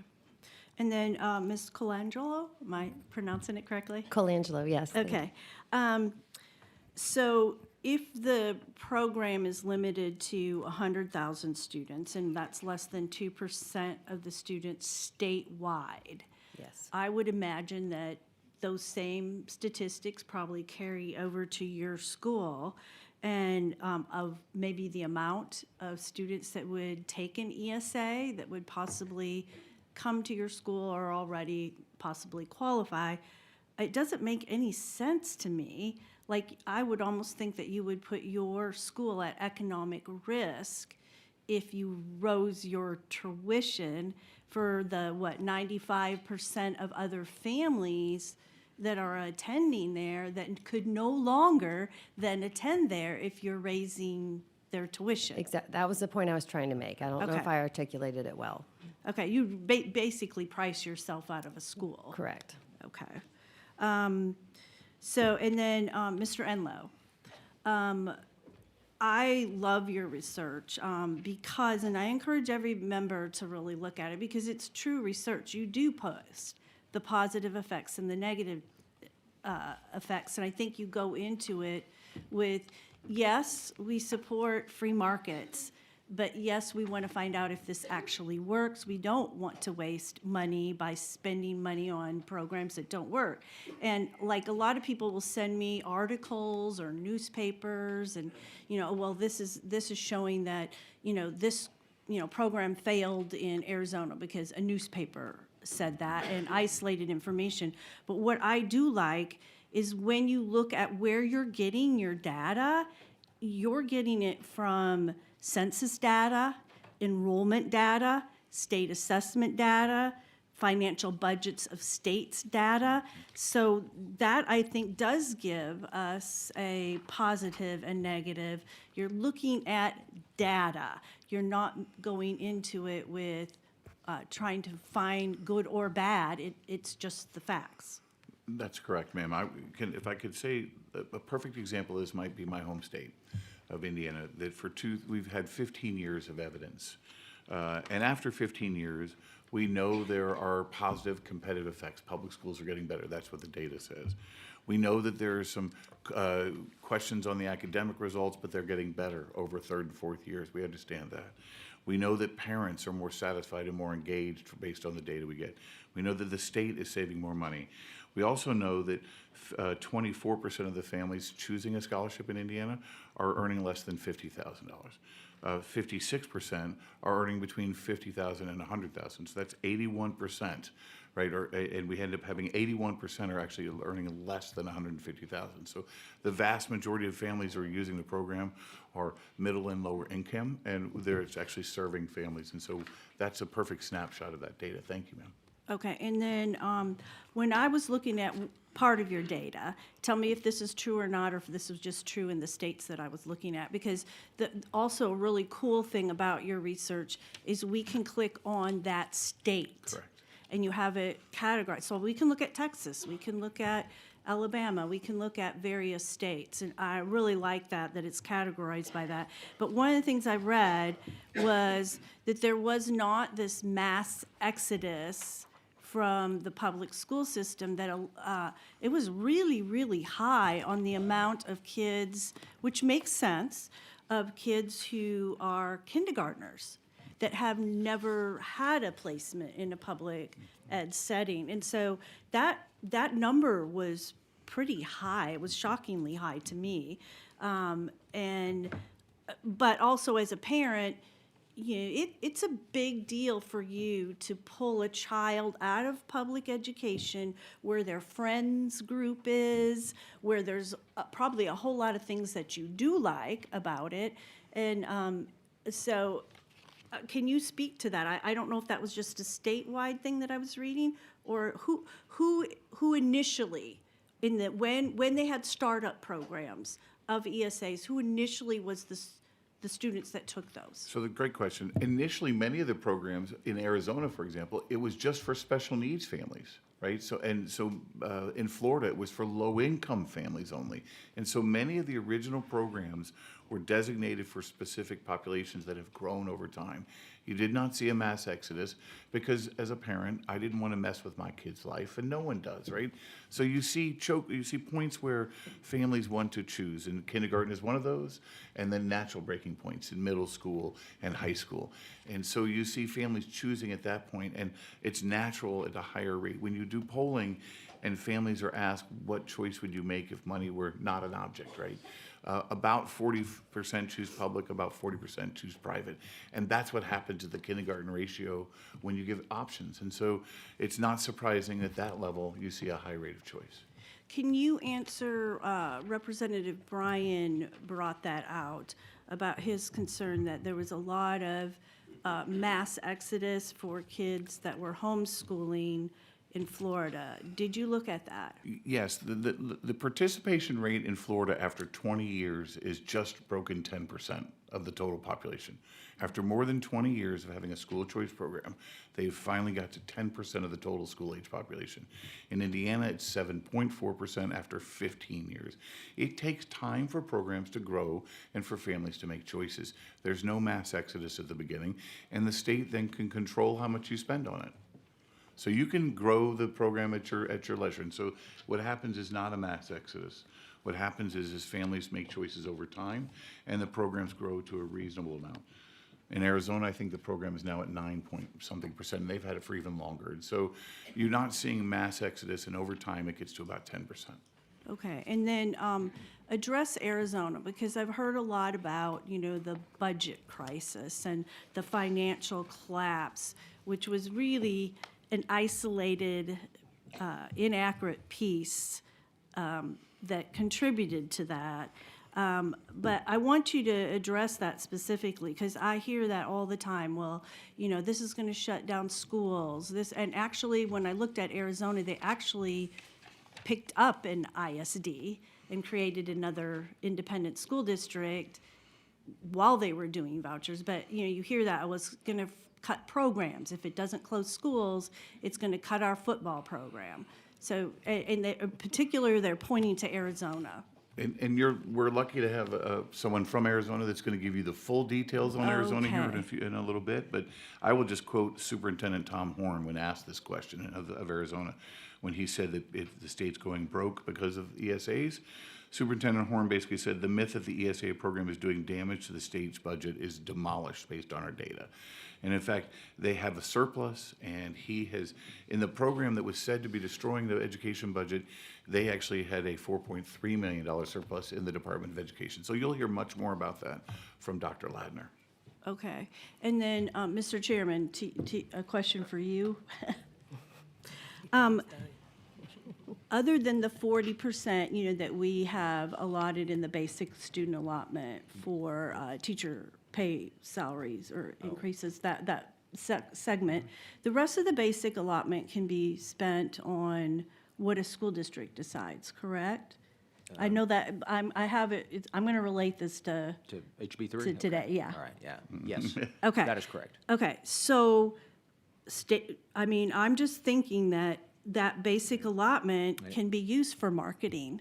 I mean, that doesn't mean that they're not. Let me restate, it's 40%, and again, we're getting into HB2, it's 40% of the increase Okay, must go to teacher and staff salaries. right, So- but the remainder could be spent on marketing, and that's state money, right? So, I don't know if that's an accurate thing to say we're not using state monies for marketing, because we have marketing as part of the HB3. So I'm just saying that a public school could do that, could determine that part of that other part of the basic allotment, which is state funding, could be spent on, superintendent bonuses or whatever they wanted to, correct? Whatever they prioritized. Yeah, there's latitude in some funding and no latitude in other funding in public schools.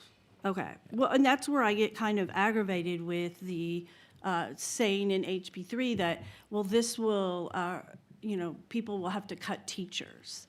And I guess as a former teacher, local districts should be budgeting and prioritizing teachers and students and classrooms in their budgets. So, if there's cuts to be made, it's aggravating that we're not saying, well, they're going to cut their lobbyist fees, or they're not going to cut their consultant fees, and so that's just aggravating that there's this thing that HB3 is going to cut teachers. If schools are hurt, I don't think it will hurt at all, but I'm just saying if we're going to go there, why are we always saying it's going to cut teachers? Districts should be prioritizing that in their budget and cut their consultant fees and their lobbying fees and other fees before they would ever think about cutting teachers. All right, Representative Hinojosa. Thank you, Chairman. I just want to point out that in my school district, when we spend almost $1 billion, send almost $1 billion a year in recapture or Robin Hood dollars to the state. No, it is not state money that is being spent on marketing. It is our local property taxes that we would spend on that. But I want to ask Mr. Enlow a question. You mentioned that the Florida take-up rate was gradual, and it was only about 10% of public school students using the voucher or leaving the public schools after how many years did you say? I think they first started their program in 1999. Right, and so 25 years. Yes. Right, but what you didn't say is that it didn't start as a universal voucher. So that's the difference, because in fact, no state has gone from 0 to 100, from no voucher to a universal voucher other than Texas. Has there been? No, West Virginia did that in 2021, and they are universal ESA immediately, and they have been growing at a rate at about, I think they're at 4.5% now. Okay, so we have one state that recently went from 0 to 100, but Florida was not one of those states. And what's happened over time is folks have learned that it is fair and more moral to have a more broad program. Arkansas That was not has my done that. question, though. You said you don't have a massive exodus at the beginning because look at Florida, but Florida is not the right example because Florida didn't start out as a universal voucher, did it? That's correct. No, that's correct. Okay. And in states that have broader choice programs like Arkansas that started out broader, you're not seeing a mass exodus either. Okay, let me ask you, I didn't know about your organization. Ed Choice was founded by Milton Friedman. He said in 2004, quote, "In my ideal world, government would not be responsible for providing education any more than it would be for providing food and clothing. Private charity would be more than ample to assure that there were schools available for every child." He also said, "The ideal to give parents control of their children's education would be to abolish the public school system and eliminate all the taxes that pay for that." That's pretty radical, a radical departure from the way we do things in Texas. Sure. Yeah, so his ideal was that parents should be in total charge of the education of their children. He understood that to get from here to there, the only way to do that was by giving parents choices in education. And abolishing public schools. His argument was, over time, families will have a choice of all schools, including public schools. His idea was that our organization's our ideal is that every parent should be free to choose every option. But in his own words, he said an end to public schools. An end to publicly funded schools, yes. Okay. And So, his goal here, the goal ultimately, look, his goal was ultimately to end the stratification of society and put families in charge of education. let me ask you that. How would we end the stratification society if you had a low-income family that wanted to go to one of these schools, for instance, in my district, most of which have tuition about $25,000 or $30,000? How would a low-income family to do away with the stratification system attend one of those schools? So that's what's happening right now in states with choice programs. The low-income families are attending schools that have higher rates than the voucher amounts, and they're doing so at higher numbers, just like in Indiana and just like in Florida. And you'll hear tons of stories of families who are doing that.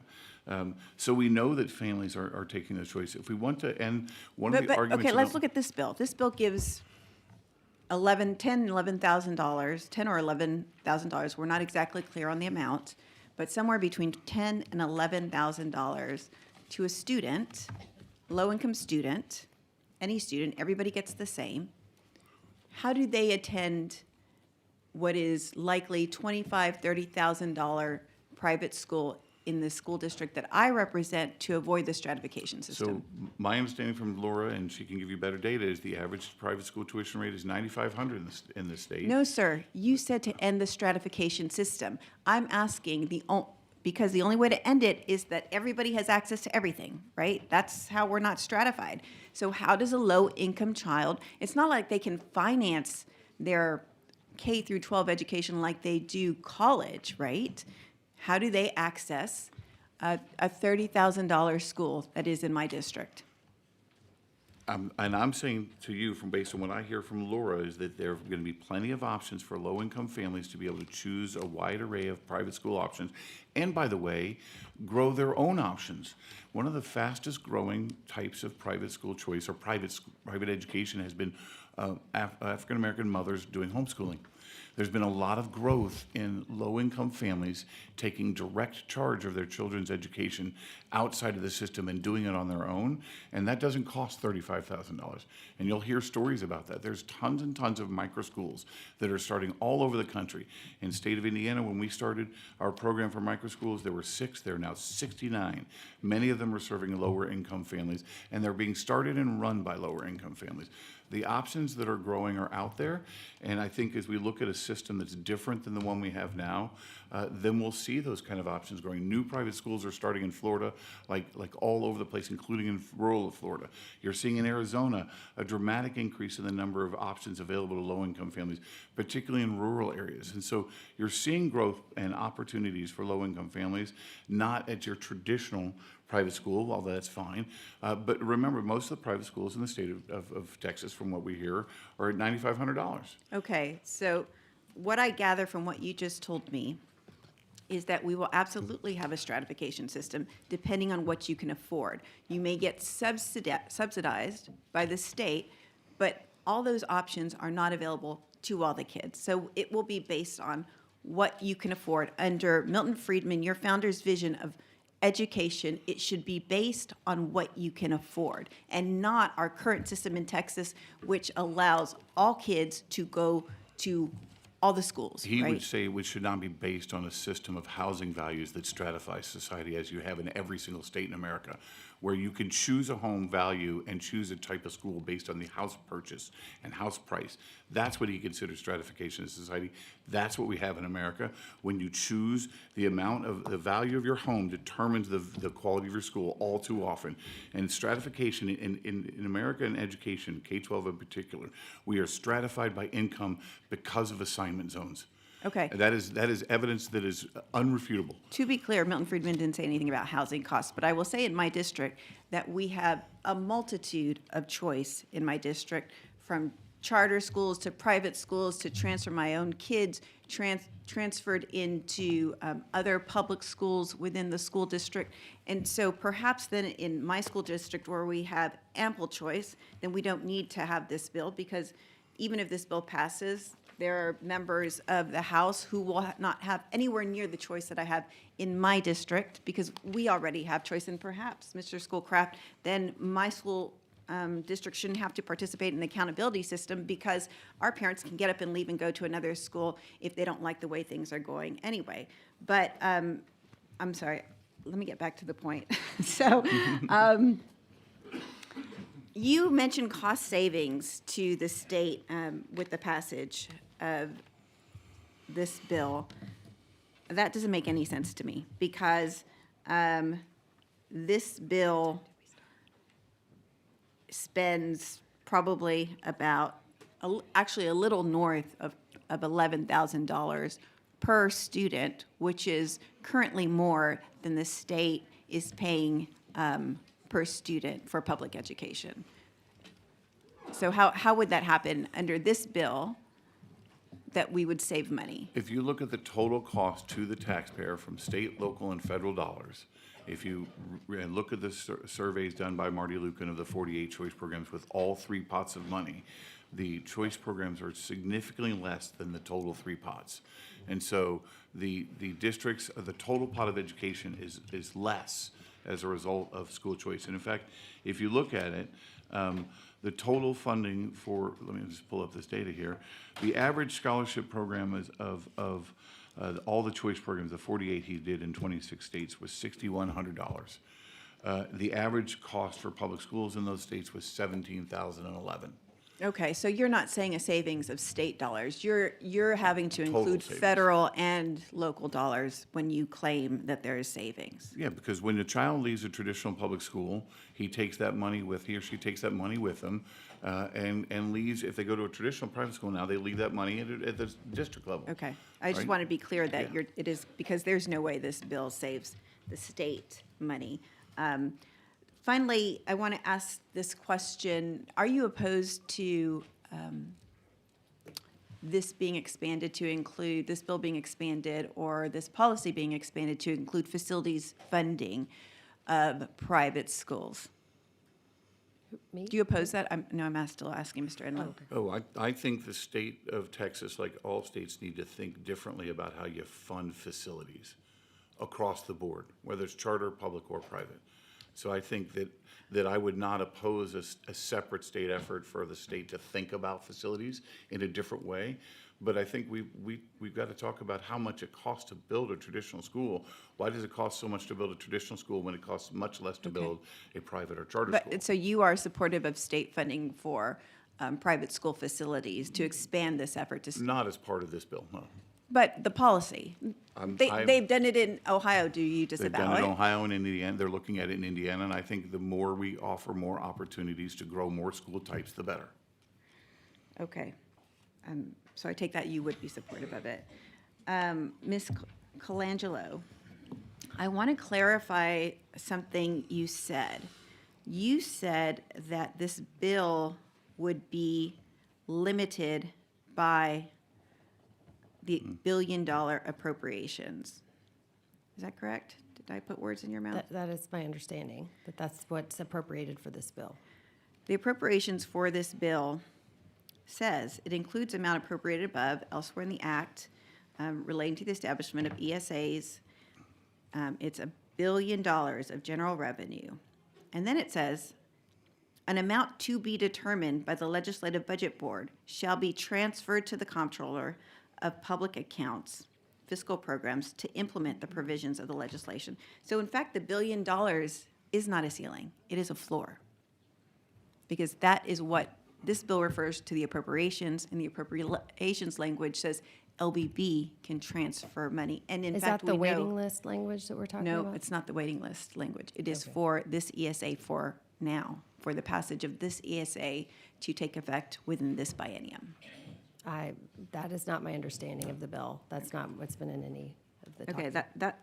that is what the language in appropriations says. You also mentioned that your school serves special needs, and I just want to clarify for those who weren't part of our debate and conversation in the last session, that special needs is not the same as needing a special education, right? These are, people throw around loosely the term special needs, but what you refer to as special needs does not necessarily mean the same as what we refer to in public schools as requiring a special education. Is that correct? It was not defined specifically according to that, to the federal statute. Okay, and where in the bill do you see that it is a requirement that the voucher only go to accredited private schools?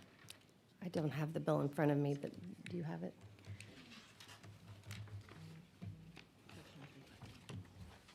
Section 358.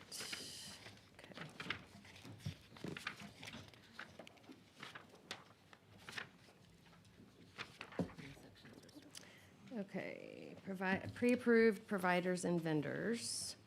Let's see, the comptroller shall approve an education service provider vendor of educational products for participation in the program if the provider or vendor, and then I've skipped down, 2, for a private school, demonstrates A, accreditation by an organization recognized by the Texas Private School Accreditation Commission, or 2, the agency, and then an annual administration of a nationally normed reference assessment instrument or the appropriate instrument required under subchapter B, chapter 39. Right, that says who shall be approved. It doesn't say you cannot be approved if you don't have that. That's what I'm looking for, because that doesn't exclude schools that are not approved. How does it That, not? that's not correct. That's what the language of the bill No, says. the language specifies that they are accredited. It says who shall be accredited, who has to be, who has to be accepted, not who is excluded. I just want to point that out because we're saying this bill says that. This bill does not say that. It says the comptroller shall approve if the provider is accredited. So if they're not, then they shall not be approved. It doesn't say that. It says who has to be approved. It doesn't say who can be excluded or who has to be excluded. Well, It then says that who should be can clarified. Who has to be, We can clarify that, but Okay. if that's an uncertainty, we'll clarify it. okay. And finally, Ms.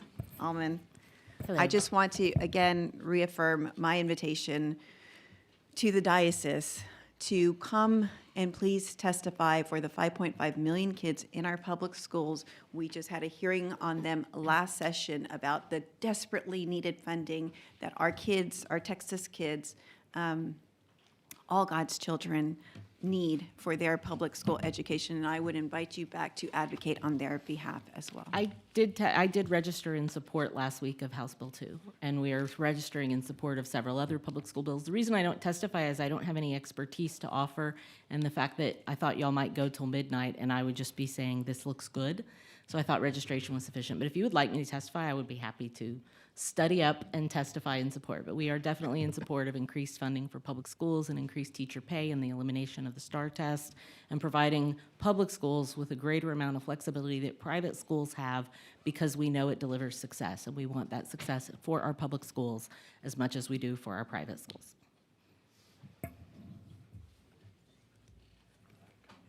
All right. Representative Cunningham. Thank you, Chairman. I had 3 questions, but now it's 2, since Representative Hinojosa has already taken you out of the equation, Mr. Eglo. So I was going to ask about Arizona. I have sisters that are public school teachers there, and so you've answered that question. But I will turn to Ms. Allman. And just one question here. No, let me just back up. Let me go to Ms. Colangelo. Yeah. Move it over to her. Yeah, I'm get my questions here because I've got one of my former board colleagues who's watching. Hello, Nancy. But anyway, we want to ask this question about how will we assess how ESA students are doing in private schools? Because there's something about, taking the same test. So how will we assess? So we will, in the bill, the reporting requirement is that the ESA students report their nationally norm reference test scores, and we can see that growth over time. And I believe there's a parental satisfaction survey as well to make sure that those are the reporting requirements. So we want to make sure. I think we're going to like the results based on what's happened in the 33 other states, but we want to make sure that that those ESA students are progressing in private schools and this program works. Okay. Ms. Allman, we're talking about, children, coming from low economic areas and stuff. Tell me, if you can, some of the strategies that you've seen that are most effective in providing parental choice, especially for children who are struggling financially. So in the other states that have passed school choice, what our Catholic schools have done, especially for programs that have prioritized low income, but even when they don't prioritize low income, the church prioritizes low income. We've made sure to begin our marketing effort and our efforts to recruit students in our lowest income parishes that are close enough for an easy commute to the school if it's not in their district. Many times we do have schools in the lowest income district, but if for some reason they're, a 15, 20-minute drive outside of the legislative district, then we make sure that we start with those parishes. We also work with Catholic Charities and Society of St. Vincent de Paul and all of the many charitable ministries of the church that are designed to serve low-income families. We start there to make sure that they have the information about the program and they have support in filling out their enrollment applications to the program and to the school. And that's part of why we really like the structure in the bill that has the lottery within the income category. That is very important for making sure that the lowest income families are not cheated out of the opportunity because their parents are working 2 jobs and not sitting at the computer to fill out the application when it opens. By doing the lottery system, they can fill it out at midnight after their shift and be treated the same as the stay-home mom who sat and did it at 8 a.m. when the application popped open. So I think that provision, that lottery thing, people get confused by it and they go, what's going on here? Especially now, we want to do a lottery. But it's really important for low-income families. It's the one time the lottery is good for the poor is in HB3. Thank you, Mr. Chairman. All right. Can I see the list, please? No, that's it. Representative Bryant. Thank you, Mr. Chairman. Mr. Enlow, you referenced Florida earlier, and you talked, I think you were saying that we didn't need, in response to one of the questions, didn't need to worry about a big exodus from the public school system into private education. Is that correct? I'm telling you that 10% of the kids over time have migrated to the choice program. Well, how many since is 2000. that? Since that is now about 340 to 400,000 families. Okay. So it's about 10%. All right. But you didn't mention homeschooling. What about homeschooling?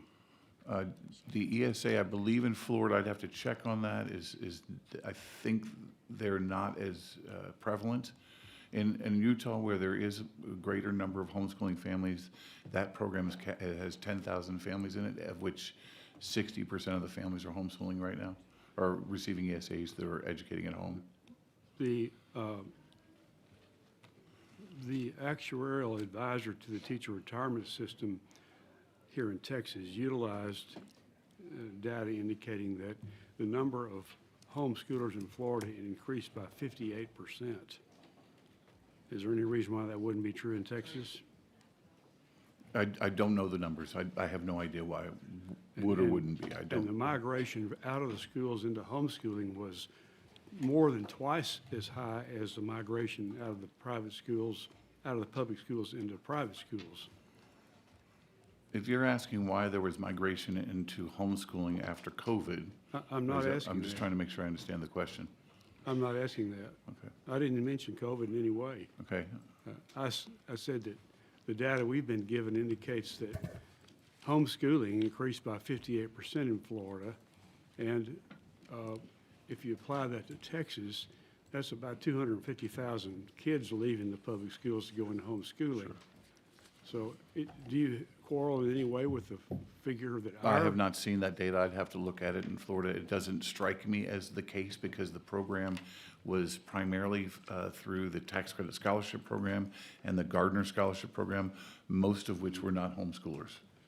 Well, the homeschool migration from public schools into homeschooling in Florida was way more than twice as much as the migration into private schools. So it's a major factor if you're looking at the stability of the public school system that's losing those students.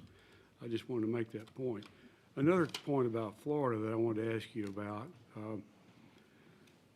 Florida's SAT scores declined from 2020 to 2024. That was true nationally, but not anywhere near what Florida's was. Did Florida make institute some kind of a policy change in 2020? Not COVID related, but with regard to changing the availability of school vouchers? Did they move to a universal I program? believe they moved to universal in 2022. Well, okay, my data indicates it was 2020, but okay, I'll take 2022. The first universal ESA program was in West Virginia and it passed in 2021. So the bottom line question I'm asking about is that the average SAT score in Florida now is 948, well below the national average of 1,028, 1028. It would not indicate that this move to 10% of the students being in private school would have much to do with increasing the SAT scores. Well, there's no discussion or no study that I have seen that compares the choice program to an SAT program. The studies in Florida that have been done have shown positive results on the state test for kids.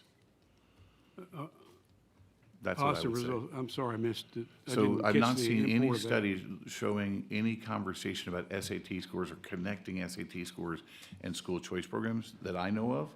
I do know the programs the studies that have been done on the Florida Choice Program on the kids that are in that program have shown positive test score gains and positive impacts to public schools from their taking of the state test. To my knowledge, there's no connection between the SATs and vouchers. Well, shouldn't there be? Someone wouldn't it should go study up? that. I would argue, let's have a study of that. Let's do that. I mean, why wouldn't the SAT scores go up? If we're trying to get a better student outcome by instituting a radically new idea of giving tax dollars to people to go to private school, surely that would be reflected in improved SAT scores. We'd have to study that, and I don't think, there's not been a study of that. We'd have to find. I'm just we'd have to asking find- you to employ a little logic here in our dialogue. Well, there's all sorts of reasons why it could be that it wasn't in fact. It could be the impact of COVID. It could be in Mississippi, for example, in Mississippi, their reading scores have shot through the roof. Why? They instituted the science of reading. There's all sorts of different reasons that could happen. And as a researcher, which I'm not a full researcher, but as researchers will tell you, you have to actually go and look at the studies and do all the demography and do all the work. So there's no way to connect SAT scores and vouchers at this point. Well, the data I have is, I think we'll get to explore this more later with a different witness, but it's not encouraging when you look at the fact that the whole basis for this is to give students a better outcome than they are getting in public schools. Well, if you are looking at Florida, I would look at NAEP scores because NAEP scores in Florida are way up. Well, And how it's about- not a how about- self-selected test like the Yeah, SAT is. But I'm choosing to look at SAT scores, which is what the colleges look at. So let me move on to Mrs. Colangelo. Ms. Colangelo, you represent all the private schools, right? Accredited nonprofit private schools. Yes, okay. Isn't it true that to apply for a private school, you have to pay an application fee to offset the cost to the school of processing the application? Oftentimes that is waived for families that cannot afford it. Well, But yes, that is true. In general, you do pay an application fee to, In general, you do. apply, but Okay. that can be waived. Isn't it true that you also pay a pre-screening fee so they can take time to figure out what kind of a student is applying? And you got to pay a fee for that too? Well, that would be an application fee. I don't think we're talking about two different fees there. A pre-screening and an application means the same thing. Okay. Now, that's typically in combination of several $100s, isn't it? I have not looked at application fees. I can survey my schools and see how much they are. But again, I'll make that assertion. It is typically a couple of $100s. okay, it's been a few years. So how do since I've paid these people that we're saying are going to be able to access private school education because of the voucher, how are they going to get the money for that I application think fee? the system where they waive the fees for low-income families. Say that again? I think that we would have the same system now where it could be waived for families that are low income. Okay, thank you. You would have to just ask for that. Ms. Allman, I asked you earlier about any parochial school. This is not limited just to Catholic school, Episcopals, anybody else. Whether or not you prioritize when there's not enough places, members of your own denomination, which I would certainly understand since private contributions are helping to support the schools. And you said, well, you were kind of vague about whether they do it and refer me to the superintendents. Well, let me ask it this way. Under the terms of HB3, would you be able to say, no, I'm sorry, we can't take you, we're only taking members of our denomination? I think, let me rephrase your question to make sure I'm clear. What you're asking, is there anything in the bill that explicitly prohibits me from only accepting Catholic students? I'd rather ask it my way. That's not a bad way either. But There is I'd rather nothing ask in the it my bill way, okay? that says That's that I what you cannot get- consider. That's the benefit yeah. of running for office and getting to sit up here. I get to Yeah, ask it my okay. way. Well, Okay? my understanding of And HB3 my is. way of asking it is this. Is there anything in the bill that prevents you from being able to say to an applicant, I'm sorry, we only take people who are members of our denomination, we don't take anybody else? That is allowed under the bill. Thank Under you. the bill, a religious school could only accept members of their religion. That is not the policy of the Catholic schools, but it is allowed under the bill because of religious freedom. Okay, and I should, based on your advice, reserve my question about what they're actually doing right now for the superintendents that are going to come up here They are later. closer to the site-based decisions of our Catholic schools than I am. All right, thank you.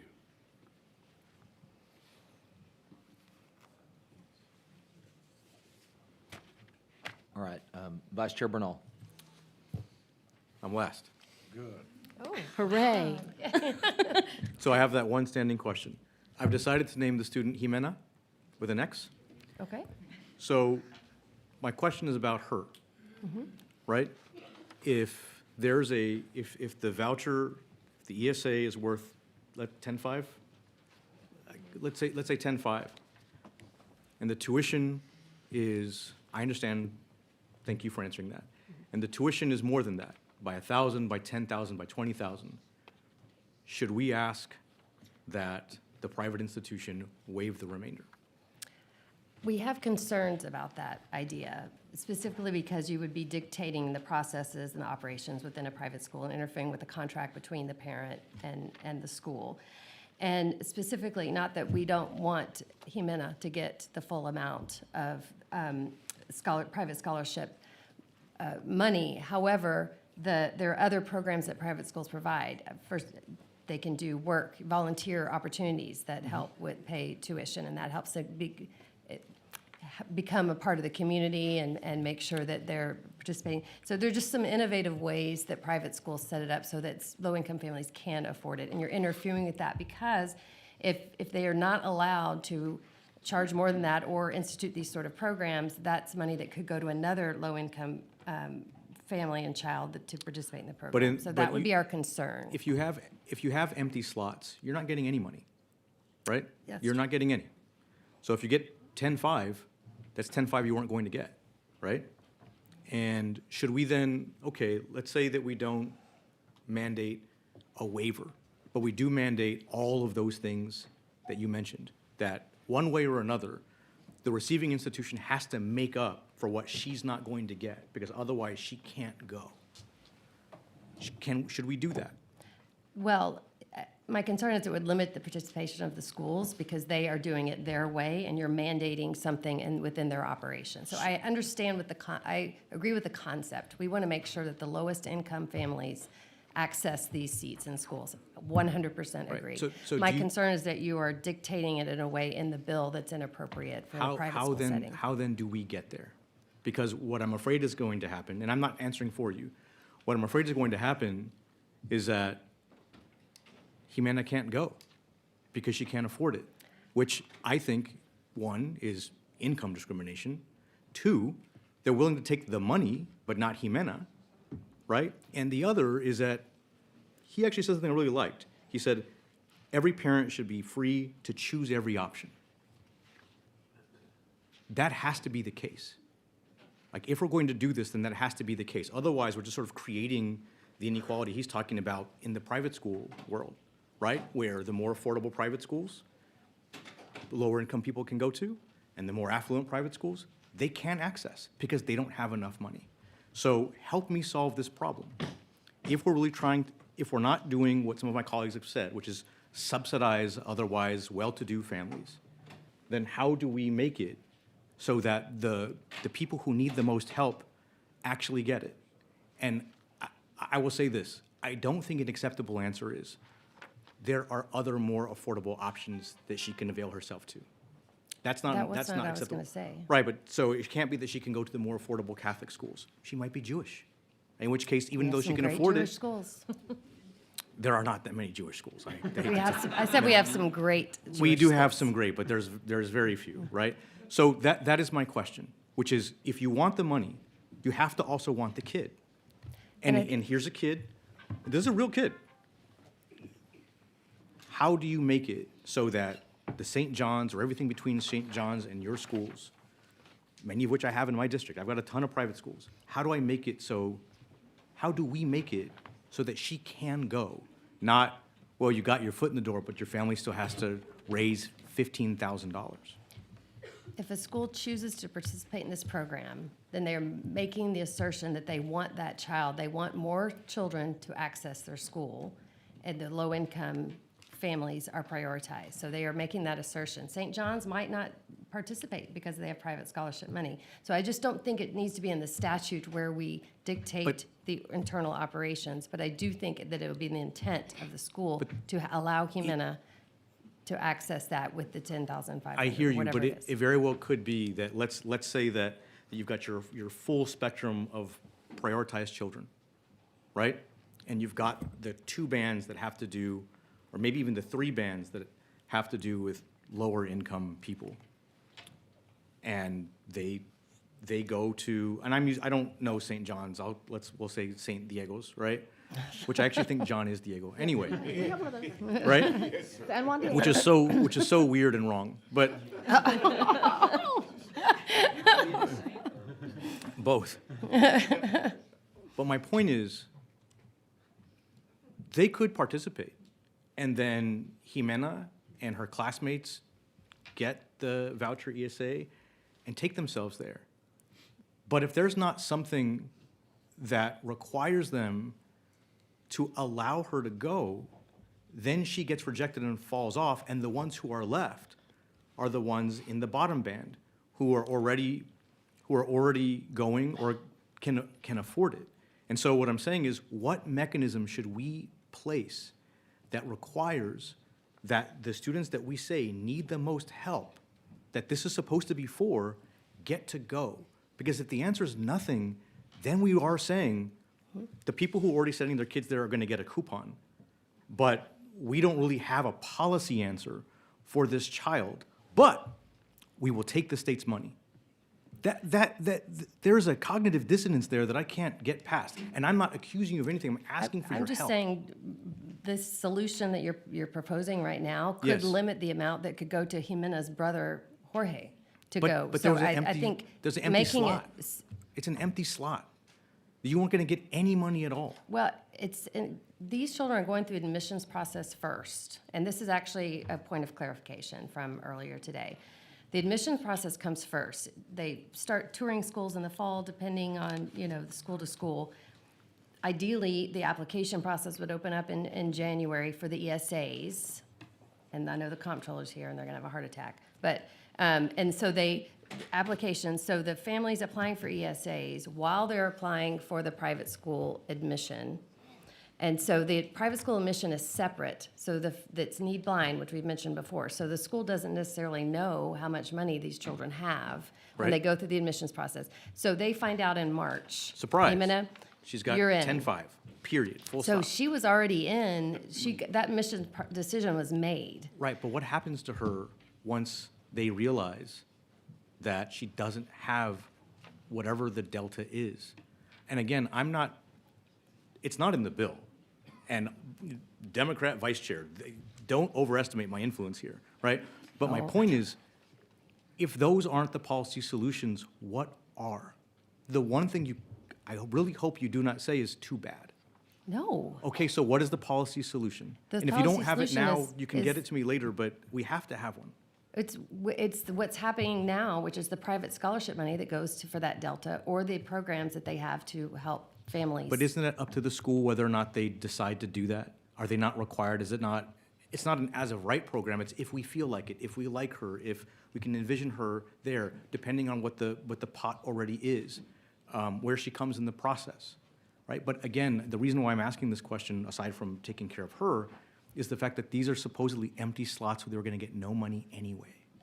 So if they're full slots, then she can apply. They're not automatically empty slots. If she's gone through the application process, they've admitted their class of students, they don't know whether she has an ESA or not. So then it could be that she gets in and they then gets told that she can't go, which is worse. Was likely get told that we have private scholarship money that can help you make up for this. That's what's happening right now. Okay, but do we know that's going to happen? And can we make them do that? Because if not, she can be told no. And I think that's the problem, is that policy-wise, you'll take the money, but only for the people who can afford the If she's rest. told no, then the money, they're not taking the money. No, but you'll take the money from the other kids who can afford to pay the rest, is what I'm saying. It's like you'll take state money from the kids, you being whoever, not, right? You'll take state money from the kids who can afford to make up the rest, but you won't take the kid where the state money's not enough. That then perpetuates the exact kind of discrimination and disparity that you are talking about, right? Because I agree with what you're saying about neighborhoods, right? My city's neighborhoods follow the redlining lines perfectly, right? So I'm with that. But I don't think that you should be asking for our support if we're going to re-perpetuate that in the private school space. So what is the answer? The private schools want to participate in this program to provide those opportunities for kids. It does not have to be a state mandate for them to do it because they're doing it right now. So I think you're mischaracterizing the nature of our support of I am this trying to program. create statewide policy that ensures that the opportunity that we say these private schools can provide makes its way to the people we say it is intended to help. I right? agree, And and unless I'd there's like to continue that Unless there's a discussion. policy to do that, you're asking me to bank on their goodwill. And I don't doubt that that exists, but that's not how you make policy, right? I don't doubt that that's the case, but you can't make policy like this, hoping that someone finds it in their heart to really make it happen. You just can't write policy like that. So I'm asking for your help. Yes, sir. Thank you for your question. 2 points to start. We have to recognize that Jimena cannot access tons and tons of places in Texas like Lake Travis because she can't afford a $1 million house. So let's make sure we're really clear on the access she Sure. can have. Second, the question you're asking is actually not in the evidence we've seen around the country. The fact is private schools have often brought lower income families in and are doing so at a cost reduction to them. So those two things are facts. 3 things you can think about. If you really want to have a policy solution, allow for the growth of more new options, right? Allow for other types of private schools to start that specifically serve lower income families that are not necessarily accredited. We have some disagreement on that, we understand that, but allow for some different growth of that. 2, give her all the money. 3, there's a tax credit scholarship program making its way through this United States Congress that will actually allow for Jimena to get additional funds on top of that. 4, more philanthropic opportunities for private schools. Give them tax credits. 5, we've also seen in my school as an example. So my sons went to St. Monica's, which was a primarily Hispanic and Latino school, and the families were able to provide opportunities. They were able to get opportunities to work with the school as in lieu of tuition payments. And so there was a volunteer opportunity that allowed families, and families in droves went to those schools. So there's all sorts of things. I would argue, don't mandate it, foster innovation. Don't mandate these things, don't require them. Allow the private schools to work, because they have and they are around the country, and particularly for serving low-income families. If that was the case, we wouldn't need this bill. If private school is as accessible as you say, and we should let them innovate to make sure that these kinds of kids get to go there, we wouldn't need the bill at all. But it's not accessible because parents have to pay twice, once in taxes and once in tuition, and that's just not fair for low-income families. I'm just saying we have to, look, you said every parent should be free to choose every option, and you're also saying that the private schools innovate and find ways to make sure that they're accessible to those students. If that was the case, we would not need this bill. So my point is, look, I'm a no on the bill, right, respectfully. But if there's a way to make it do what it's supposed to do, I'd like to see that, because right now there's a tremendous amount of doubt that it's really for her. That's where the doubt is. Is it really for her or not? Or is it for other people? And right now, I don't see a pathway to ensure that it's really for her. Make it for her. Maybe some conversations change. But right now, you're saying it's for her, but let them figure out how to do it. Give us the money, but don't make us ensure that she can go. That's just not good policy. And so I appreciate the answers. I'm not trying to cut you off. My office is open. Yeah. Happy to talk to you guys. Absolutely. I'm asking every single panel who has your position the same question. And I'm honestly open to hearing what the solutions are. But right now, it's go to a cheaper one or cross your fingers. That's the way it sounds right now. Okay. Thank you, Chairman. Real quick, and I'll get you, Representative Tallarico. So whether it be Catholic schools or other private schools right now, do you currently have students that are on partial or 100% scholarship? Basically low-income kids? Yes, I had. You have $376 million in philanthropy that pays for that in the Private Yes. School Association, is that right? An average of 38% of the private school student body is receiving financial assistance. And in So- Catholic schools, it's 48%, and the average amount of tuition assistance is $3,400. So there's already institutional knowledge of how to attract and, I guess, admit, lower-income kids. Now, hey, I'm not that sharp, but if there was ESAs that could accompany this, would that not increase the number of low-income kids that could access Yes. private school education? The $376,000 we're spending now, if those kids were coming in on an ESA and the incoming kindergarten class were coming in on an ESA, then that money is available to help Jimena and others like her who need that gap. And to the point that Mr. Enlow made, that's how it has worked in other states. That's how it plays out, is that we leverage our tuition assistance. We're still raising the same amount. And, I mentioned our Catholic Education Growth Fund to grow, more innovative Catholic school options. We've had a difficult time raising funds this last year because our donors have said to us, I'm going to donate once school choice passes because I know you'll need more money after school choice passes because you're going to be letting in more children who you have to subsidize. So we're actually ramping up and planning increases in fundraising specifically to help Jimena. And we have a track record of that, a history of that for over 100 years. Nothing about this bill would change our commitment to ensuring that we have financial assistance available. Okay.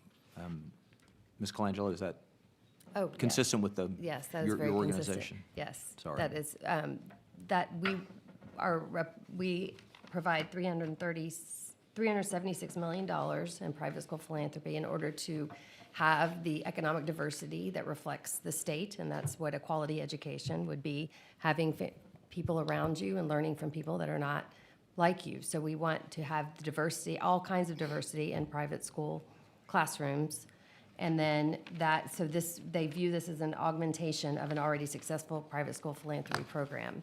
And so that's why it's happening right now. That's how they've come up with these programs where you know, volunteer hours and all of those things to make sure that they can afford those opportunities for families of all kinds.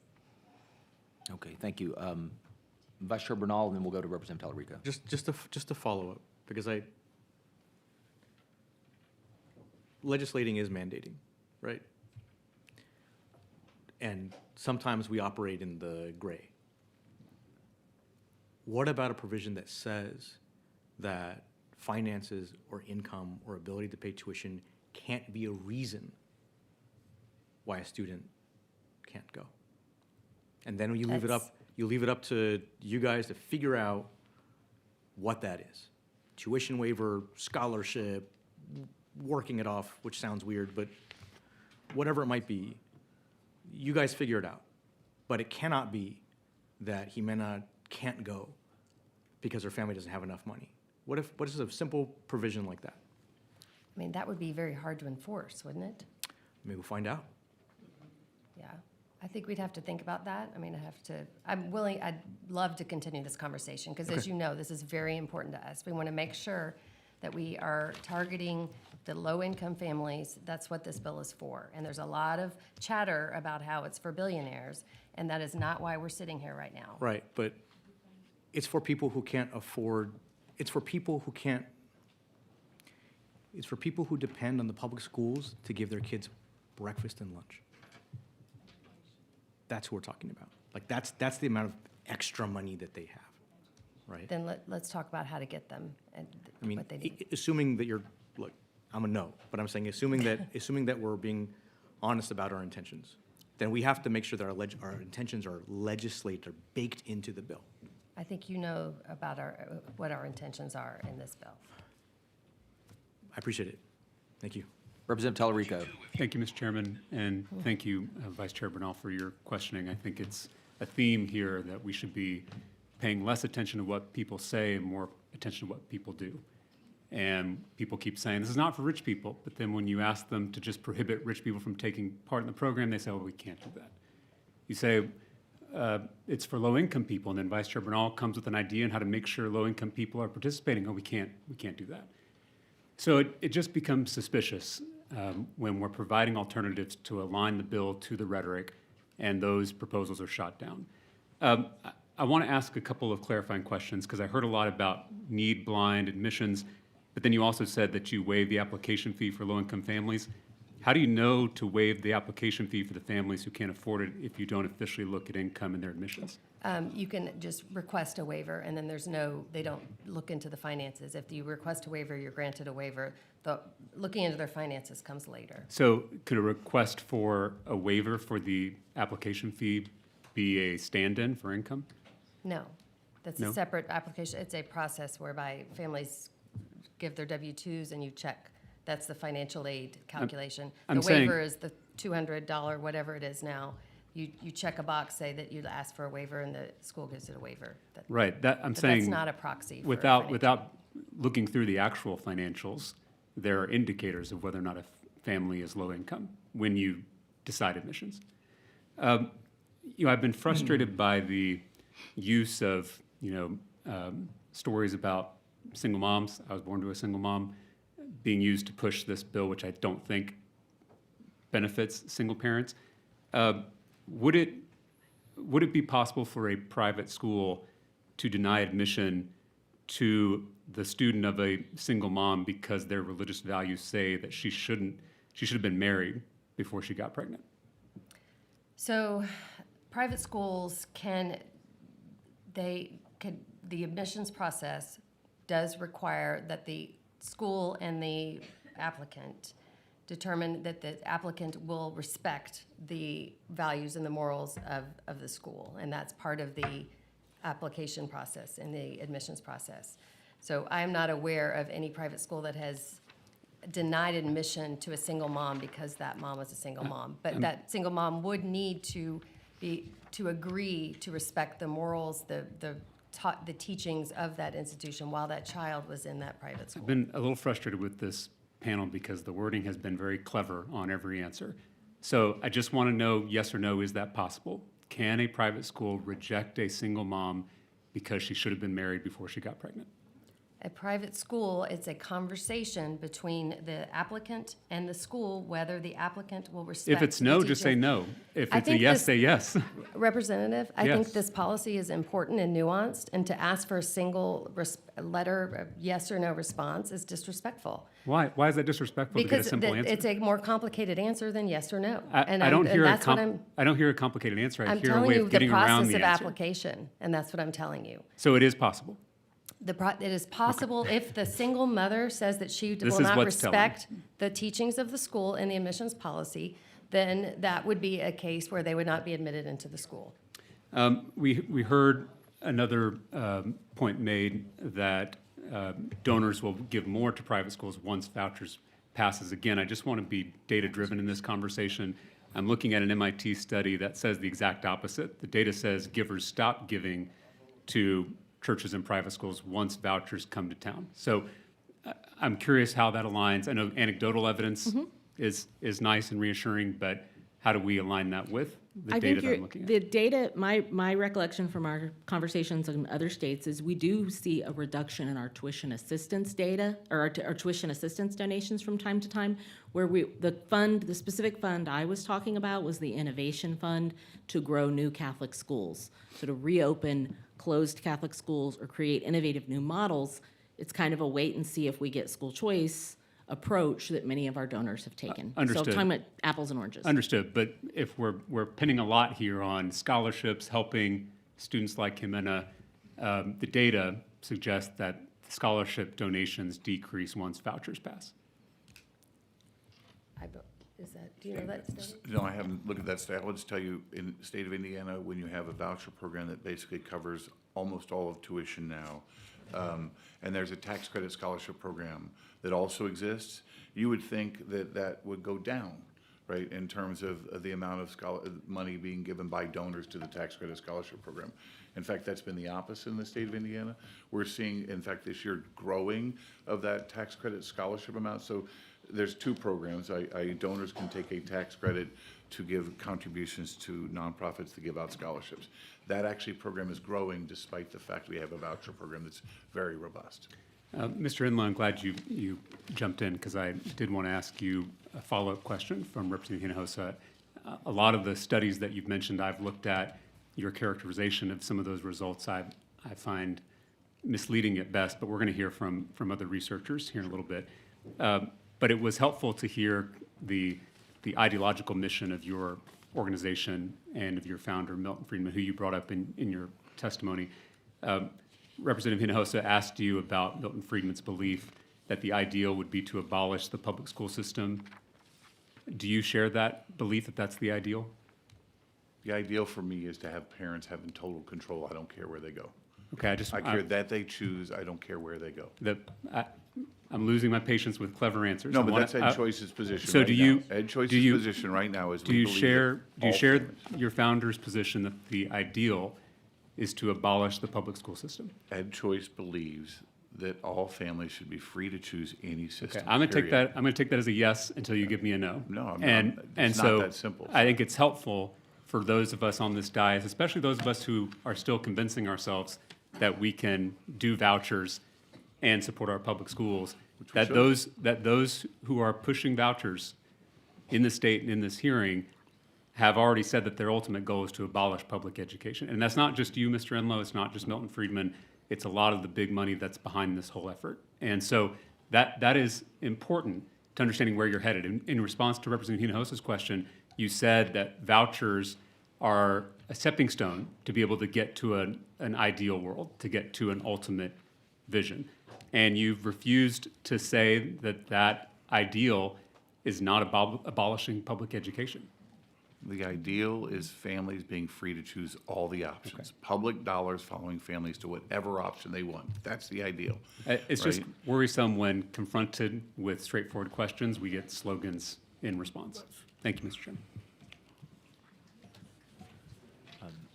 Let it be perfectly clear that you know, there's no intent in this bill to abolish public schools. And let's just make that perfectly clear. Do we have any more questions for this panel? Okay. Hold up just one second. Just a couple of announcements. Okay, we now have 3 overflow rooms. I think we set a record. Wow. We have Reagan Building 120, the Reagan Building 130, and then E2028 in the extension. And anything else? And also, members, we will we'll recess at about 1:45 to go to the floor. So just kind of keep that in mind as we move forward. And I'll recognize Chairman Frank. Yeah, I just wanted to ask Vice Chair Bernal, if I could, just a clarifying as we work through this. Sure. When you say to accept that scholarship as payment in full, are you saying any private school in the state, no matter who they are, or are you saying any private school that participates? Any private school that participates. Any private school that participates. So a private school could choose to not, some of these are way beyond, $30,000, all that stuff. But it's up to them. So you're not saying if we do this, every private school must. No, I'm saying. Participate. Any private school that participates. Right, I'm saying if you're a private school that participates, this is where my thoughts are, again. Yeah. Hard no in the bill. However, if you're a private school that participates and you're willing to take state dollars, then my thought is you should find a way to take those kids. It cannot be that the kids get curated after the fact by their income. Or any other characteristic they may I have. just want to clarify, because it's something I've thought about, but obviously one is a lot harder to do than the other, and I think one doesn't make sense. I'm excited that we're thinking the same way. Well, but the thing that I think is interesting is when you're talking about giving Jimena, I think I'm saying her name right, you're saying it as if, when you're looking at it from her parents' eyes and from her eyes, that this gives her another option. And frankly, when you talk about it, you sound like that's a good thing. When I hear Chair Dutton talk about, would you open up more schools in my area, you look at it as options for children in your area. And I struggle with figuring out why we can't, if we're actually focused on kids, can't find a way to help the public schools, and in those rare instances where it's not working well for that student, can't also kind of walk and chew gum and try to give folks options both ways. Right. So Let me clarify. Yep. Because I don't want people to leave here thinking that I think it's a good thing. I don't. And I mean this as respectfully as I can. Sure. I don't, because the fiscal note in a couple of years is about the size of the number we're struggling with to do school finance at the same time, right? And that's 300,000 kids. Or the increase. That's the increase. 300,000 kids versus 5.5 million kids, right? We're talking about about the same dollar amount. So. Well, one's an increase versus I'm total going to talk spend. real One's quick, Chairman. Chairman. I'm sorry about that. What I'm saying is that at a minimum, there has to be equal opportunity for her. That if we're going to do something, that we cannot pick and choose and curate based on their income. I don't think it's a good idea, but if we decide to do it, then every kid has to be able to avail themselves to it. It cannot be that they cannot because they're still not wealthy enough. That's what I'm saying. Okay, but it is important to note, and I think the person on the dais, did a great job. We already discriminate based on where people live. We discriminate educational opportunities based on how nice of a house you can afford. We're just trying to figure out how to improve that. Thanks. Representative Schoolcraft? Members, any more questions for this panel? All right. Thank you all very much for being here. We'll go on and get started with the next panel. We'll probably have to recess in the middle of it, I would imagine. And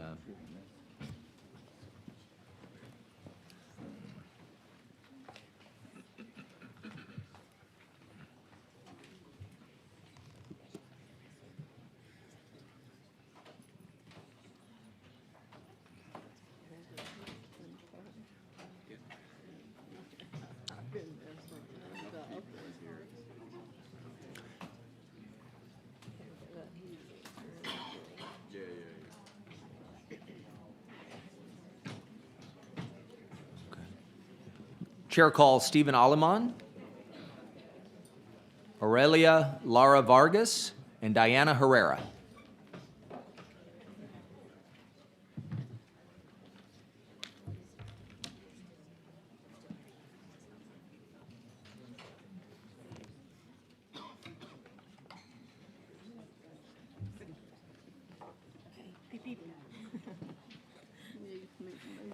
Yeah, I'm just gonna get this out of the way. I mean, not run over your feet. That's fine, I got it.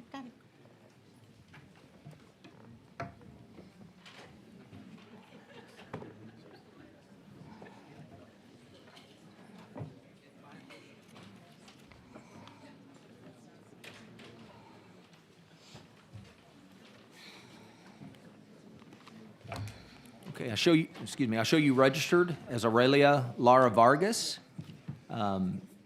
And you'll be testifying on behalf of yourself, and you'll be testifying against the bill. Is that correct? Yes. All right, welcome. I show you registered as Stephen Aleman, a Senior Policy Specialist, testifying on behalf of Disability Rights Texas, and you'll be testifying against the bill. Is that correct? Correct. All right, and I show you registered as Diana Herrera. Correct. Retired teacher. Correct. And be testifying on behalf of yourself, and you'll be testifying against the bill. Is that correct? Yes. Okay, Ms. Herrera, may we begin with you? Sure. of Okay, course. you may begin. Do I need to introduce myself, or y'all know who I am? However you want to do it, Ms. Herrera. Diana Herrera, Edgewood Independent School District, San Antonio, West Side, one exit away from Lackland Air Force Base. All right, welcome. I taught there 30 years, and then I taught 8 years at Our Lady of the Lake and 2 years at UTSA, University of Texas. I'm starting with, the old teacher side in me. This is April 1998, and it says, it will be the largest privately funded school voucher project in the United States, and the first time a single district is targeted in a public to private school program. I have here the flyer that went out district-wide, and this flyer states right here to come to the public library in the Edgewood School District and get information on the school voucher program that had come into Edgewood. The back of it has the student application. I have the application also. Yes, I save everything I possibly can. The only reason that I have been very vocal for the past 25 years on this is because I taught in the campus, I taught there at school, and I was the assigned GT specialist for my campus at Henry B. Gonzalez Elementary. The reason I'm showing you this is because in 1997, according to the state mandated TAS test, Edgewood had 0 low-performing schools. 97, 98, 99, 2000, 2001, 2002, 0 low-performing. Yet, Dr. James R. Leininger, with his millions, came into Edgewood to save our children. Now, at that same time, our parental involvement volunteer hours were documented at 414,210. We had no problems in Edgewood. Not at that time. Not with many school districts that were failing in the state of Texas. I have the letter here that said, "Dear parent, grandparent, or guardian," this is 1998. Now the outside, because I got to see them as the kids were receiving them, as the parents were coming to school to show them to us, and it said, "To the parents of Joe, to the parents of Mike, to the parents of Helen," but not Angie. You see, Angie was special ed, and she had special needs. They were not inviting her. It did not say, "To the parents of Angie." We had a young lady at Kennedy High School in a wheelchair. She was tube-fed, and she was diapered. The mama so desperately wanted her daughter to go to a Catholic school. She wanted the religion, she wanted the mass, she wanted the prayer. No one accepted her. No one. The school choice sure wasn't for her. We also had a young girl, speech therapy she needed. What they would do is across the street at the private school, someone from the campus would cross the street, bring that child into an Edgewood school, and our speech therapist would serve that child. That is what we were doing in Edgewood. The back of this has the list of the CEO, all the sponsors that they had. Little by little, they walked out on them. Little by little, USAA, the Express News, all of them, slowly but surely, they started to exit out because they found out what was going on and how that program was working. I have 3 questions, and this was written for Mr. Robert B. Aguirre. At that time, he was the director of CO. And it said, why was Edgewood ISD selected? His answer was very cute, in quotes. Edgewood was selected because it was a national symbol of the struggle for funding equity for public schools. Gee, I knew that 25 years ago. You see, I was a 16-year-old junior at Edgewood High School when my classmates walked out of school. Why did they walk out of school? Because a bunch of teenagers were looking for equity in funding. And I just heard someone talk about Robin Hood and recaptured money. Still, every odd year, I'm waiting for our legislators to vote on this. The next one says, CEO, are we going to meet with the Edgewood Board, the trustees, the administration? No, he said, and I have his quote. Will the CEO meet with a town hall meeting with Edgewood residents? No, Mr. Aguirre said again, and I have his quote also. I have the letter here with the CEO, the foundation, to Dr. Noe Sauceda, who was our superintendent at that time, and it says, later this week, we're going to be releasing information. Should you have any questions? Why? You've already said no to us over and over again. And I have this, came out in our local newspaper, and it had the Beeper store, our little Beeper store, right across the street from the cemetery. But now it's named El Shaddai New Hope Christian Academy.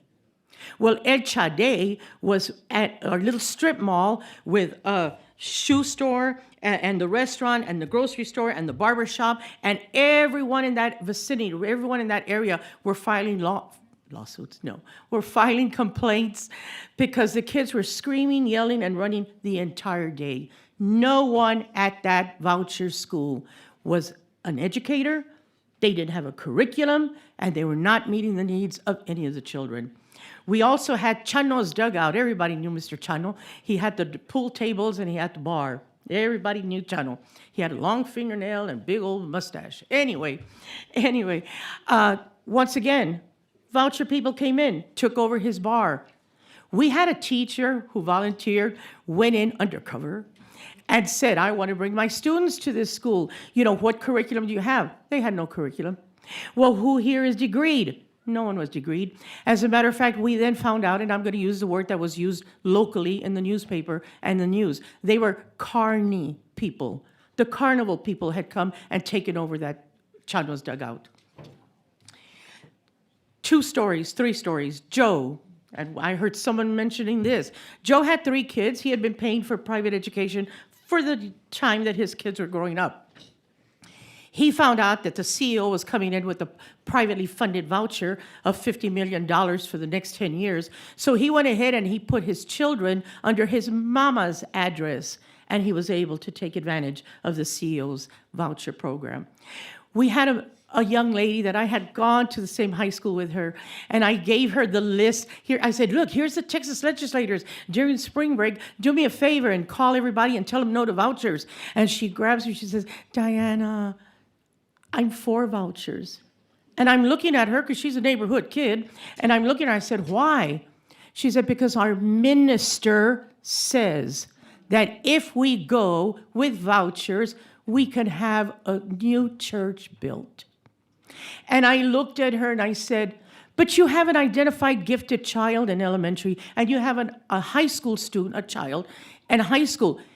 This minister is going to serve their needs? And she said, yes. He said he'll work with all our kids. Is he degreed? Curriculum? Certification? No. But Diana, we're going to get a new church. I held her hands because I understood the pressure that must be put on so many people when it comes to their religion and their beliefs. My G2 students, my gifted identified students, returned the following week, 3 weeks after that, because they were not meeting their needs. The bell curve from one end of the spectrum for my gifted kids to the other end for our very severely at need special ed students, their needs were not being met at all. We had David. Oh, let me tell you about David. He was defiant, difficult, disruptive. Very smart. Ms. Herrera, can you? Just, last one. This is it. This is the last one. That's what I thought. I got you.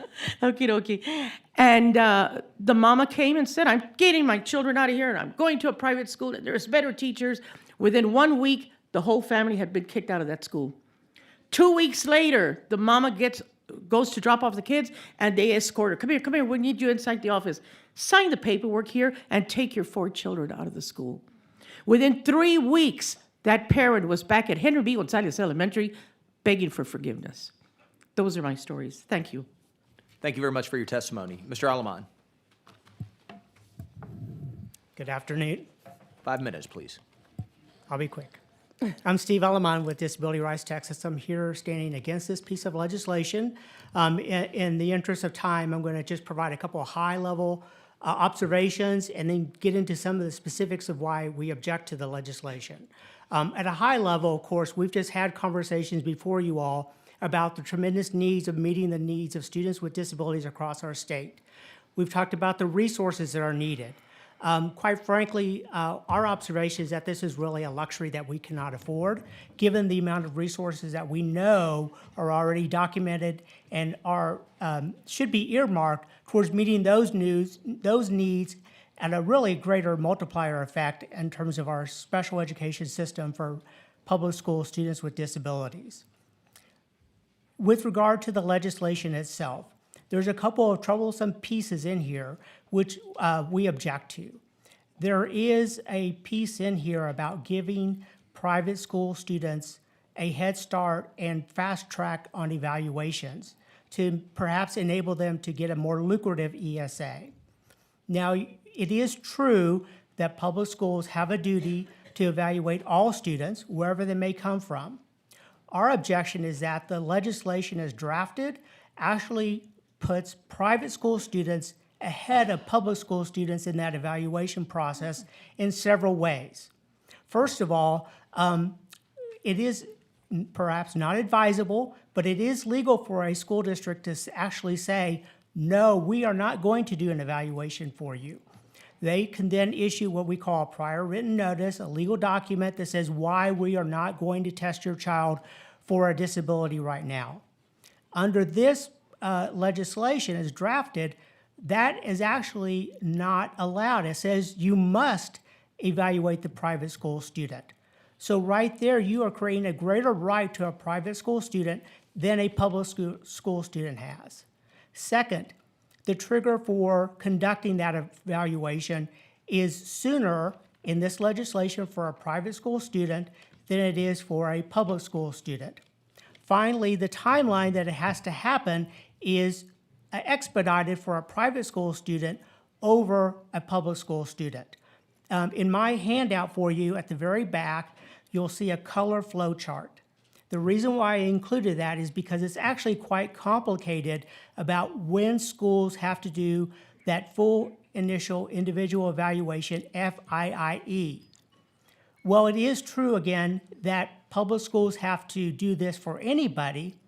What this legislation does is actually goes around those procedures and, again, streamlines and gives a preference to private school students.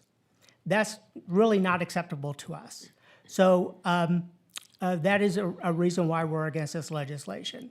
Another reason, and we talk a lot about parent choice, of course, and being informed choice. No choice is good without it being informed. There is a, quote, special education notice in this legislation. However, that notice is really insufficient. It doesn't do enough in terms of what laws are out there to truly inform and educate a parent who might want to consider this option. Let's say, take for granted for a moment, this comes into place. We have a public school family with a child with a disability now may be considering, well, what are my options in a private setting? Without knowing all of the information, not just about what that program might offer, what it might cost, what are my legal rights? That's a critical issue for students with disabilities. What are my appeal rights? What are my rights to ensure that I do receive services? The notice that's specified right now is insufficient to cover such key laws as the Americans with Disabilities Act, which is the backbone of protection for all people with disabilities in this country. Now, it is it's vital that everyone understand what are the differences between public schools and private schools with regard to the legal rights. I'm going to close with one other criticism of the bill, which is with regard to whatever would be that bonus part of the ESA award for a student with a disability. It talks about the student having to get an IEP from the school district, which, by the way, the school isn't at all compensated, the public school isn't compensated to do that. But even if you do generate that, that alone is not sufficient to decide how much that special ed allotment is going to be for that school district. It is, as we know from the conversations we've just had in this committee, special ed finance is very complicated. The way it is currently worded, it's not really possible to get an accurate estimate about what that amount would be for a particular student. You need a lot more information than what's specified in this legislation. So that's going to be a real problem with actually executing the program if you go with the way it's worded now. I'll conclude with those remarks, and I appreciate your time and attention. All right. Thank you very much for your testimony. Ms. Lara Vargas. Hello, my name is Zoralia Lara Vargas, and I'm here to talk about back when the same voucher program that Diana Herrera spoke about that time when it was solely for Edgewood ISD at the time.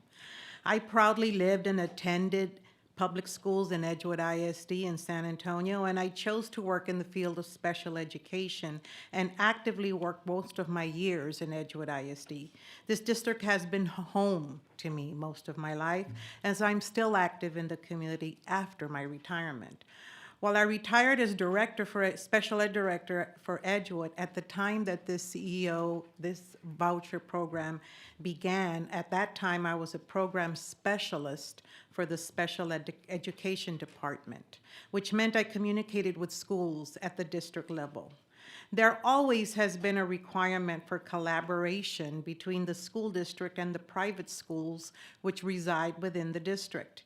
Additionally, there also has been a requirement for the public school to set aside funding for services for parentally placed school children that must be spent within the fiscal year. Public schools are required to follow the IDEA, Individuals with Disabilities Education Act, federal requirement where any child with a disability must receive all needed educational services regardless of their disability from the age of 3 to 21 years of age in the public school where the child resides. However, private schools do not have to follow federal law. They can simply attempt to provide the term equitable services. Additionally, the services must take place whether the parentally placed private school child lives in the district or not. When this project was taking place, there were parents of children with disabilities who chose to have their children enrolled in private schools. Parents of children with more involved or severe disabilities found that their child was not being accepted to the private schools. This was very disappointing for these families. These are families that are constantly having trouble being able to take their child to various activities and events that other children attend due to their limitations. And being turned away from a private school added to these sad occurrences for them. Additionally, if there were typical siblings in the family, it is more evident that what was available for one of their children was not available for the other. As we know, parents strive to make their child with a disability feel accepted in as many environments as possible. If there were children with minor disabilities accepted to the program, families started discovering that all services were provided and funded by the residing school district. For example, if the child had a speech impairment, the speech therapy services were provided by the residing school district. As these parents saw the differences, I did see some of the children slowly return to the school district. Change can be a challenge for children with disabilities. When the children returned, the teachers needed to work on helping the child transition back to the public school and follow the required curriculum, which was usually different at the private schools. And that took some time for the children to get back on track. Funding is already an issue for low-income districts such as Edgewood ISD. While funding is lower compared to other school districts, the educational expectations remain the same for all children. Additionally, Children with disabilities have needs that range from specialized classrooms, related services such as physical therapy, occupational therapy, and some even require instruction for certified teacher certifications. And these services must be accessible for all children with disabilities. And parents, as was just said, also have the legal right to be aware of their child's education, to have access to request information regarding their child, as the services are vital to the educational success of the child with a disability, and they also require funding in order to enforce it. Private school placement should be a parent's choice and should not be dependent on their income. However, taking funding away from public schools should not be an option.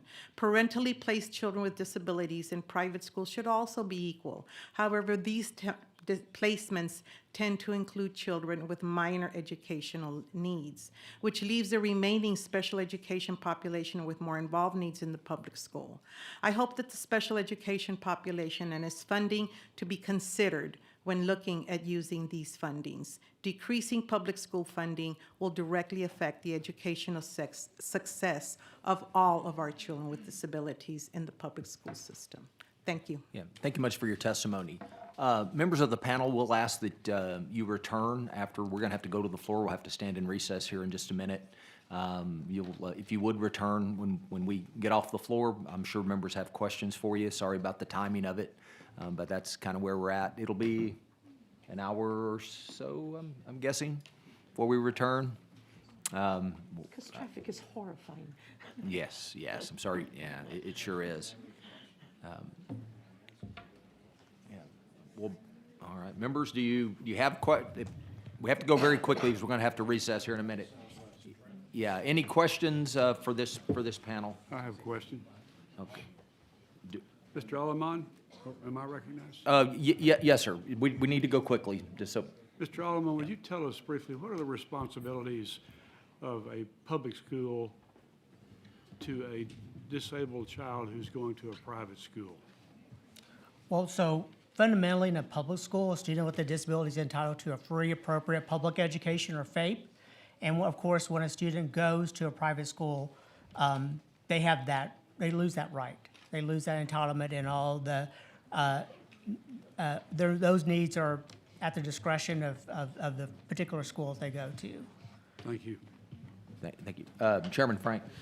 So, Mr. Alleman, I understand the rights, but if you have a parent, and we've heard them talk, I've had them come to me, and they have something that fits the need of that child better. You got these rights at a public school, but they want something different. What do you tell them? Sure. What would you tell them? There's going to be instances, of course. I'm not going to say that there is not a private school that cannot meet a student's need.